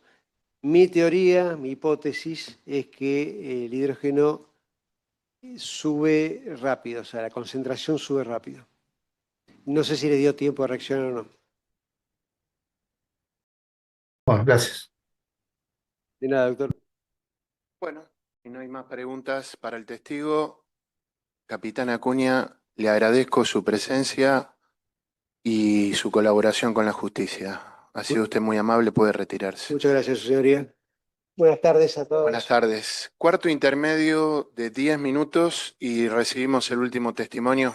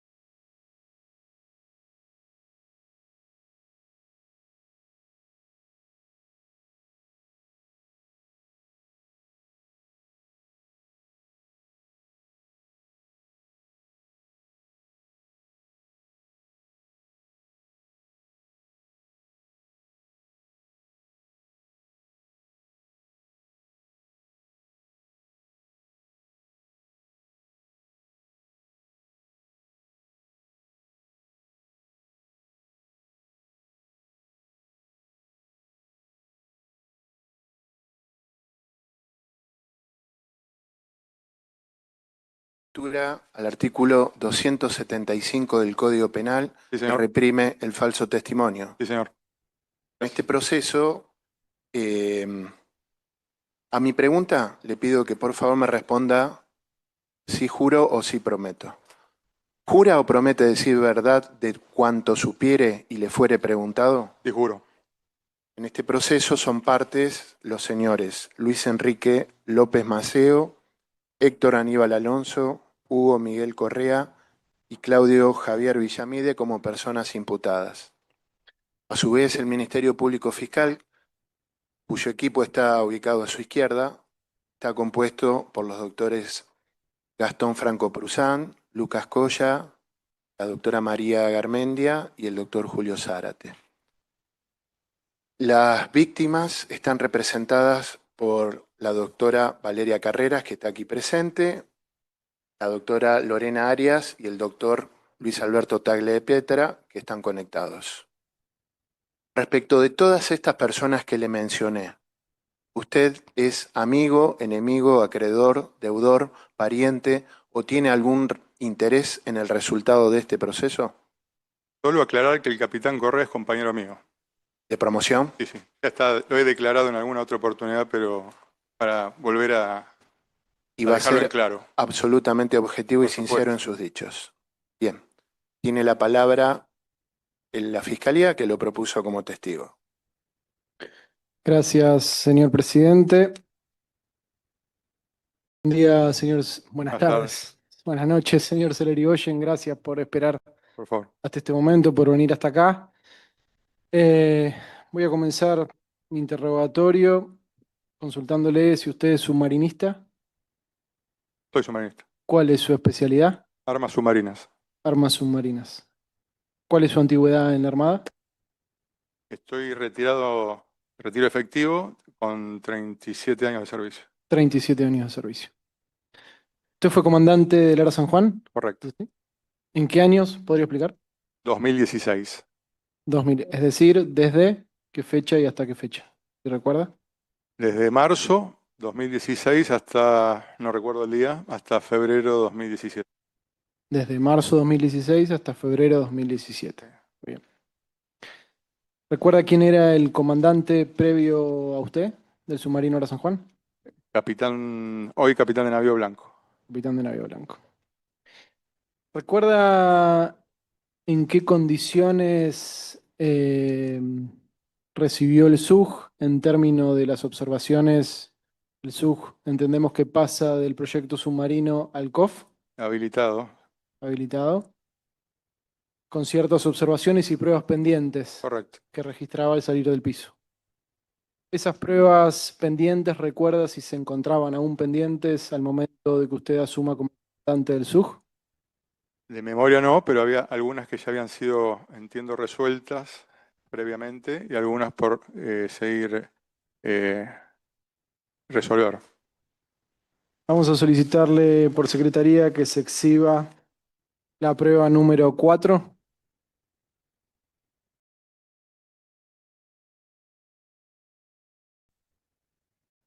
Este justamente es el acta de cambio de dependencia orgánica del PISU al COF. Voy a pedir que vayamos simplemente a la anteúltima página, que arriba dice fojas 16, abajo dice fojas 17. Es el agregado número 4, justamente del acta de cambio de dependencia orgánica. Dice listado de pruebas pendientes de ejecución. Le voy a consultar puntualmente por las pruebas 1, 2 y 8. Le pido que las lea. 1, prueba de máxima velocidad. 2, prueba de máxima profundidad. 8, prueba hidráulica, sistema de refrigeración principal de agua de mar a 62.5 bares. Ante avería producida en un tramo de la tubería. La misma deberá realizarse en dique seco en oportunidad de terminar. Recuerda si esas pruebas puntualmente que estamos leyendo se encontraban aún pendientes al momento de su comandancia, de asumir la comandancia del SUG. Sí, señor. ¿Y al momento de la finalización de su comandancia continúan pendientes? Correcto. ¿Recuerda si el submarino se encontraba limitado a alguna profundidad? 100 metros. 100 metros. ¿Esto continuó así durante su comandancia? Correcto. Durante su comandancia, ¿recuerda aproximadamente cuántas navegaciones realizó? Alrededor de 14, 15. ¿Recuerda En ese número, no recuerdo. aproximadamente de cuántos días fueron esas navegaciones? De duración estoy hablando. ¿Perdón? De duración de esas navegaciones, más o menos cuántos días fueron. Variables. Alguna navegación de adiestramiento para el personal individual. Podría haber sido de un día para otro. Lanzamientos de torpedo. Lanzamiento y recuperación de fuerzas especiales.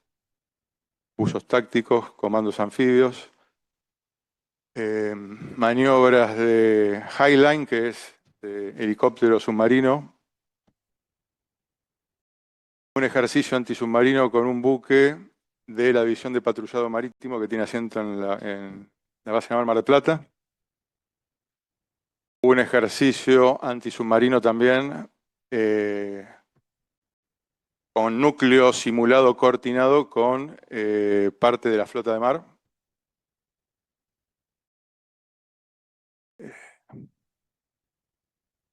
¿Recuerda si alguna... Dale, pero variaba según la navegación. ¿Recuerda si alguna navegación tuvo una duración mayor a 15 días? No. ¿Recuerda algún episodio relevante, falla que haya tenido durante esas navegaciones? Bueno, esto yo lo he declarado en alguna otra oportunidad, creo que en el juzgado de Caleta seguro y en bicameral también. Como falla significativa me refiero, ¿no? Un O-ring de goma, básicamente un O-ring para... Entiendo que todos a esta altura puede ser que estén... Cualquier cosa yo le consulto. Un O-ring es un aro de goma fino que nosotros decimos se sopló. Se sopló quiere decir cuando eventualmente en la posición que se encuentra, en este caso en la tubería de hidráulica principal,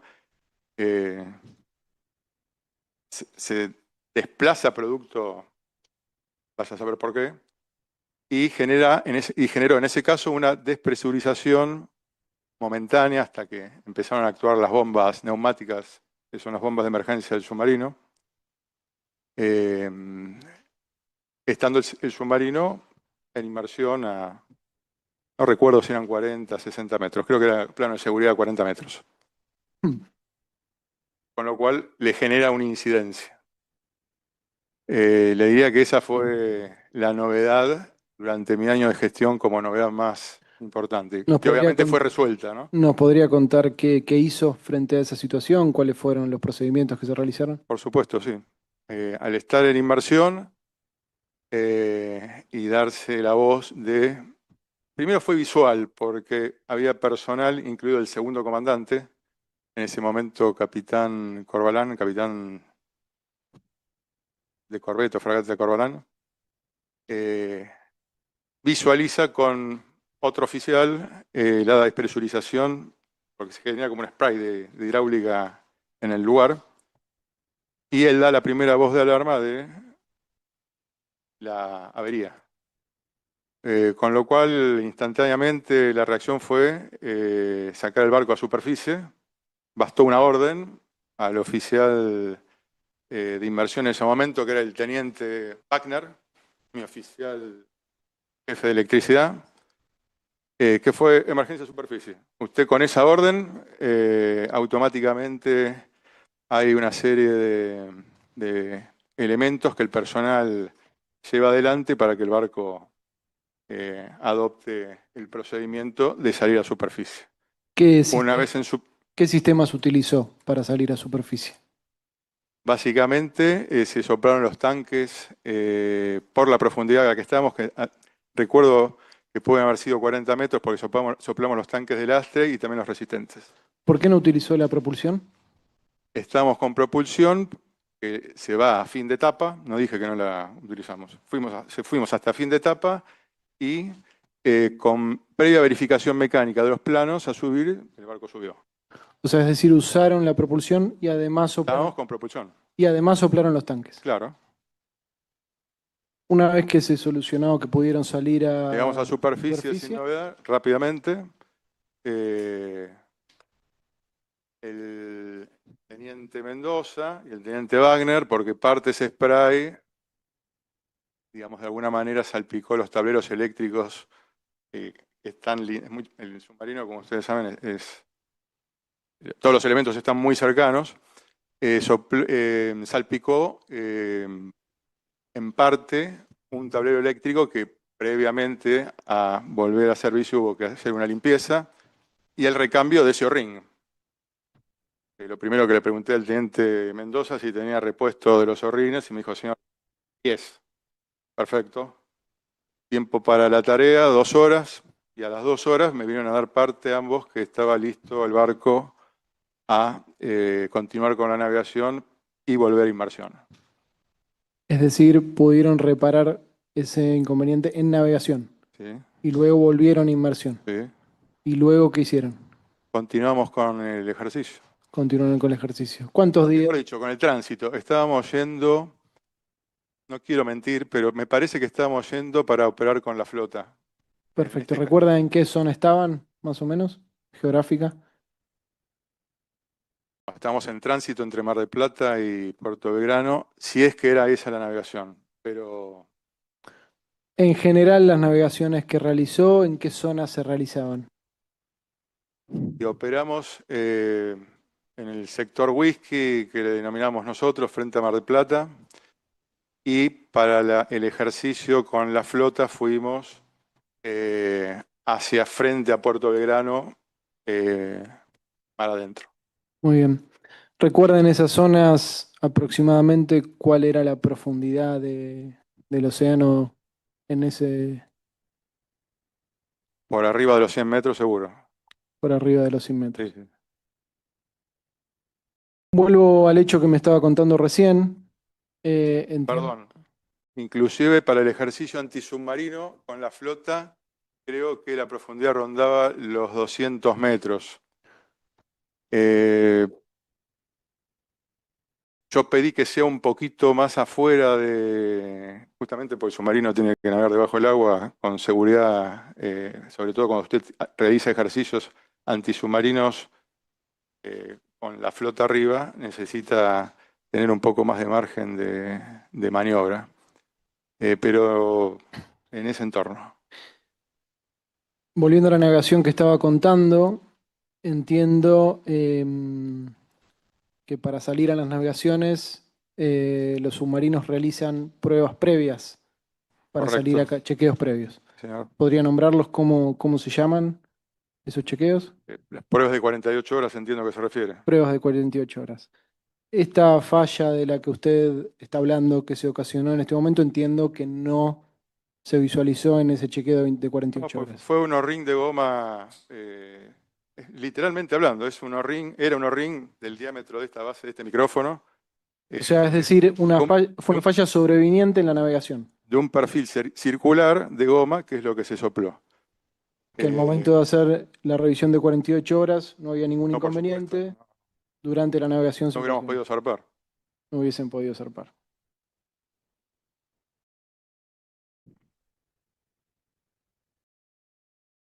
Una vez de estas navegaciones que me comenta que fueron más o menos 14, 15 navegaciones, entre ninguna superior a los 15 días, como dijimos, Sí. en las zonas que dijimos, Sí. ¿alguna vez realizó una patrulla de mar? No, negativo. Negativo. Voy a solicitar exhibir en primer lugar la prueba número 6.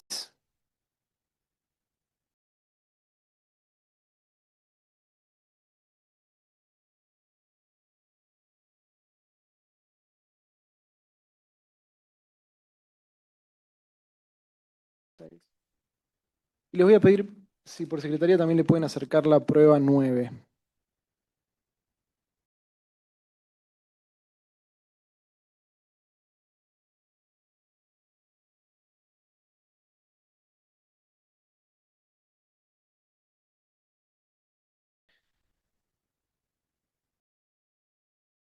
Vamos primero a la prueba 6, señor Celerioyan. ¿Nos podría comentar qué es un acta de entrega y recepción de comando, como lo dice acá? Es el acta de entrega y recepción de comando entre el señor capitán Blanco, saliente, y quien habla, Muy bien. entrante. En el caso de la prueba 9, que es el otro documento que tiene, es el apéndice 4 únicamente del acta de entrega y recepción de comando de fecha 16 de febrero del 2017. En este caso entiendo que es la entrega que usted le realiza Sí, al señor capitán Fernández, al señor ¿verdad? capitán Fernández. Muy bien. Correcto. Simplemente en este caso le voy a pedir que en la prueba 6 vayamos a la foliatura que arriba dice 27. 27. 27 arriba. Sí.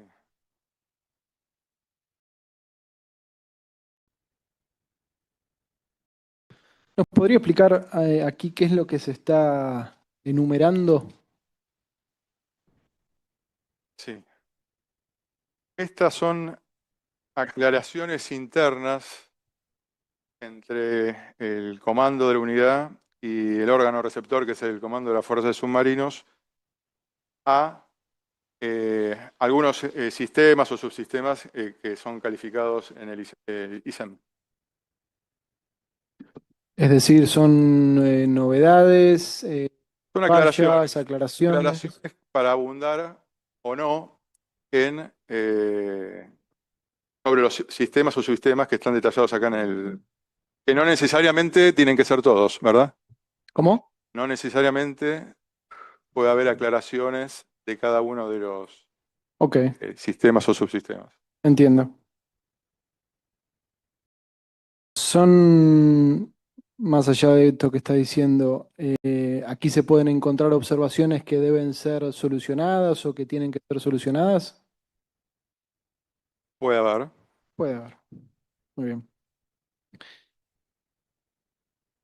Le pido que observe la prueba 6 en comparación con la prueba 9 que comienza en el mismo sector, digamos.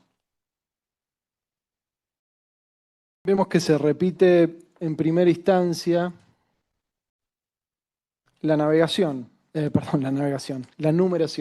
de estas observaciones que usted hace referencia.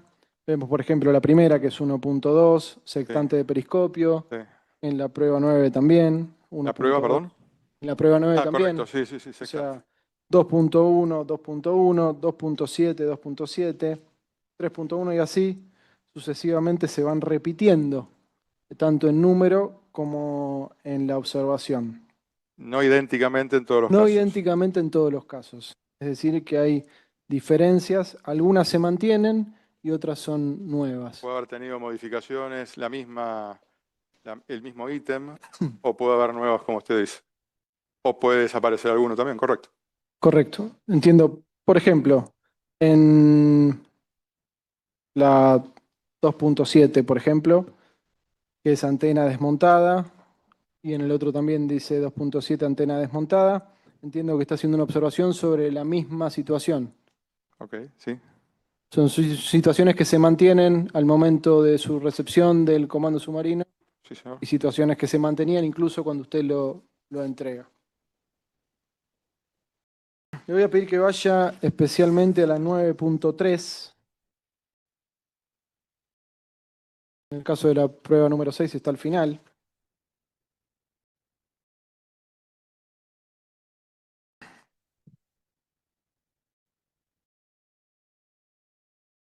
Punto. 9.3 en ambos.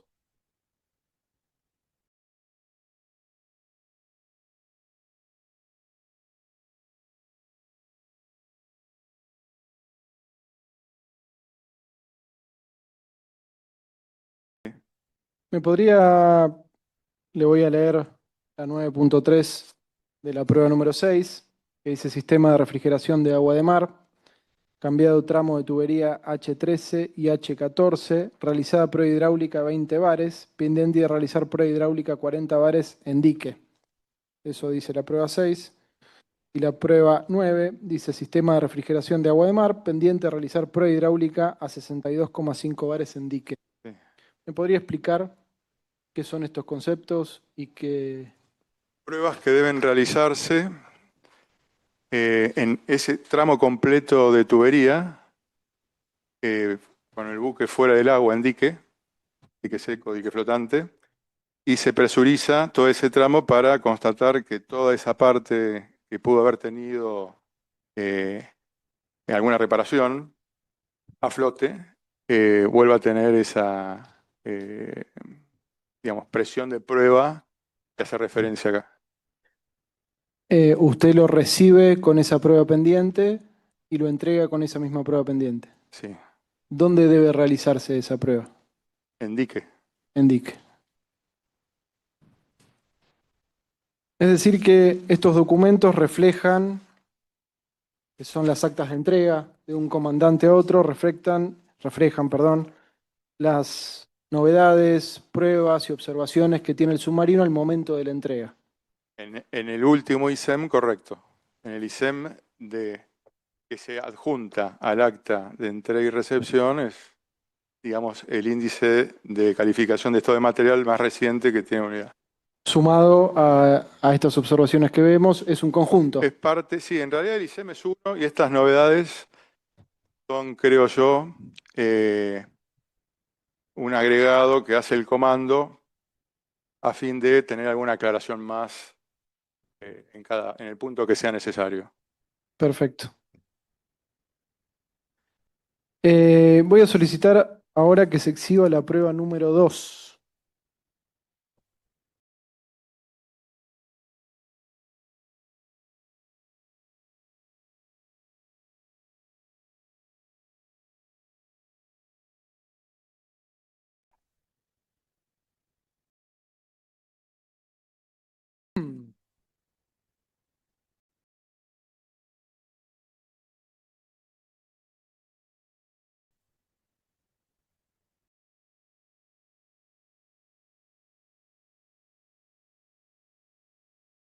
Aquí lo que estamos viendo es una solicitud que realiza el capitán Fernández de fecha 27 de marzo del 2017, es decir, aproximadamente un mes después que usted le traspasa el submarino al capitán Fernández.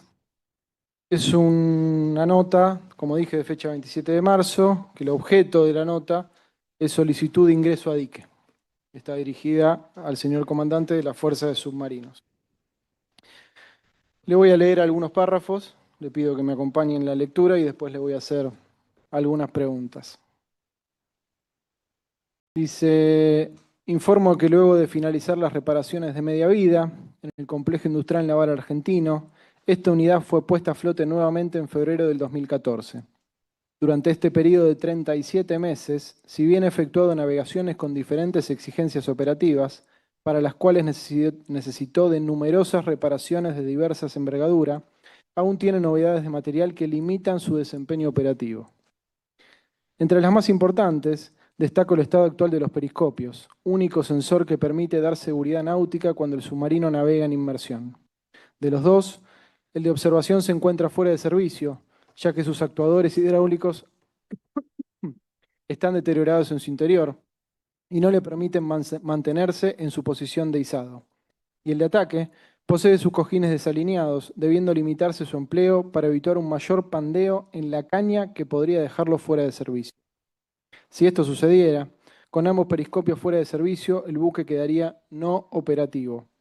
Para ambas reparaciones es necesario el desmonte completo de los mismos.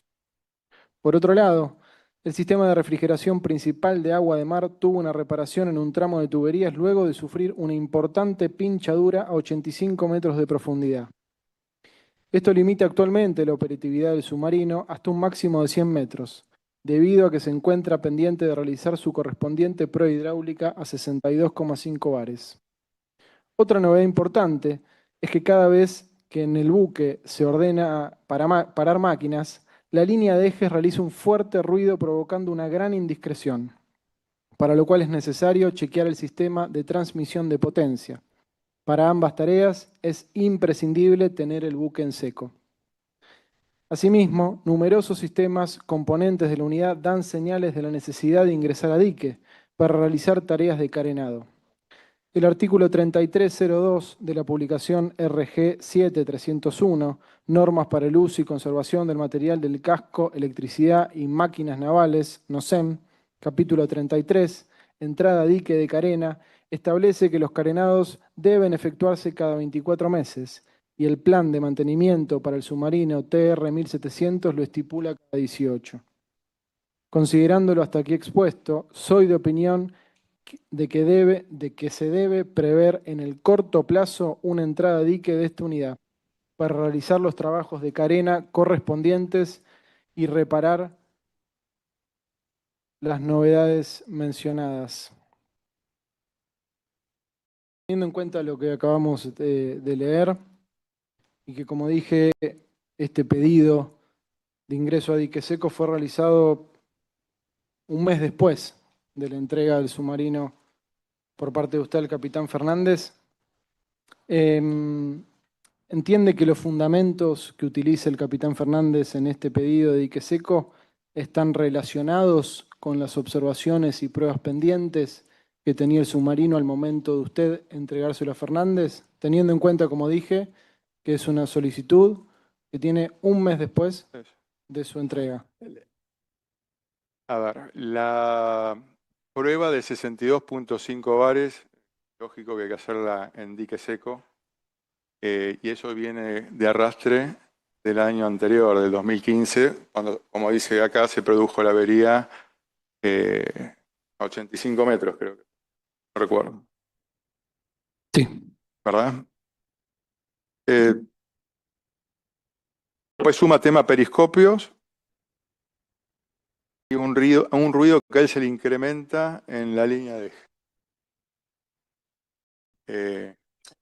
Periscopios, sí, claro, ya que sale hace.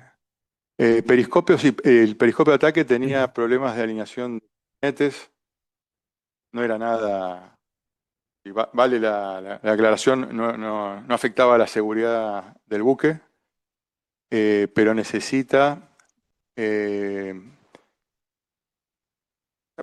Usted puede sacar los periscopios a flote, no necesariamente le tiene que ir a dique.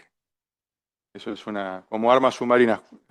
Y en el área de control tiro, usted puede sacar los periscopios estando a flote, teniendo los medios disponibles que normalmente es en Puerto Belgrano, ¿verdad? Los periscopios son altos y necesitan de altura, una grúa de altura para poder ser extraídos del buque. Una vez que usted saca los periscopios y actuadores, hemos cambiado actuadores inclusive. Los actuadores son los pistones de elevación y arreado de los periscopios. Eso se puede hacer a flote, se han hecho en el Arsenal, Mar del Plata. No hemos podido sacar los periscopios en Mar del Plata porque, como decía, necesita usted una grúa grande que sí la tiene en el Arsenal Naval Puerto Belgrano. Se puede hacer a flote. Para la prueba de 62 y línea de eje, tiene que ir a dique. Sí. Voy a reformular mi pregunta. El capitán Fernández, a la hora de hacer esta solicitud, finaliza, y le repito, dice: soy de opinión que se debe prever en el corto plazo una entrada de dique de esta unidad. ¿Usted identifica dentro de los aspectos que resaltó el capitán Fernández en su nota situaciones que se encontraban pendientes incluso durante su comandancia en el Ara San Juan? La prueba, ya de entrada, la prueba de 62.5 bares. Gracias. Por favor. Voy a volver ahora a su comandancia. Repito, usted me dijo aproximadamente que realizaron 14, 15 navegaciones, que ninguna superó los 15 días. Le voy a hacer una pregunta más específica todavía, si lo recuerda. ¿Cuántas millas aproximadamente recorrió durante su comandancia?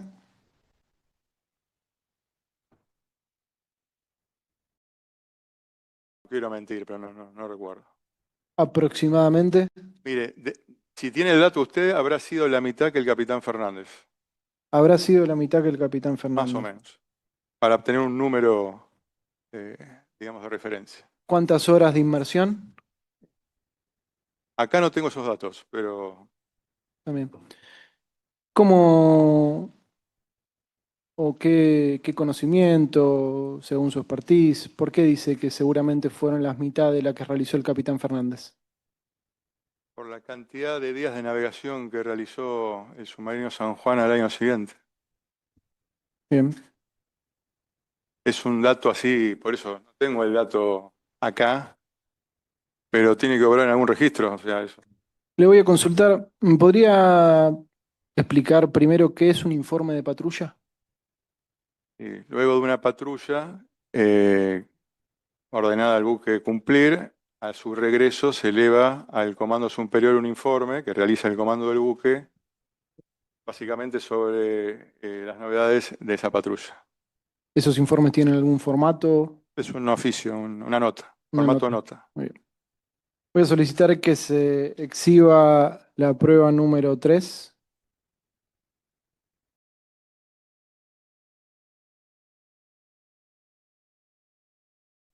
Este es el informe de patrulla del capitán Fernández de la navegación de julio. Vamos a ir en primer lugar a la foliatura que dice arriba 11.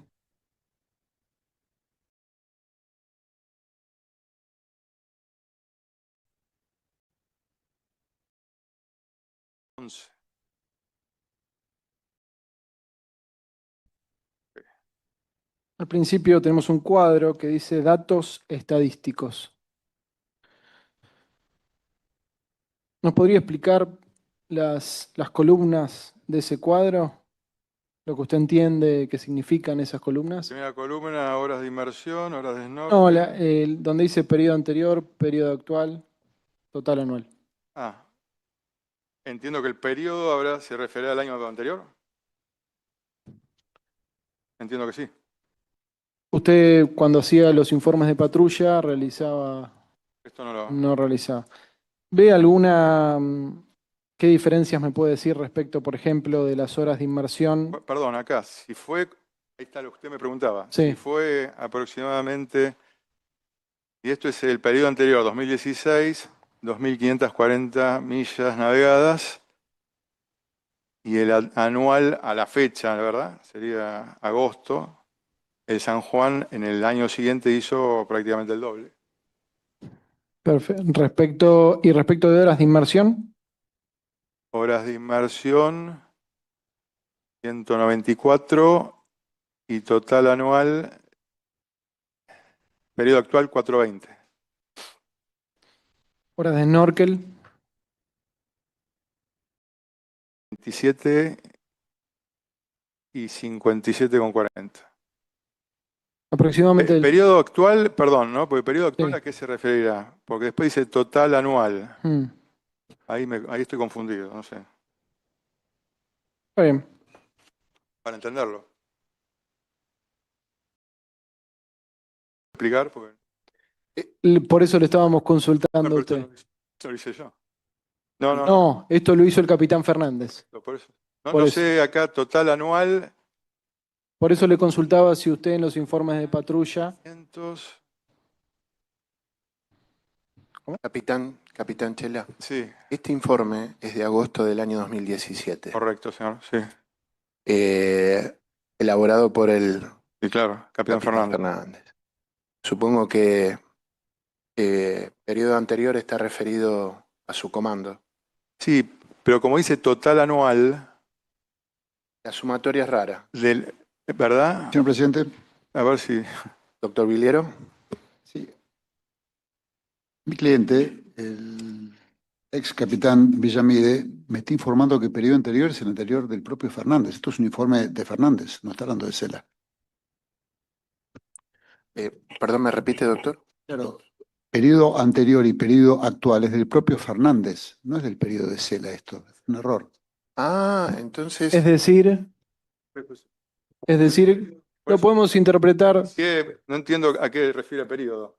Es decir, que Fernández hasta julio había navegado 194 horas de inmersión y desde la navegación de julio había navegado 420 horas. Hay No lo algo sé. ahí, incluyendo julio. No lo sé. Ok.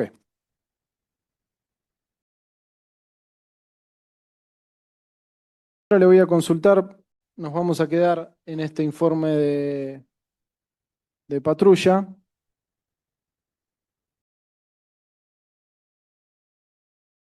Vamos a ir a la foliatura 37.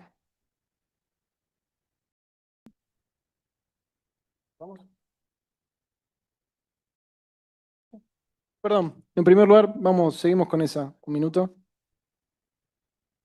Voy a pedir que vaya a la foliatura 7.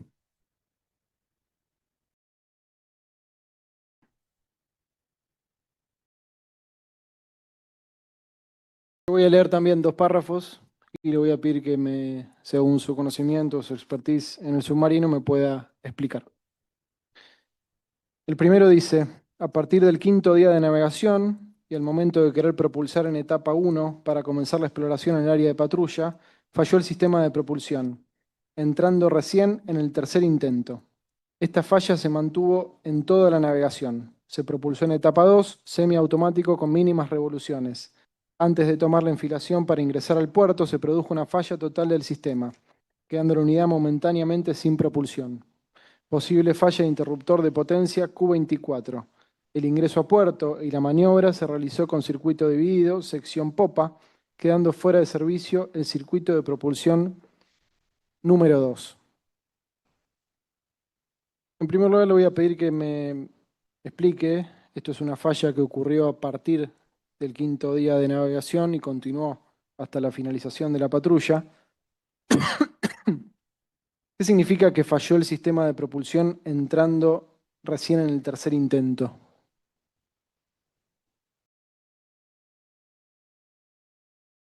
Entiendo yo que en la tercera instancia de querer colocar la propulsión, recién en el tercero entró la propulsión. En la primera y la segunda saltó la propulsión.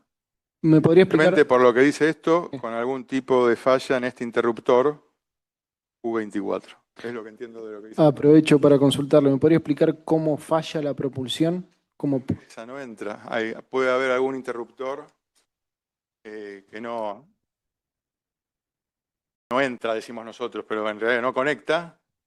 Y ¿Y qué quiere decir en etapa 1? es la primera etapa de marcha. ¿Y para qué es necesaria esa etapa de marcha? Para iniciar la marcha. Para iniciar la marcha respecto de la propulsión. Para las vueltas que está acá mencionando el capitán Fernández. ¿Se puede pasar directo a etapa 2 o etapa 3 o hay que ir superando las etapas? No recuerdo. Hasta ese punto no recuerdo. No recuerdo. Soy de armas submarinas, acuérdese que... Si no le diría, pero no. En ese detalle no recuerdo. O sea, como capitán no sabe si se podía saltear una etapa. Ahora no me acuerdo. Paso al siguiente párrafo. Durante el 6.º día de navegación, un día después, con el buque en maniobra de snorkel, se produjo el ingreso de agua de mar al ventilador de baterías de proa. Se desarmó la envuelta del mismo para sacar la totalidad del agua. Consecutivo se procedió a navegar a plano profundo para ingresar al tanque de baterías y verificar el estado del mismo. No se observó ingreso de agua, normalizándose posteriormente la maniobra de ventilación. La única posibilidad es la falta de estanqueidad en la válvula ECO 19. Le voy a pedir únicamente que me explique esto último. ¿Qué significa la falta de estanqueidad en la válvula ECO 19?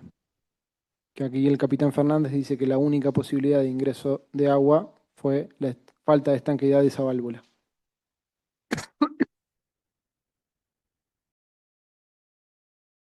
La válvula no estancó o no estaba cerrada o estaba mal cerrada. Esto ya me lo han preguntado en otras oportunidades y es lo mismo que he declarado. No ocurre otra posibilidad. ¿Podría explicar qué diferencia hay entre no estancar y estar... Estando cerrada, no estanca, por algún motivo, o las otras dos opciones. abierta o Es decir, en el primer caso queriéndola cerrar, quedó mal. es decir, en el primer caso es una falla, en el segundo caso y en el tercero es un error o una decisión. Correcto. Muy bien.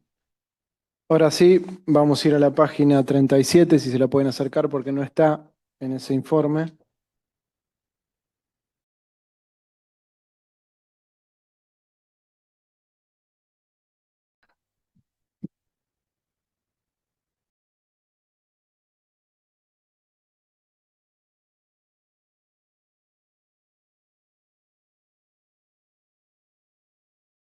No, esa no es, la foliatura 37.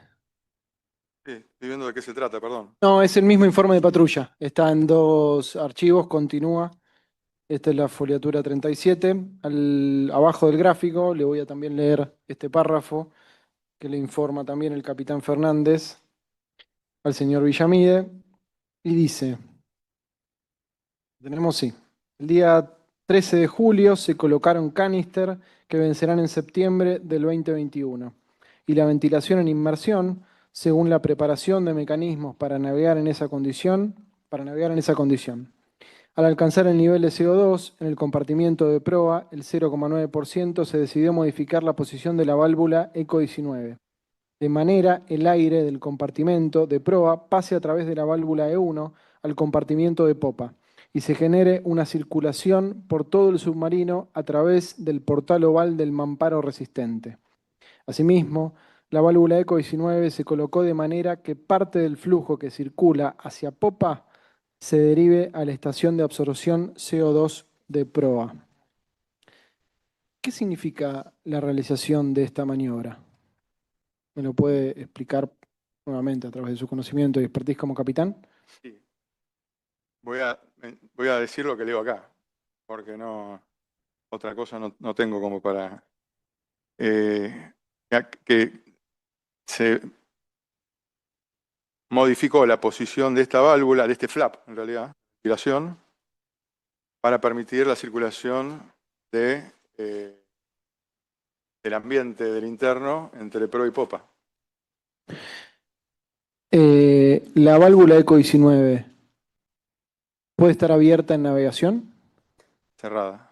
Cerrada. Sí. ¿Cuándo está abierta? En puerto, cuando usted realiza con snorkel carga. ¿Y por qué debe estar cerrada en navegación? Por seguridad. Entonces, según su expertise, ¿para qué habría hecho esta maniobra el capitán Fernández en navegación?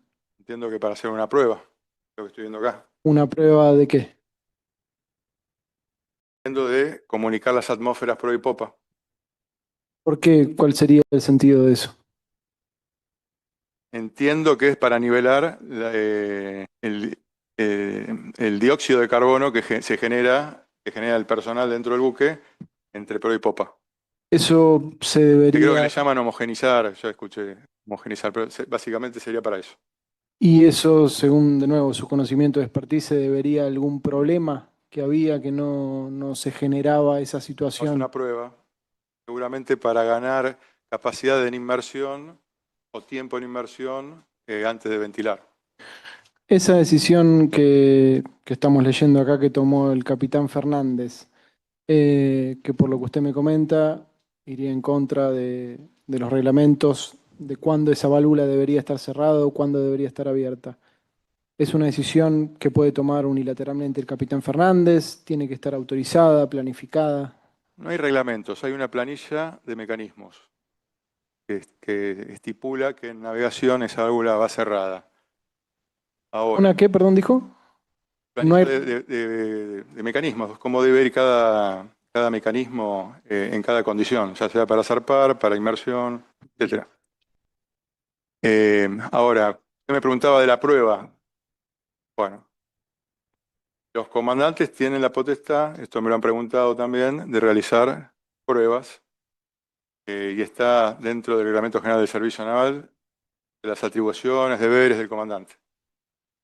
Y esto también lo he en algún momento también declarado y se ha expedido más de una persona al respecto.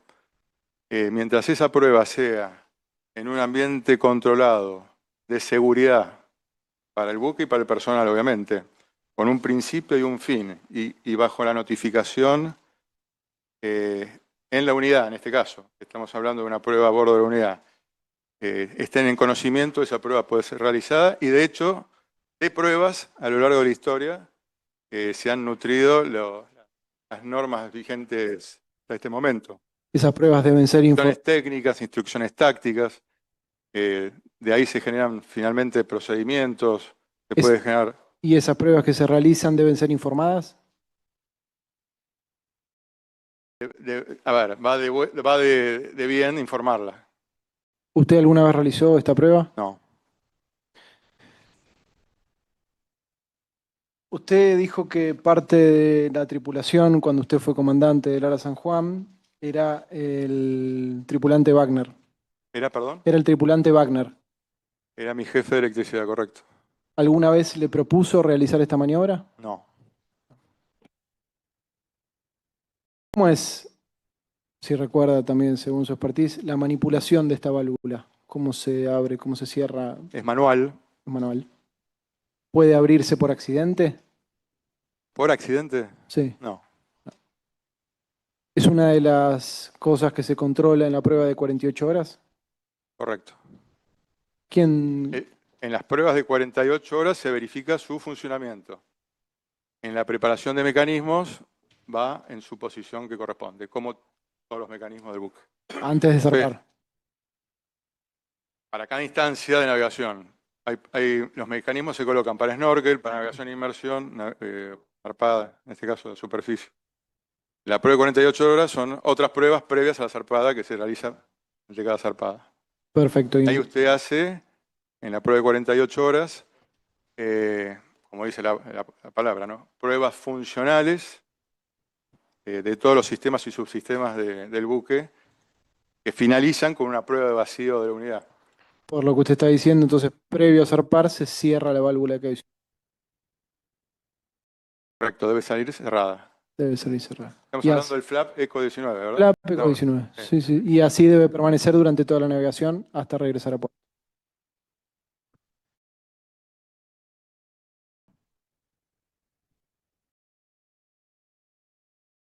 Perdón, para que quede constancia, porque hizo un gesto con la cabeza, pero no... ¿Perdón? Hizo un gesto con la cabeza, pero no respondió a la pregunta para que conste en el acta. Yo le pregunté si esa válvula que se cierra previo a partir debe estar cerrada durante toda la Debe navegación. cerrada en navegación, sí, correcto. Y se vuelve a abrir cuando llega a puerto.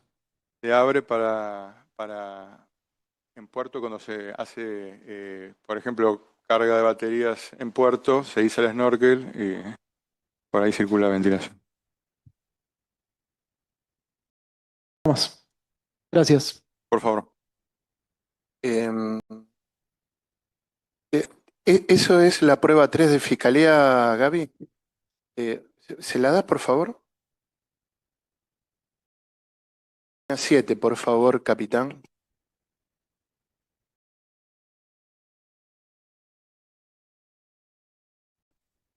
Página 7, navegación de julio del 2017, donde dice, durante el 6º día de navegación, con el buque en maniobra de snorkel, se produjo el ingreso de agua de mar al ventilador de batería de prueba A.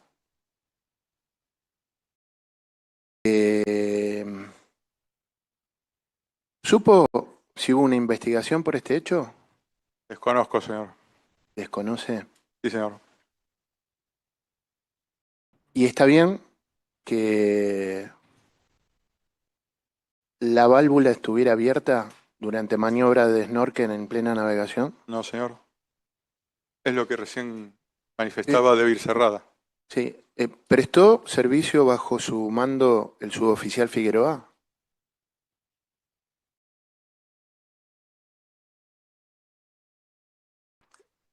Creo que no. Durante el 2016, no. Bien. Adelante, doctora Carreras. Gracias. Hola, ¿qué tal? ¿Cómo le va?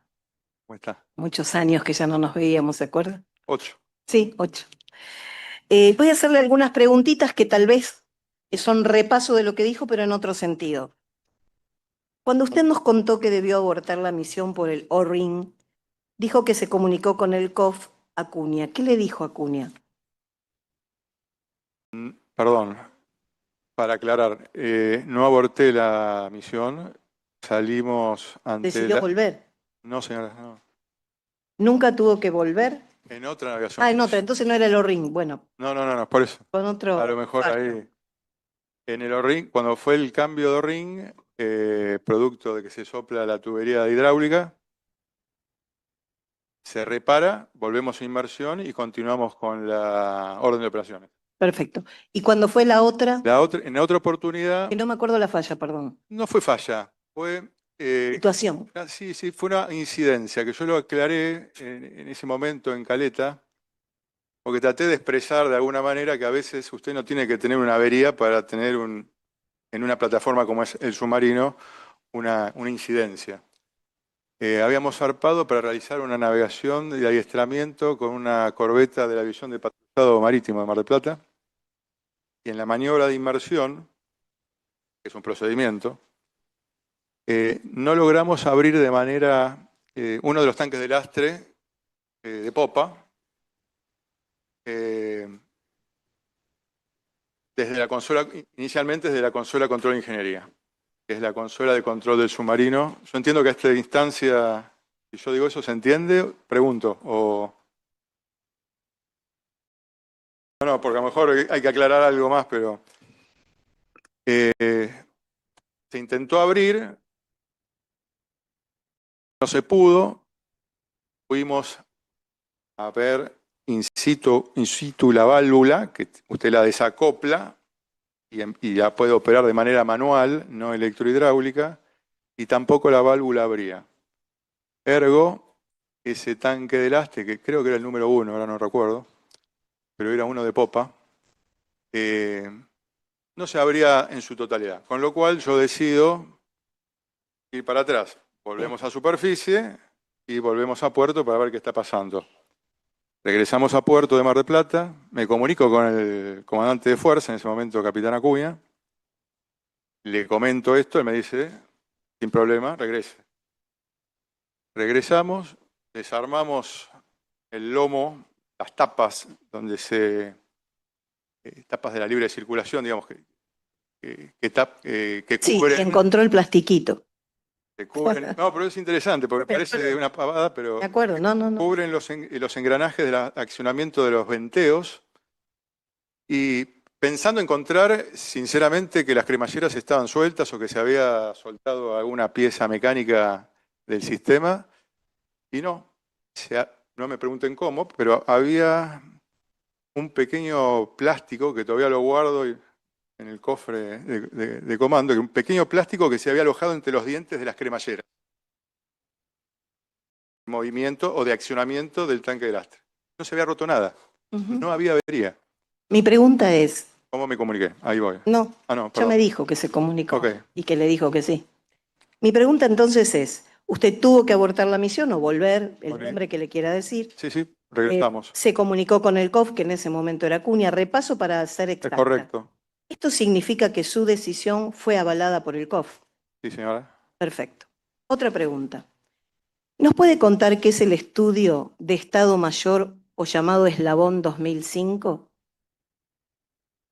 El eslabón es un estudio donde, si mal no recuerdo, se especifican los niveles a alcanzar en función de los días de navegación para las unidades, ya sea submarinas o también para la agrupación de buzos tácticos, que son días de campaña, digamos.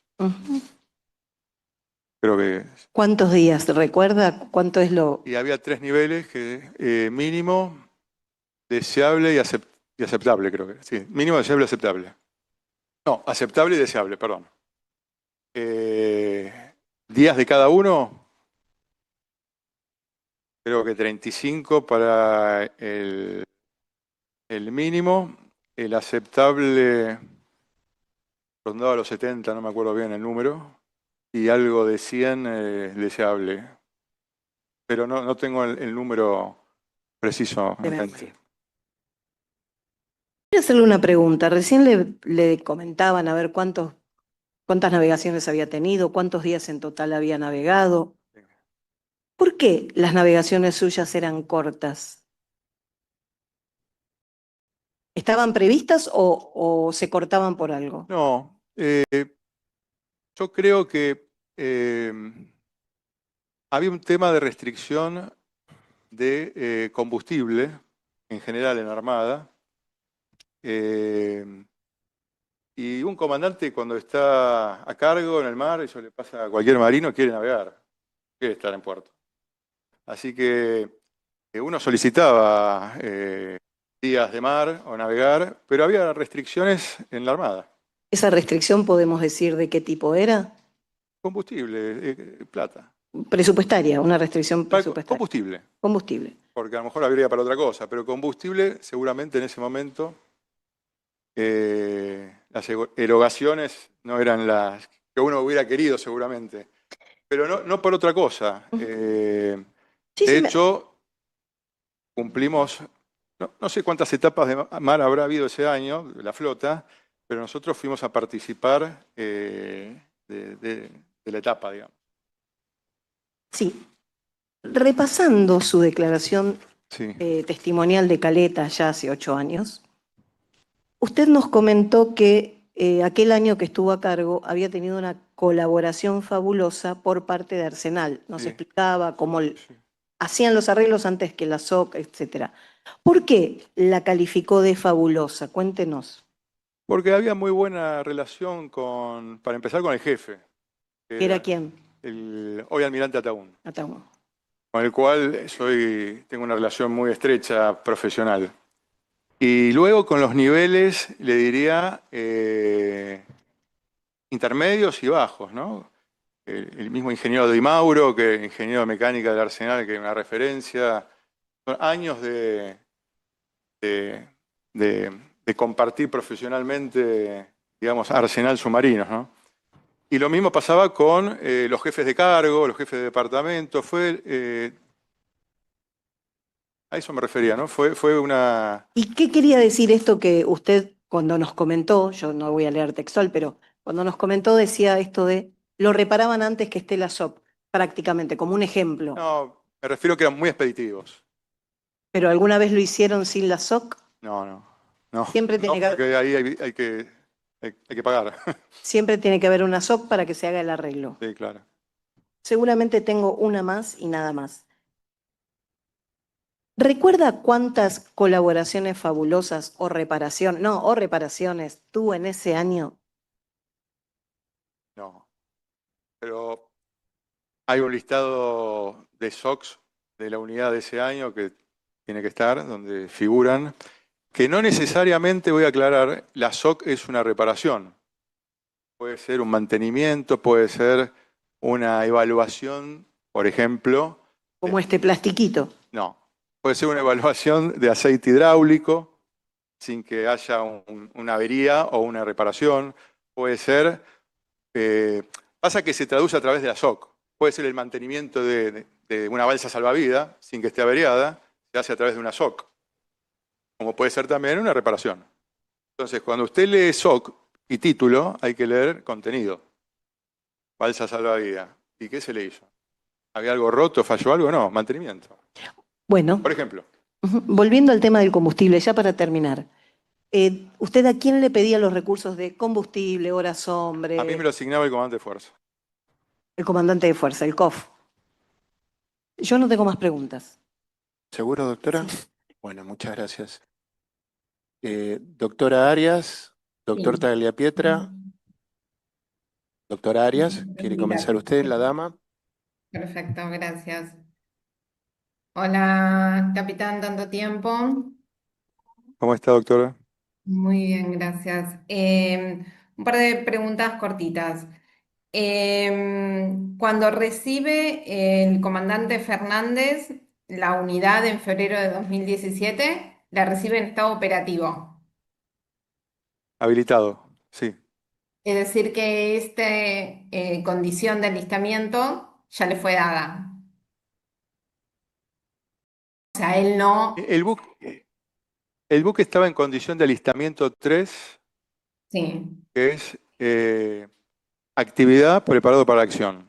Así se Perfecto. toma la fuerza lo toma en esa condición y no se, durante mi comando y el del capitán Fernández, entiendo yo que se mantuvo. Perfecto. Entonces, recibe la unidad con esta condición de alistamiento y lo primero que hace un mes después es dirigir una nota al comandante de fuerzas de submarinas solicitando la entrada a dique seco.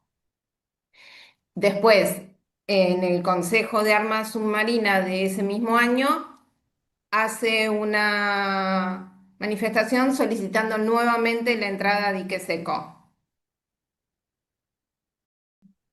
Por su experiencia como comandante, ¿qué otra opción hubiese tenido usted para volver a reiterar ese pedido de entrada a dique seco? Fernández lo hizo en todas las oportunidades que tuvo, al mes de recibirlo y en cuanto lo pudo expresar. ¿Había alguna otra forma más para que Fernández deje por escrito que consideraba que el buque tenía que entrar a dique seco? Ya hizo una nota, creo que es suficiente. Perfecto. Yo no Él, tengo él más lo plasma en una preguntas. nota, así que entiendo que la nota era su comando superior, así que entiendo que después Perfecto. es gestión superior, correcto. Perfecto. No más preguntas. Gracias. Gracias, doctor Arias. Doctor Taglia Pietra. Sí, ¿qué tal? Gracias. ¿Qué tal, capitán? Buenas noches. Buenas noches, doctor. ¿Cómo le va? Lo veo bien. Me alegra mucho. Bueno, Ya le hicieron muchas preguntas. Voy a ser lo más concreto posible, así no lo agoto demasiado. Me interesa particularmente esta situación que contó, que ya la había contado en aquel momento cuando lo escuchamos en la instrucción, vinculada a esta situación que vivió, en la cual usted tomó como comandante la decisión de abortar la inmersión y volver a puerto, ¿no? Eh, ¿Cómo fue la comunicación de esa situación? O sea, digo, ¿por qué medio se comunicó con el COFS y cómo lo formalizó hasta volver a puerto? si mal no recuerdo, me comuniqué por el teléfono satelital en ese momento. Sí, por el teléfono satelital. Me acuerdo que era una noche tranquila. ¿A qué distancia Estimaba del de alguna puerto? manera. No, estábamos en el punto de inmersión. Son unas de Mar del Plata 50 millas, una cosa así. Tuvo que formalizar O como 40 millas, una cosa así. entiendo. No, porque no. Yo me comunico de alguna manera porque todavía no estaba, digamos, entre comillas, ¿no? Afectando al AVIS, dado que no estaba en inmersión y estaba volviendo a superficie. Ahí sí uno debe, estaba en maniobra, digamos, estaba en el medio, pero no había, no había incidido tampoco en la orden de operaciones, así que me comuniqué por teléfono satelital y el comandante me dijo, vuelva sin problema, repare y cuando esté listo vuelva a salir. No había una orden de operaciones, digamos, de forma que uno estaba cumpliendo con la flota de mar. Está bien, o sea, no fue más que esa comunicación, digamos, no hubo otro formalismo. En ese caso sí, en el caso de la avería que estábamos en inmersión, del ORRIN famoso que comenté hace un Sí. rato, ahí sí tuvimos que salir a superficie, ahí vulneramos el AVIS, digamos, porque estamos cambiando una condición que es de inmersión en superficie, y ahí transmitimos por HF un código de seguridad de submarinos que es secreto, donde se informa con un número ¿Sería si hay una avería, por ejemplo. ¿Perdón? por grupo fecha hora? ¿Sería o No. simplemente Un mensaje digamos, de submarino con un código un código de novedades, de averías. Bien. Y en uno le ese... agrega, obviamente, ¿perdón? No, termine, por Y yo, favor. no, o sea, se agregó, aparte de ese código que hacía referencia a la novedad, mantendré informado, como para que el comandante se quede tranquilo.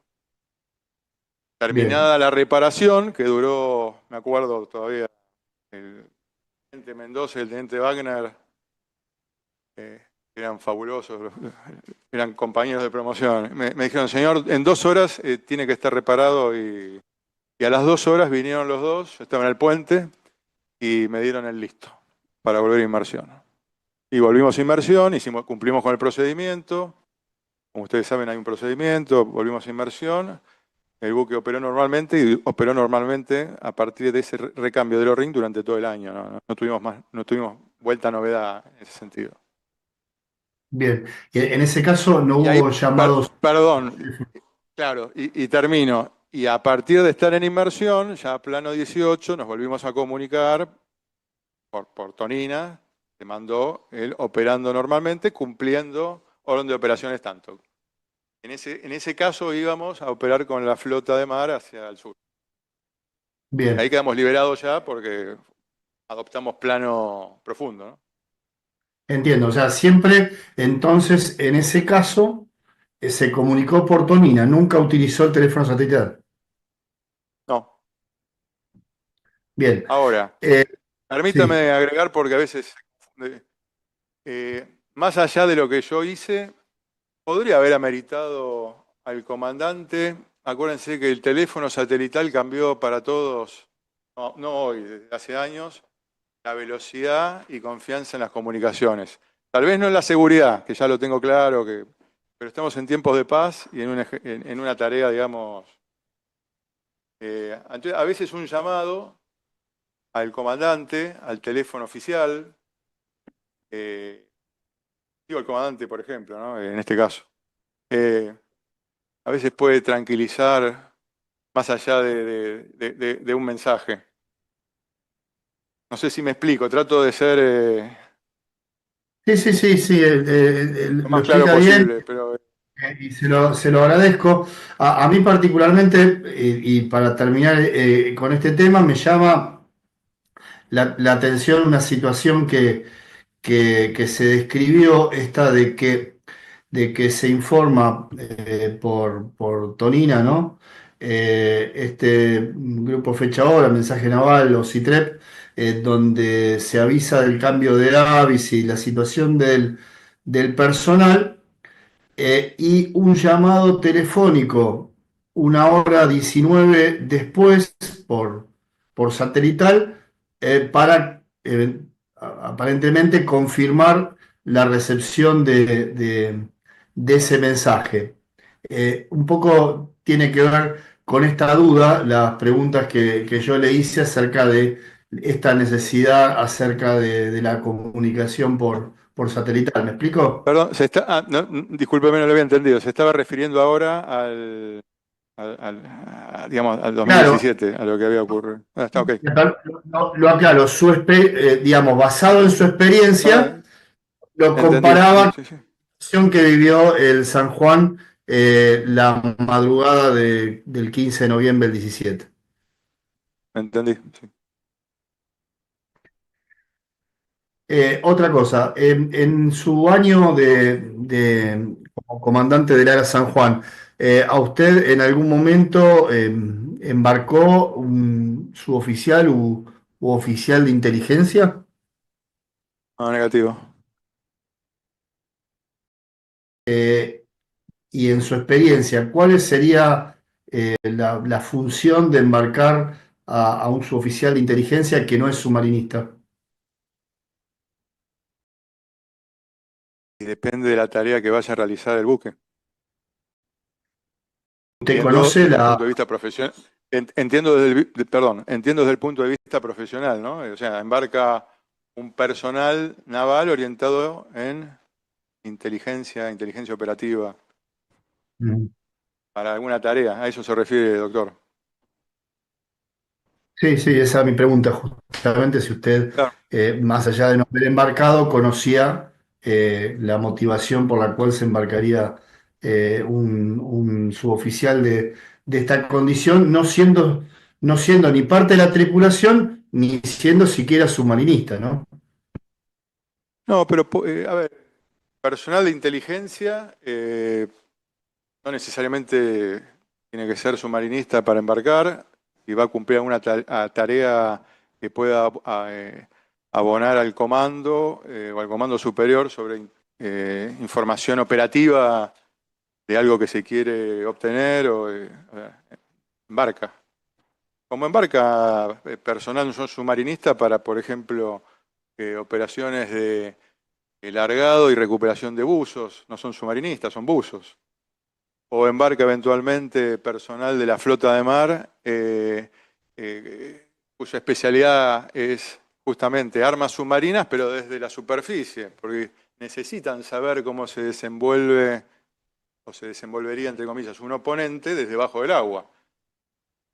Vienen a hacer Bien. escuela.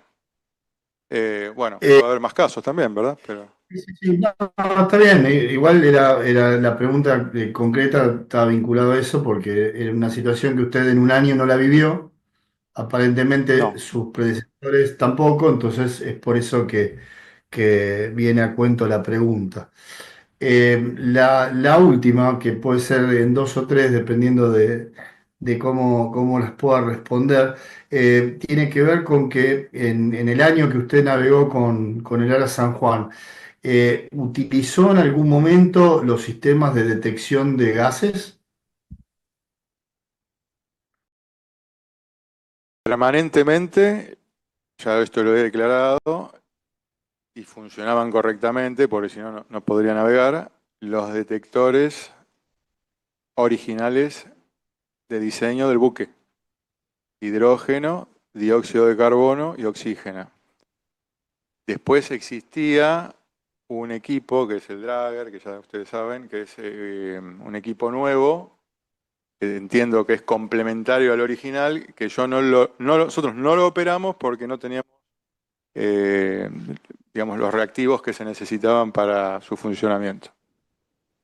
Pero el buque operaba con el diseño original, con los medidores de hidrógeno, de oxígeno y dióxido de carbono. Y aparte teníamos también, como algo que se había adquirido en la reparación de media vida, una valija marca Analox, que estaba nueva, que permitía medir también, creo que el oxígeno y dióxido de carbono, no hidrógeno. Y también existían, para sumar, un par de equipos portátiles manuales, también creo que eran de Analox, y que eventualmente los tenía el submarino Salta y nosotros. Pero ya digamos que esos eran los equipos que teníamos a bordo. Bien, y en su experiencia, ¿hay alguna posibilidad, aunque sea remota, de que en el término de 4 horas aproximadamente se pueda generar algún tipo de acumulación de alguno de estos gases sin que la tripulación, ya particularmente que usted la conoce bien, del capitán Fernández, no lo notara, digamos? O sea, ¿podría pasar esta situación? Que a pesar de todo este equipamiento que usted acaba de describir, se diera esa circunstancia. Sí, pero lo entendí, igual, yo lo entendí, sí, sí. Pero creo... Se cayó la señal. Un segundito, Sí, por capitán. favor. Sí, sí, sí.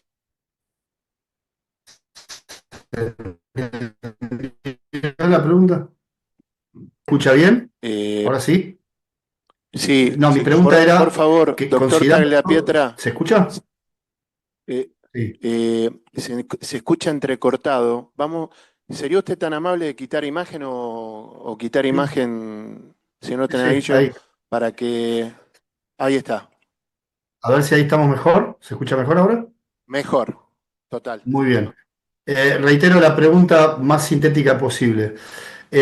Teniendo en cuenta todos estos equipos para detectar los gases, ¿hay alguna posibilidad que que a pesar de ello, en un término de no más de 4 horas, se produzca una acumulación de algunos de estos gases y que la tripulación no lo detecte o no lo notara?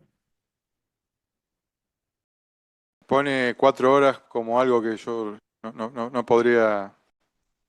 Le explico por qué 4 horas, así tal vez completa mejor la pregunta. Nosotros tenemos Perdón, no, pero Sí, perdón. no, Digo puede 4 ser. horas No, porque digo, tenemos un reporte de situación a las 0600 que iban a inmersión, con lo tanto ahí suponemos que se cerró el buque, y a las 10:21, a las 10:51, perdón, tenemos el reporte de la CTBTO. Simplemente por eso digo alrededor de 4 horas, puede ser 5, no lo sé. no, está bien, más allá de las horas. Puede ser. Yo también esto lo he declarado en alguna de mis declaraciones. Esta es la quinta que tengo. Lo escuché en todas, capitán, por eso le hago la pregunta. Bueno, pero por eso, tuve una experiencia hace muchos años en el submarino Santa Cruz, en una prueba de máxima velocidad, recuerdo. Estamos hablando del año 97. Yo era un joven teniente de corbeta. Y la batería era una batería vieja, muy vieja, con lo cual eventualmente el hidrógeno gaseaba más de lo normal, sobre todo cuando se excita la batería, ¿no? Cuando usted está llevando la batería o al barco a alta velocidad. Yo estaba, me acuerdo, en la sección ahí de control propulsión. Éramos 4, 2 compañeros, alumnos. Y yo sentí como un hormigueo en los labios, así como si me caminaran hormigas en los labios. Y alguien nos había comentado durante el curso el olor a huevo podrido, hormigueo. Y vemos uno de los sensores originales del barco, de hidrógeno, está ahí en el cuarto, al lado del tablero Simatic y del tablero eléctrico H2. Y el hidrógeno estaba en 1,5. Claro, la batería estaba siendo agitada porque estábamos dando máquinas. Y de golpe veo la aguja, que empieza a subir, digamos, sin prisa pero sin pausa, como decimos nosotros. Y llegó hasta 3%, 3.5, 3 puntos y pico en el indicador. Obviamente nosotros dimos la alarma verbal y un suboficial, que no me acuerdo quién es, el cargo de electricidad, enseguida advierte que no estaba funcionando el ventilador de baterías popa. Inmersión, eso. Y enseguida atinó a abrir el tablero H2, donde está el fusible que alimenta a este ventilador. Lo cambió, obviamente en el medio pidió por intercomunicador cesar con la prueba. Fue todo muy rápido. Cambió el fusible. Los fusibles son unos pequeños cilindros de este tamaño, no es un fusible de auto, digamos. Arrancó el ventilador, se había quemado el fusible. Y empezó a bajar el hidrógeno. ¿A qué apunto con esto? El hidrógeno en esa situación, por lo menos con esa batería, en esa condición, con el motor en alta velocidad, había levantado rápidamente. Usted me dice 4 o 5 horas, puede ser. Claro, pero el Puede ser escenario menos, puede acá ser más. es distinto, ¿no? Bueno, por eso, pero Digo, a ver, yo no sé cómo mensurar el Sí. hidrógeno en ese sentido, ¿verdad? En la línea de tiempo. Dependerá también, entiendo yo, en la acumulación, en algún bolsillo, ¿dónde? Acuérdense que el sistema original mide por unos capilares, esto también lo he comentado, que son unos tubitos que van a diferentes compartimientos, llegan a un manifold y desde ese manifold uno selecciona y realiza la lectura en el medidor de hidrógeno popa proa. Bueno, era como No, está comentario, bien, como dale, para dale. decir, usted me dice 4 o La- 5 la- horas, puede ser. No, está bien, pero yo digo, no solamente, digo, estamos hablando, o mi pregunta tiene que ver con la confluencia de horas, cantidad de elementos detectores como lo que usted describió, y la calidad de la tripulación, a eso me refiero, en un contexto que habían comunicado que navegaban a 5 nudos, esto es baja velocidad, entiendo yo, corríjanme si no, y con el circuito dividido, y habían ventilado durante toda la noche. Entonces, en ese contexto, una enorme experiencia y es muy válida la anécdota, pero entiendo que la situación es un poco diferente, ¿no?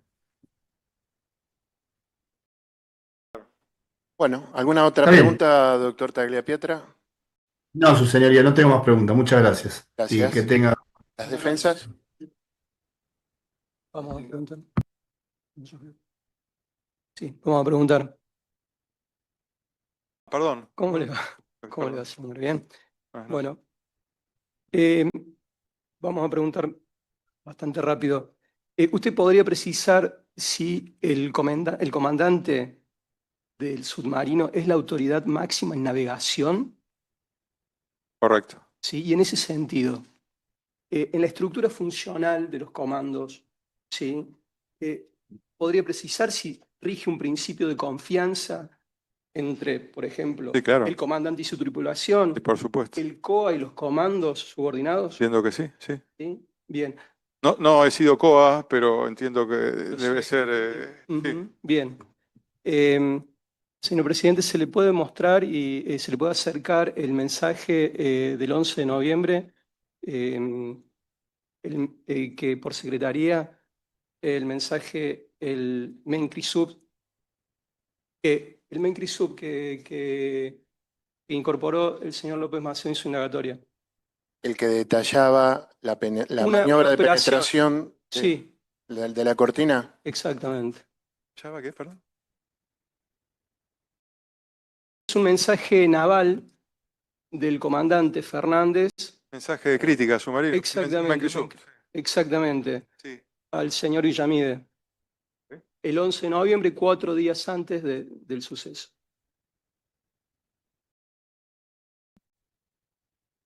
Ahí se lo van a mostrar.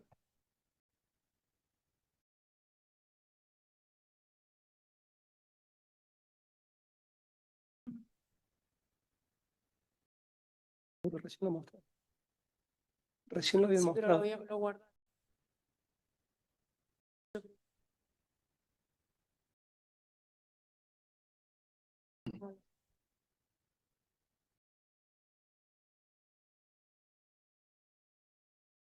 El cuaderno lo tiene en la foja. Está en fojas. En fojas. La indagatoria no está anotado.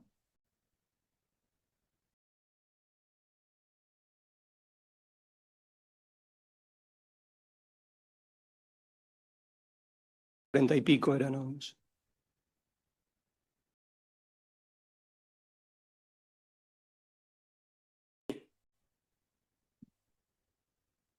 Ese es el mensaje naval. Sí. Sí. ¿Puede leerlo? Pues todo.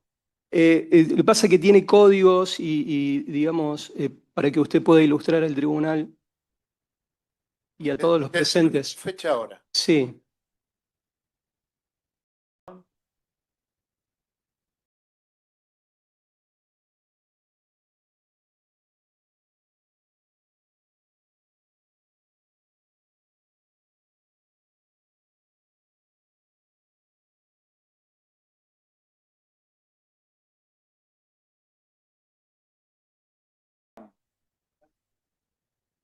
.40 Alejandra.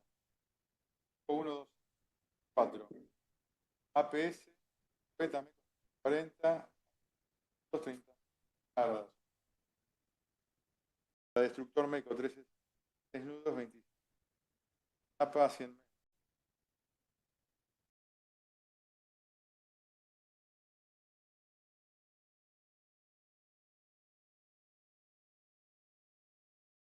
de todo, ¿verdad? Sí. Para simular. Cabo.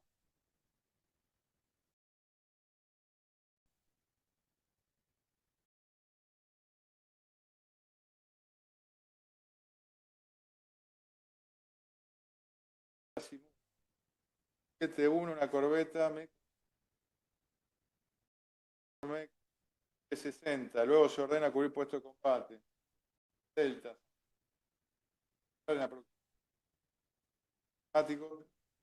De los blancos y resolver la solución para el lanzamiento.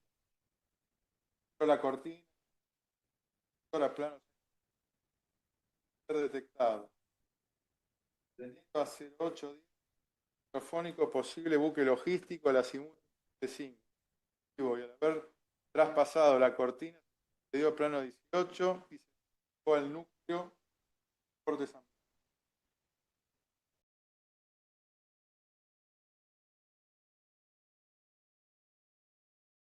HF. Parámetros. Rumbo 010, velocidad 10, marcación verdadera 208,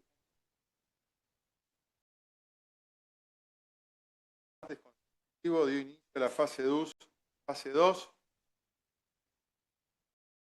fase 2, dada por el OCE. Finex, evento antisubmarino, a 12:30 horas.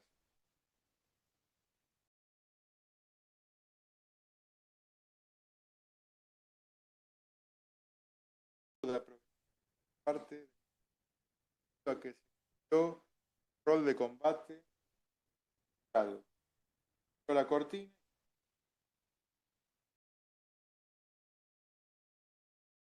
Está bien, está bien, está bien. ¿Podría explicar el contenido? Sí, Ejercicio. un ejercicio. Bien. Marino, de núcleo cortinado, se realiza un lanzamiento de ejercicio, torpedo de ejercicio, simulado, porque es por... Y según su experticia, ¿cómo podría evaluarse el desempeño del submarino en esa actividad? ¿Qué condición? Cumplió la misión. O sea, ¿con qué condiciones operativas entonces? ¿Qué, perdón? ¿Cuáles serían las condiciones operativas del buque? ¿El submarino? El submarino, sí, sí. Dice acá, sin novedad. O sea, Bien, bien. Bueno, no sé gracias. si es lo que No, está sí, sí, preguntando. sí, O sea, sí, es la respuesta que quería. Sí, sí. Marino penetra las unidades, las cortinas,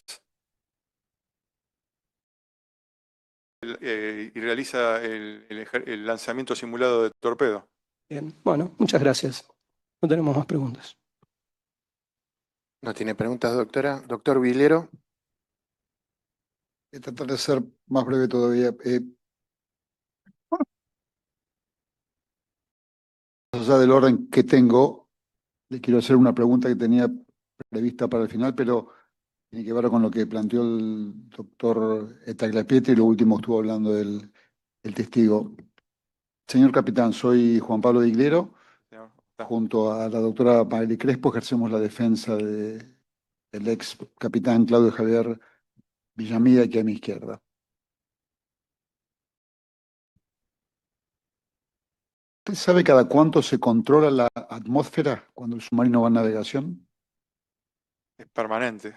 Hay un suboficial que lleva una planilla de control, o había hay un suboficial que lleva una planilla de control de atmósfera donde va registrando de manera permanente la misma.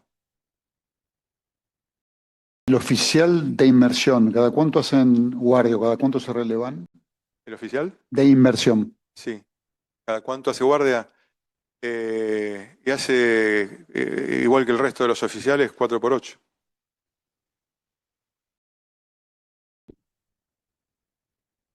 ¿Cada cuánto se releva? Fue la pregunta. 4 horas de guardia, 8 de descanso. 4 horas de guardia, 8 de descanso. Cuando pasa la guardia, ¿hay alguna planilla que pase sobre el control de la atmósfera? Correcto. De hecho, este suboficial que hace el control de atmósfera de manera permanente le remite al oficial la información, que es el responsable finalmente, ¿no? Gracias, señor capitán.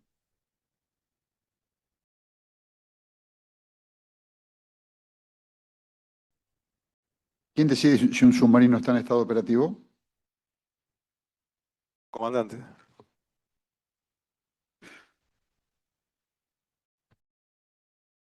¿Pueden existir reparaciones que no hayan sido realizadas por el personal a bordo, es decir, por la propia tripulación, y que además no estén respaldadas en una SOC? No. Todas las reparaciones fuera del buque se realizan a través de una solicitud de obra correctiva. ¿Quién es el responsable de hacer en el escalón primario y secundario las obras las reparaciones o el mantenimiento o las supervisiones del submarino? El primer y segundo escalón, dice usted, la Señor capitán. tripulación de la unidad.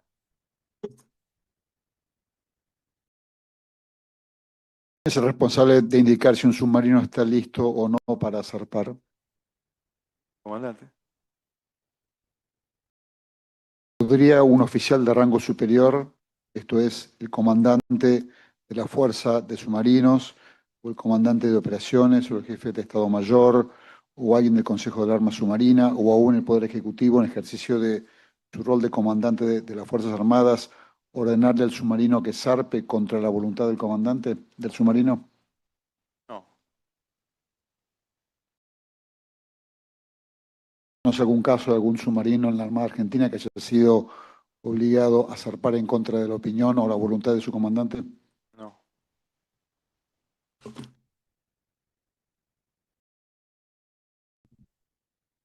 ¿Usted participó del Consejo del Arma Submarina el 29 y 30 de abril de 2017?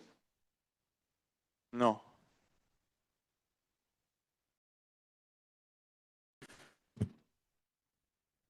Sabemos, porque lo ha declarado, que usted recibe el submarino en estado operativo y lo entrega en... Perdón que no salió entrecortado. O yo escuché mal. Discúlpeme. Sabemos, por lo que usted ya ha declarado, que recibió el submarino en estado operativo y que lo entregó en estado operativo. Sin embargo, el submarino presentaba novedades. Correcto. ¿Es común que los submarinos presenten novedades? Sí. ¿Existen submarinos o cualquier otro tipo de buque de superficie o que vaya en inmersión que no presente novedades? Entiendo que no. El submarino además presentaba pruebas pendientes que usted ya se las ha mostrado y sobre las cuales usted se ha expedido. Es correcto. En el caso de la prueba de 62,5 bares, ¿por qué estaba pendiente esta prueba?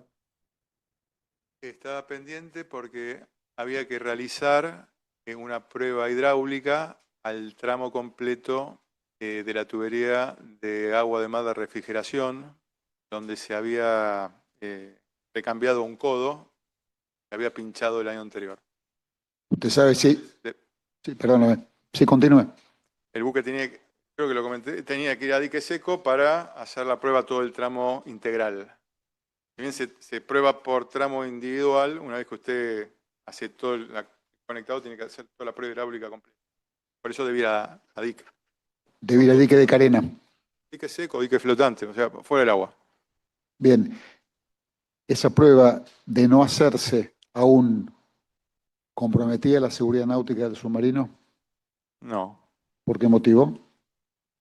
Porque usted navega dentro del plano que tiene... Si usted navega dentro del plano que tiene restringido, en este caso nosotros teníamos 100 metros, entiendo que no tiene que tener ningún tipo de problema. Esa restricción a 100 metros, ¿por quién fue impuesta? Por el comando superior. ¿Puede ser calificada entonces como una autolimitación de las fuerzas submarinas? Sí. Mientras el submarino navegase dentro de los 100 metros, ¿era seguro para navegar? Entonces, ¿presentaba seguridad náutica para hacerse a la mar? Correcto. La prueba de profundidad del submarino estaba pendiente De máxima profundidad. De máxima profundidad. Sí. ¿Comprometía la seguridad la falta de esta prueba? No, ¿Por qué motivo? porque usted está navegando hasta la profundidad que le han impuesto. No está navegando a 300 metros. Navegando a la profundidad que le había sido impuesta, como usted acaba de decirme, Sí. ¿influye o es indiferente la profundidad del lecho del mar sobre el cual navega el submarino? No, ¿No qué? no influye. Tenía también pendiente la prueba de máxima velocidad. Correcto. ¿Afectaba la seguridad del submarino con la limitación de profundidad que tenía? No. De máxima velocidad no. Usted había solicitado el ingreso a dique seco para completar La prueba. la prueba. También dijo que, y se lo han leído, lo había solicitado el capitán Fernández. Correcto. ¿Usted sabía para cuando estaba previsto el ingreso del submarino a dique seco? No. ¿La falta del ingreso del submarino a dique seco comprometía la seguridad para navegar? No. Necesito, por favor, que se le exhiba la planilla que refleja el estado de novedades del submarino a septiembre del año 2017, por favor.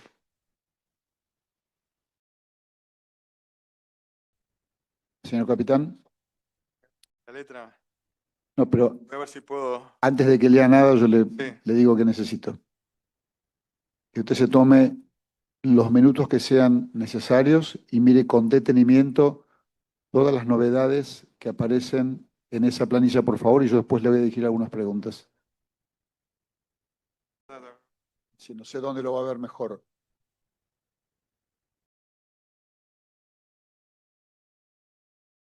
Ahí. Tampoco.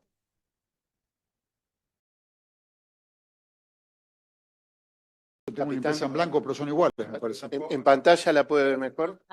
Tiré para que. Nosotros tenemos una copia Yo sé que tengo cierta. Está en Esta es más pantalla. grande, es la misma planilla.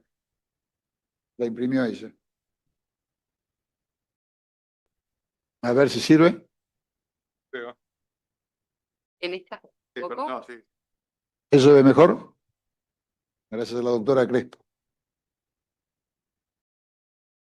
No se la van a quedar, esa es la mía. No.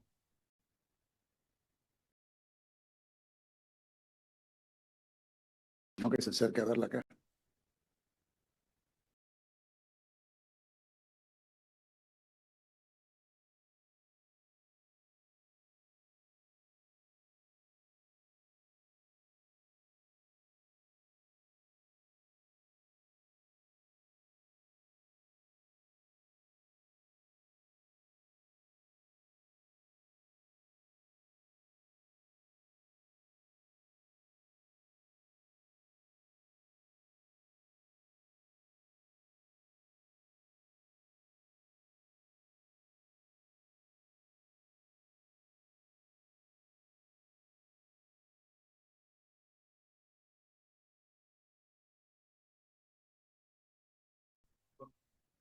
Necesito que la mire completa, por favor, señor capitán. Si no, quizá puede verla de la pantalla, a lo mejor le sea más cómodo.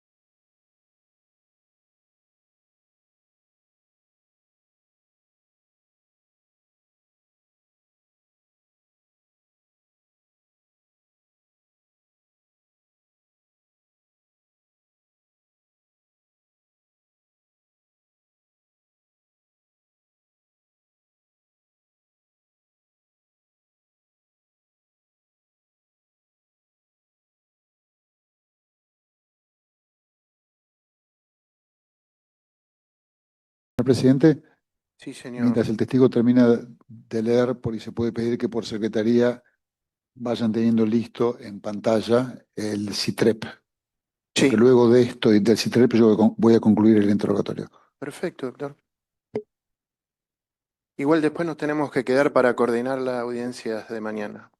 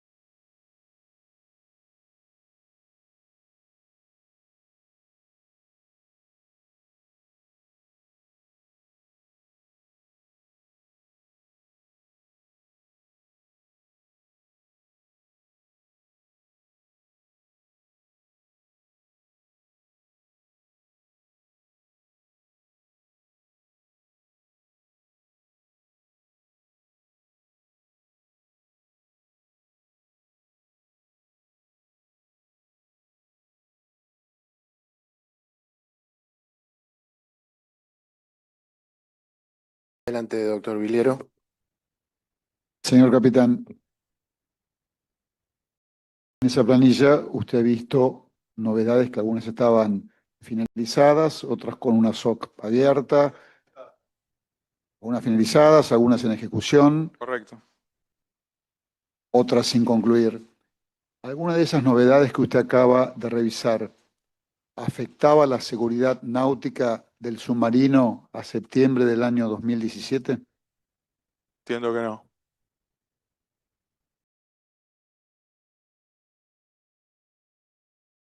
Le vamos a exhibir, señor presidente, Pasamos al CITREP, por favor. por secretaría, Ya está. el CITREP de fecha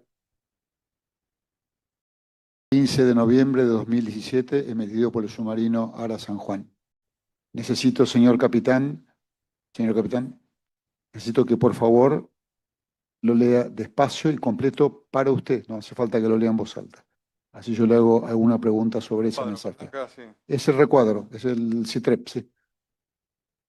El reporte de situación emitido por San Juan.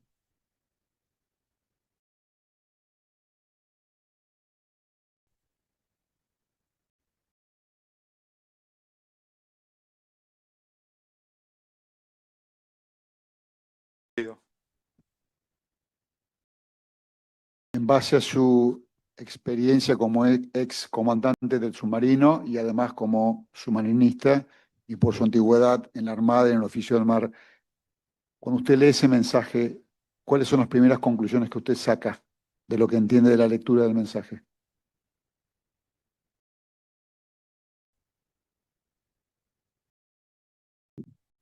El paso de agua por el flap de ventilación, ¿Qué más? básicamente.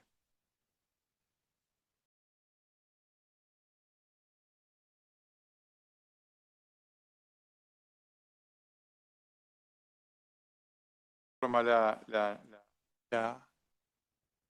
novedad que tiene en el balcón de barra de baterías. Informa cómo está propulsando, cuál fue el modo de acción, mejor dicho. Fue propulsar con circuito dividido. Sin novedad de personal, o sea, entiendo que el personal sin novedad mantendrá informado.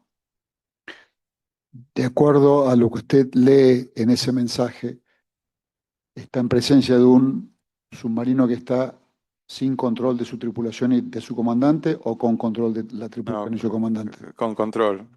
¿Por qué motivo? Por lo que está diciendo. Personal está sin novedad y mantendrá informado quiere decir que está... Un poco con el ejemplo que yo di hace un rato sobre lo que me pasó. En otro nivel, obviamente, de novedad. Uno manifiesta eso de alguna manera, el comando superior mantendrá informado, quiere decir que estoy en el tema, estoy en la tarea. En el mensaje ese que usted leyó, el submarino San Juan está declarándose en emergencia, está pidiendo ser rescatado, está pidiendo algún tipo de apoyo por parte de la flota de mar. No. Según ese mensaje, ¿el submarino está en inmersión o en superficie?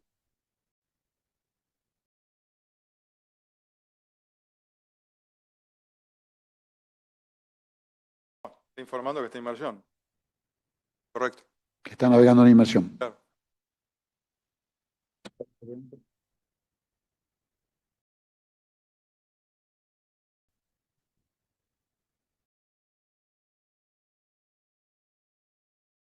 Por ahora no tengo más preguntas, señor presidente. Por ahora. Salvo que el resto pregunte. ¿Puedo hacer una pregunta, señor presidente? Acá. Esta situación que se describe en el mensaje respecto a un principio de incendio en un halcón de baterías, en un halcón de barra de baterías, ¿es una situación normal? No. No. ¿Podría explicar cómo, según su experiencia, cómo podría estar la tripulación teniendo en cuenta cómo estaba el mar en ese momento en un temporal dentro del submarino? ¿Cómo se encontraba, cómo se podría encontrar la tripulación en una situación de temporal como la que estaba? Al momento de la incidencia estaban en inmersión. Con lo cual, al estar en inmersión, más allá de la novedad, viendo que el personal estaba alerta, el buque, por lo que tengo entendido, cumple su procedimiento para ventilar el barco a superficie. Y arriba, entiendo que también había temporal o había estado de mar muy, muy fuerte. Bueno, terminan ventilando el buque. No habrá sido cómodo, seguramente, para los que navegamos, pero termina ventilando el buque. Entiendo que también el buque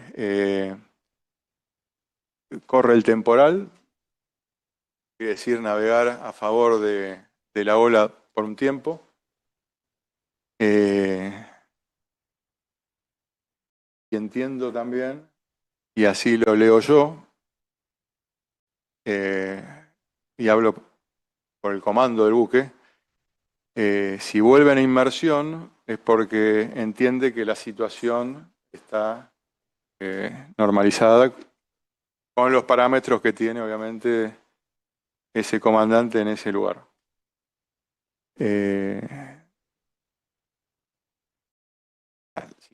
Usted me dice, si el personal está...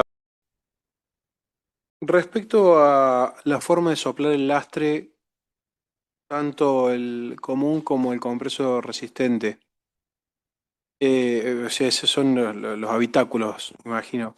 En el caso de una pérdida de aceite hidráulico, ¿se puede activar el mecanismo? Sí, sí, pues es independiente. Los tanques de lastre funcionan con aire comprimido y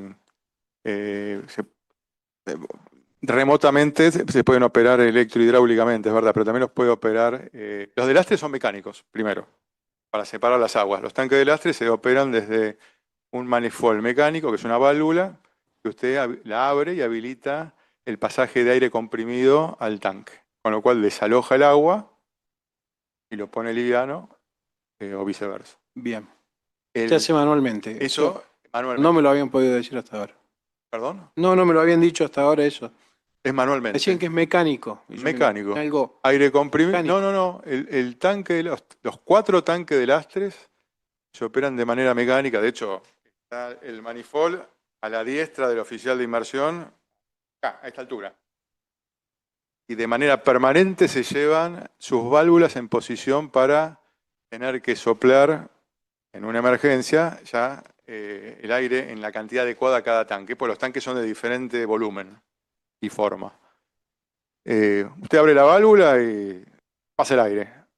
por la Bien. tubería y desaloja, en el caso de querer poner liviano al barco, el agua de esos tanques. Los tanques resistentes que están en otro compartimiento, que son la reserva de flotabilidad del submarino, básicamente, pueden operar o localmente, de manera manual, o electrohidráulicamente desde la consola. Bien, clarísimo. Bueno, consulto a las partes si tienen alguna pregunta más. No. Bueno. Mucho, Capitán señor. Chela Irigoyen. Doctor Talia Petra, ¿quiere hacer alguna pregunta más? No, su señoría, muchas gracias. Bueno. Capitán Chela Irigoyen, muchas gracias por su presencia. Disculpe la demora en tomar su declaración y nuevamente gracias por su colaboración con la justicia. Por favor. Puede retirarse, gracias. Las partes, por favor, sigan conectados. Tenemos que charlar el tema de las audiencias del día de mañana. Tenemos una circunstancia que es que, Leo, si querés, podés desconectar ya a YouTube. El doctor Baroneto